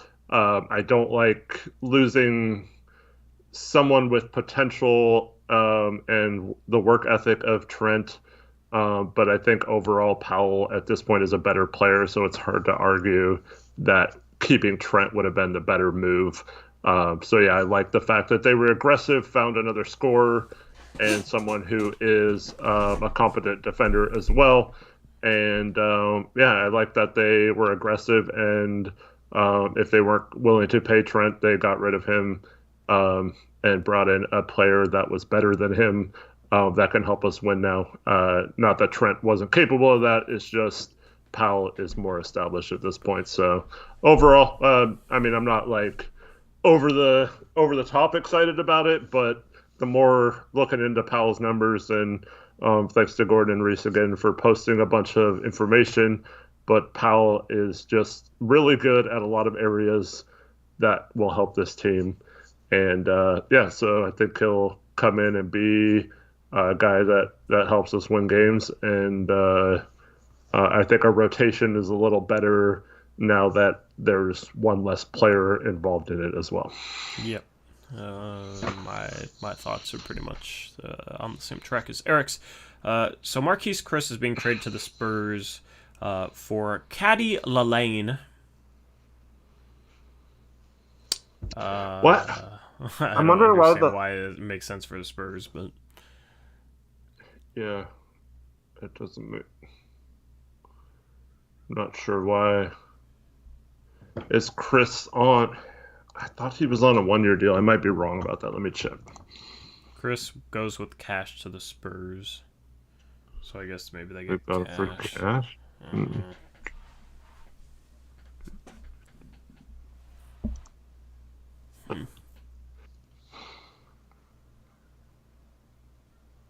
Yeah, he's an expiring contract. If he's hurt, I don't understand. I guess they need a cash bat or something. I guess they could just waive him.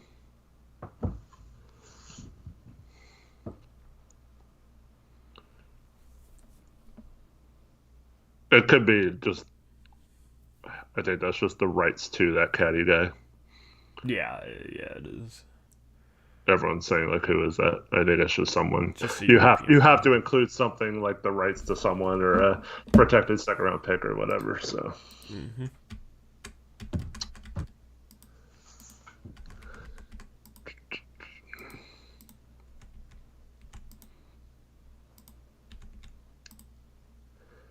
Man, I can't believe though that.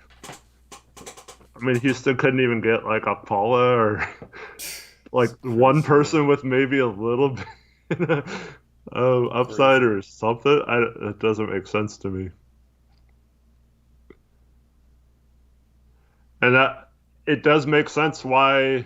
I mean, a lot of people were saying, why would Portland go after Oladipo? I mean, if the cost to get him was this low, that would make sense then, even as a rental, to at least ask about it, you know? Because, I mean, we probably give up Derrick Jones Jr., though. Yeah, and Derrick Jones, that would have been bad. But, I mean, Oladipo, if healthy, is a better player than anyone on our roster outside of... Yeah, but it makes sense, I guess.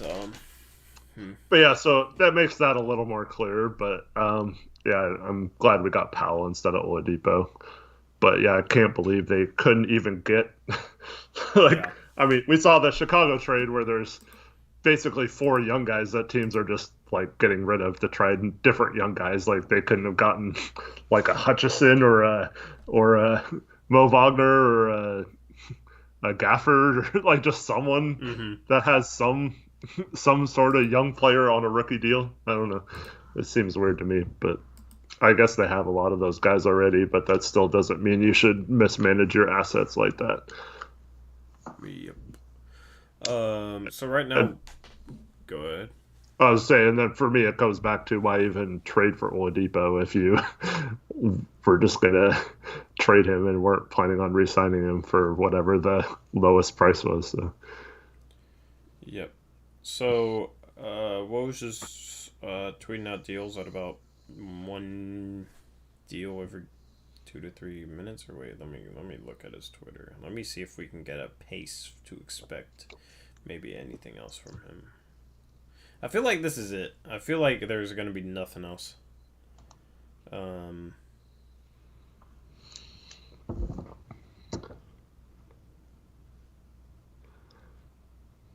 we don't hear from Woj in the next couple of minutes, I assume that's it. Mustang man, that's your one and only warning.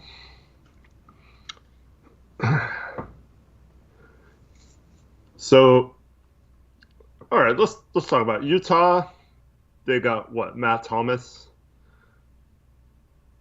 So Nicola good. Melli's also being sent to Dallas, apparently. James just tweeted that. Go ahead. So, Utah got Matt Thomas. They're already a really good 3-point shooting team. That adds to it, I guess. They're a good defensive team, so they can make up for some of his defensive liabilities, but not a trade that's going to greatly swing their ceiling either way. Lakers did nothing. Clippers traded Lou Williams for Rajon Rondo, who I guess if we play them, they match up better with us now. But other than that, I don't see that being a huge difference maker for them. Phoenix did nothing today. They got Torrey Craig the other day, but they have a lot of wings, so I don't know. I mean, that was a good pickup, I think, but not like a huge upgrade. That leaves basically Denver as the one wild card ahead of us in the standings that completely changed their team today. Not completely, but significantly changed their team, adding an Aaron Gordon and JaVale McGee. So yeah, that'll be interesting to see how this. I think then you go to us getting Norm Powell. I mean, that's, in my opinion, out of the teams we mentioned, other than if those moves pan out for Denver, I think we did the best out of those teams ahead of us today. So yeah, I don't know if you agree with that or not. Yeah, I agree. Apparently Jeff Teague, Javonte Green are all headed out of Boston with the third team involved. Oh my goodness. How long is this going to go, man? Till game time. Bro, I would just... I'm into the... I don't know. I'm tempted to end the stream in 12:45 if it's still going. I don't know. Like, I feel like there's going to be nothing big. It's just... Dallas sent James Johnson Wes Awundu, which is how you say his name. Jordan Kent says Awundu, and it drives me crazy. They acquire Redick and Nicolo Melli. That's a win for the Mavs, for sure. So the Mavs definitely got better. Yeah, but defensively, they're still... Reddit doesn't help them in that area. And, yeah, they definitely need shooting after trading Curry, so that helps them. But, Reddick's going to play over guys like, like Tim Hardaway, Josh Richardson, those kind of guys would share minutes more now. I don't know. It'll be interesting to see if Redick, now that he's on a new team, is magically healed and back to being JJ Redick again, or if kind of an injury and age start to wear him down. Yeah, we'll have to wait and see on that.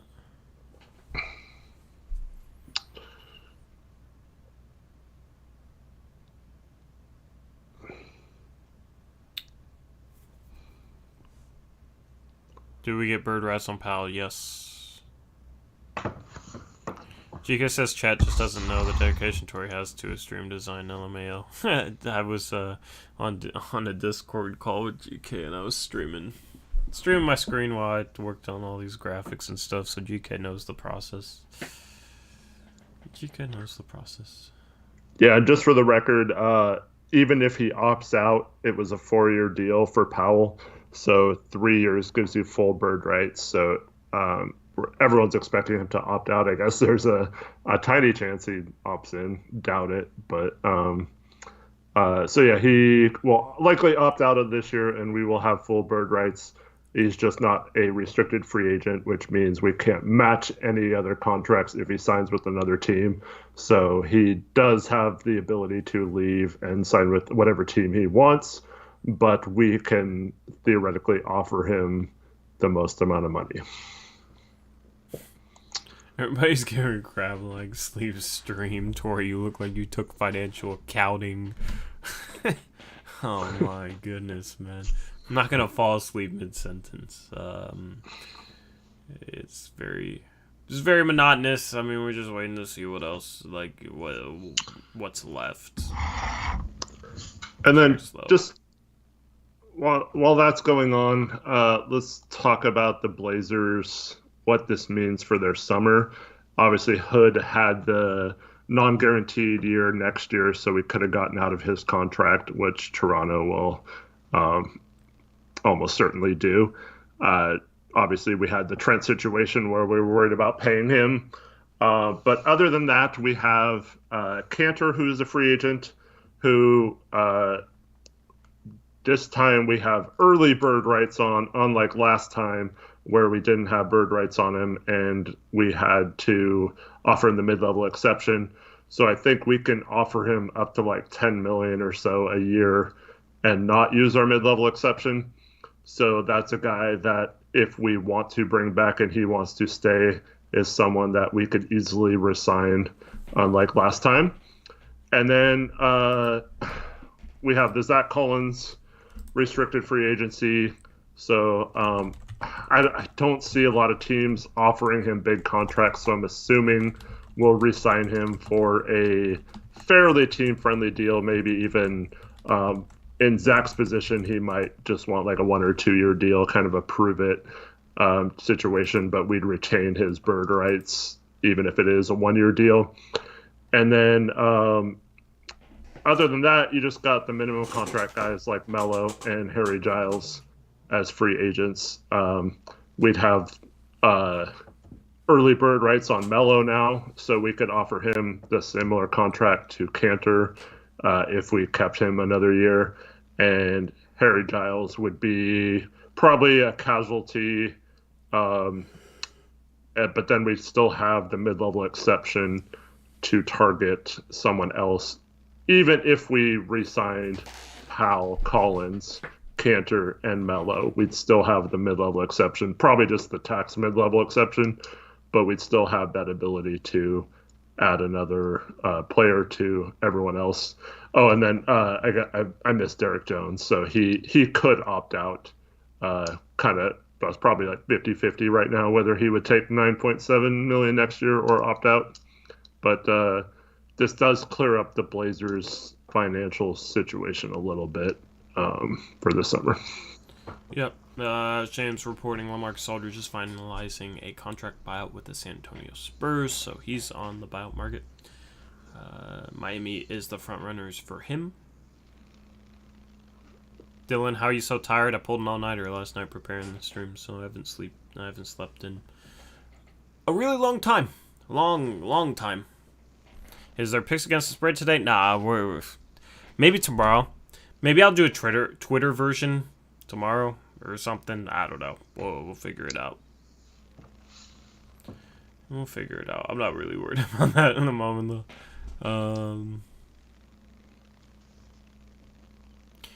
The Celtics will look at the buyout market with an eye on LaMarcus Aldridge.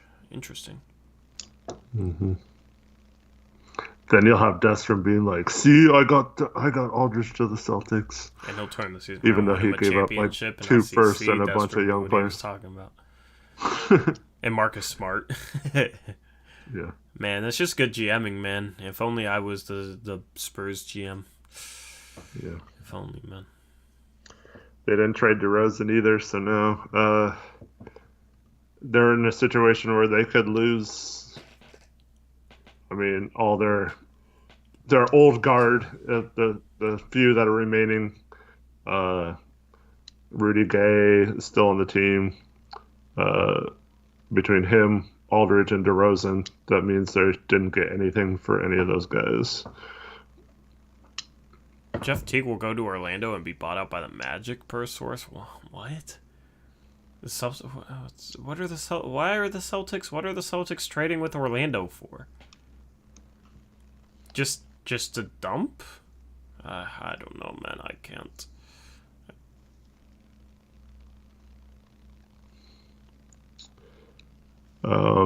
Shams just retweeted a Stadium tweet that says, from the time he got hurt last week. LeBron is expected to miss 4 to 6 weeks, which fits right into that 3 to 8 weeks that was expected. Yes. Yeah, so... Yeah, I don't even know what I'm saying. Woj said that Lowry had always been fine with completing the season with the Raptors. Didn't find a paid trade package that compelled Ujiri to make a move. So I don't know. The Blazers, Teague make no sense for the Blazers, GK. He's been terrible this year too. Yeah. Pritchard's been better than him. Lonzo's not getting traded.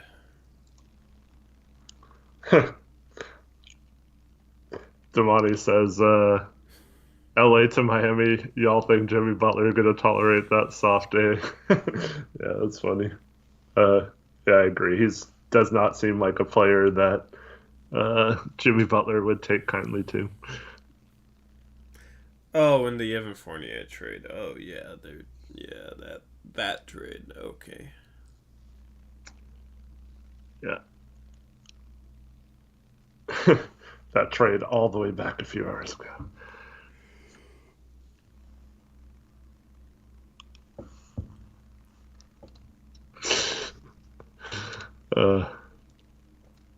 Yeah, so once again, the Celtics are able to do that because they had a trade exception and could take on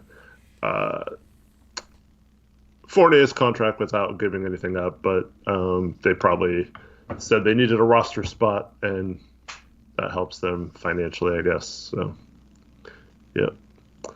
Like Belgian says, R.I.P. Tory. I wish. Ben says, should we sign a point guard in the buyout market? I don't think we should. I mean, Norman Powell's our backup guard. CJ's our backup point guard and giving more minutes at the 2 for Norman Powell. I think that's the way it's going to be.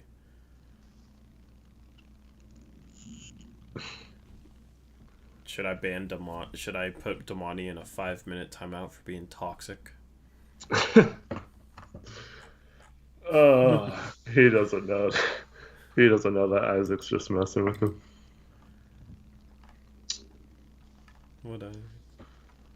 Oh my god. No, What's up, Thomas Oransky? He says, how does inactivity and injuries to Lakers affect their standing? I think, as you've seen, the way they've played since LeBron went down, I think they're in a bit of trouble without LeBron and AD for a while. Yes. And this is a prime opportunity for us to get back in that race for home court advantage and get an easier first-round matchup than having to play one of the top 4 teams right now. So I think that would be why we're getting so frustrated with losing games the way we are lately, because I feel like it's there for the taking, and I don't think there's any excuse for losing some of these games, especially now that Nurkic is back tomorrow. We have an upgraded roster with Powell. We have very little injury situations moving forward. The time to make a move is right now. Yes. Lonzo's not getting traded, by the way. People keep asking that. He's not getting traded. It's been confirmed that he's not getting traded. Reese says our deal is off for next year. He was waiting for the trade deadline. We had a bet if the Magic kind of ran it back, but they did not. Houston Rockets and John Wall are not discussing a buyout, which makes sense given the fact that he has multiple years left on a massive contract.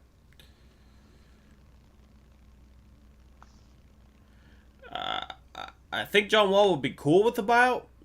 Houston is the party that doesn't want the buyout there. There's no way they want that money on their books. Yeah. So, all right, we're 40 minutes after the deadline, by the way. So I'm assuming we're done. What do you think, Eric? Yeah, I mean, it's your call. I mean, I just don't know, man. I mean, nothing's been tweeted out for 10 minutes. I assume this is the end. Like, there's not gonna be, anything legitimate.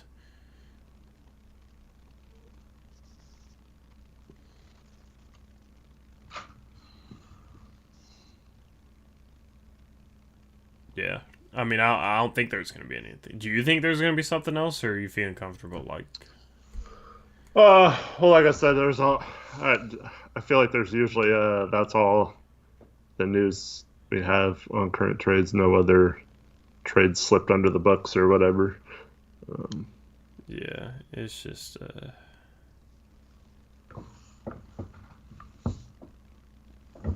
The last trade that Woj tweeted out was 25 minutes ago. The last trade that Shams tweeted out was, let me find it.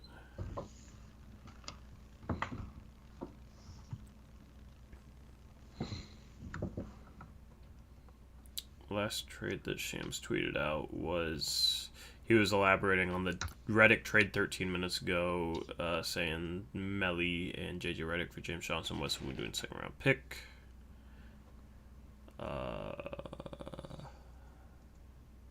Yeah, so I mean, I think that's it. Alex, that's true. I think that's it. I think that wraps up this deadline. I would be shocked if something else came through at this point. I mean, we're 42 minutes after said deadline. Now it's going to be stuff like the Pacers waive Jalen Q, or however you say his name. I don't know. So stuff like that we don't really care about. But yeah, so trade deadline, Blazers trade for Norman Powell. Gary Trent Jr. is no longer a Portland Trailblazer. That is the big move for you Blazers fans. Victor Oladipo is going to the Miami Heat. Aaron Gordon is now a Denver Nuggets. Evan Fournier is now a Boston Celtic. Nikola Vucevic is a Chicago Bull. They made a splash. They also got Daniel Tice. JJ Redick is now in Dallas. You got Rondo being traded to the Clippers. Lou Williams going back to the Hawks. You got JaVale McGee got traded to the Nuggets earlier this morning. Otto Porter Jr. is likely to get bought out. He ended up getting traded to the Magic in that Vucevic trade. Nemanja Bjelica is now a member of the Miami Heat as well. George Hill got traded to Philly. That is basically all there was in terms of trades. Did I miss anything, Eric? No, I think we pretty much covered it. Yeah, that's pretty much everything notable trade-wise today. A decently busy trade deadline, about the 15 to 17 trades or so that Woj predicted. The Blazers ended up not being stagnant. They ended up making a move. A little bit surprised, but it was also a move that I called, saying that if the Blazers made a move, it was probably going to be something like this. So we'll get to see how Gary Trent Jr. does in Toronto. We'll get to see Norman Powell suit up for his Blazer debut either tomorrow night or more likely later this weekend. His Blazer debut might come against the Toronto Raptors, his old team. We might see Gary Trent Jr. make his Raptors debut against us. I hope that happens. I hope we get to see those two guys make their debuts against each other. Other than that, Nurkic is playing tomorrow against the Magic. Tonight you will have Anthony Simons and Nasir Little playing some legitimate minutes while we wait for Norman Powell to come back. Obviously, Hood being traded out opens up minutes for Nasir Little. We will have that post-game show after that game later tonight. There is no Blazers Uprise live today. We will maybe sort something out for picks against the spread, or we'll just pick it back up again on Monday. We'll figure that out later. Thank you to everybody who donated. Thank you to all my channel members. Thank you to my mods, especially Reese, for holding down the fort early on in this stream. Thank you to everybody who tuned in for this one of our big 3 streams of the year, along with our draft and free agency streams that we do. So if you're interested in those streams, definitely make sure you subscribe, because those will be coming this summer. If you're a Blazer fan wanting some Blazers analysis, make sure you subscribe as well. Follow us on Twitter. I'm at Tori Tori Jones YT. Eric is at Hoopsjock. The channel is at Blazers Uprise YT. Our tags are down here in the bottom right, and the Twitter links are in the description. For channel members, I will upload a Norman Powell full highlights Norman Powell highlights reaction video for channel members, just to give back to you guys. Other than that, I think that's a wrap. Anything else left to plug or that you want to say, Eric? Happy birthday, CJ the GOAT. Oh, yeah, we got to give him a shout out. There's your shout out. Happy birthday, CJ the GOAT. I'm not about to sing it or anything, but there you go. There's your shout out. I just want to say once again, thanks to Hood and Trent. They were great guys, guys that, made you proud to root for. And it was really fun watching them play the last couple of years. Gonna miss them definitely. So good luck to those guys once again. And thank you, like Tori said, to all of you who watched. This has been a really fun stream. We had a little bit of a Blazer action, and then we had all kinds of other action too. So yeah, real fun stream. Appreciate all of you guys watching. And we'll definitely talk to you later. We'll have more trade breakdown of anything that happens between now and after the game, and then we'll obviously be talking about Powell on the post-game show. So just tune in if you want to hear any of that, and appreciate all of you. Yep. Have a good day. I echo those sentiments exactly. So that's going to wrap up our trade deadline stream. Kind of bittersweet that it's over, but we move on. We will get to see Norman Powell by this weekend. We'll see what he can do in a Blazer uniform. So anyway, that wraps up this stream. Thank you guys for watching. We'll see you later.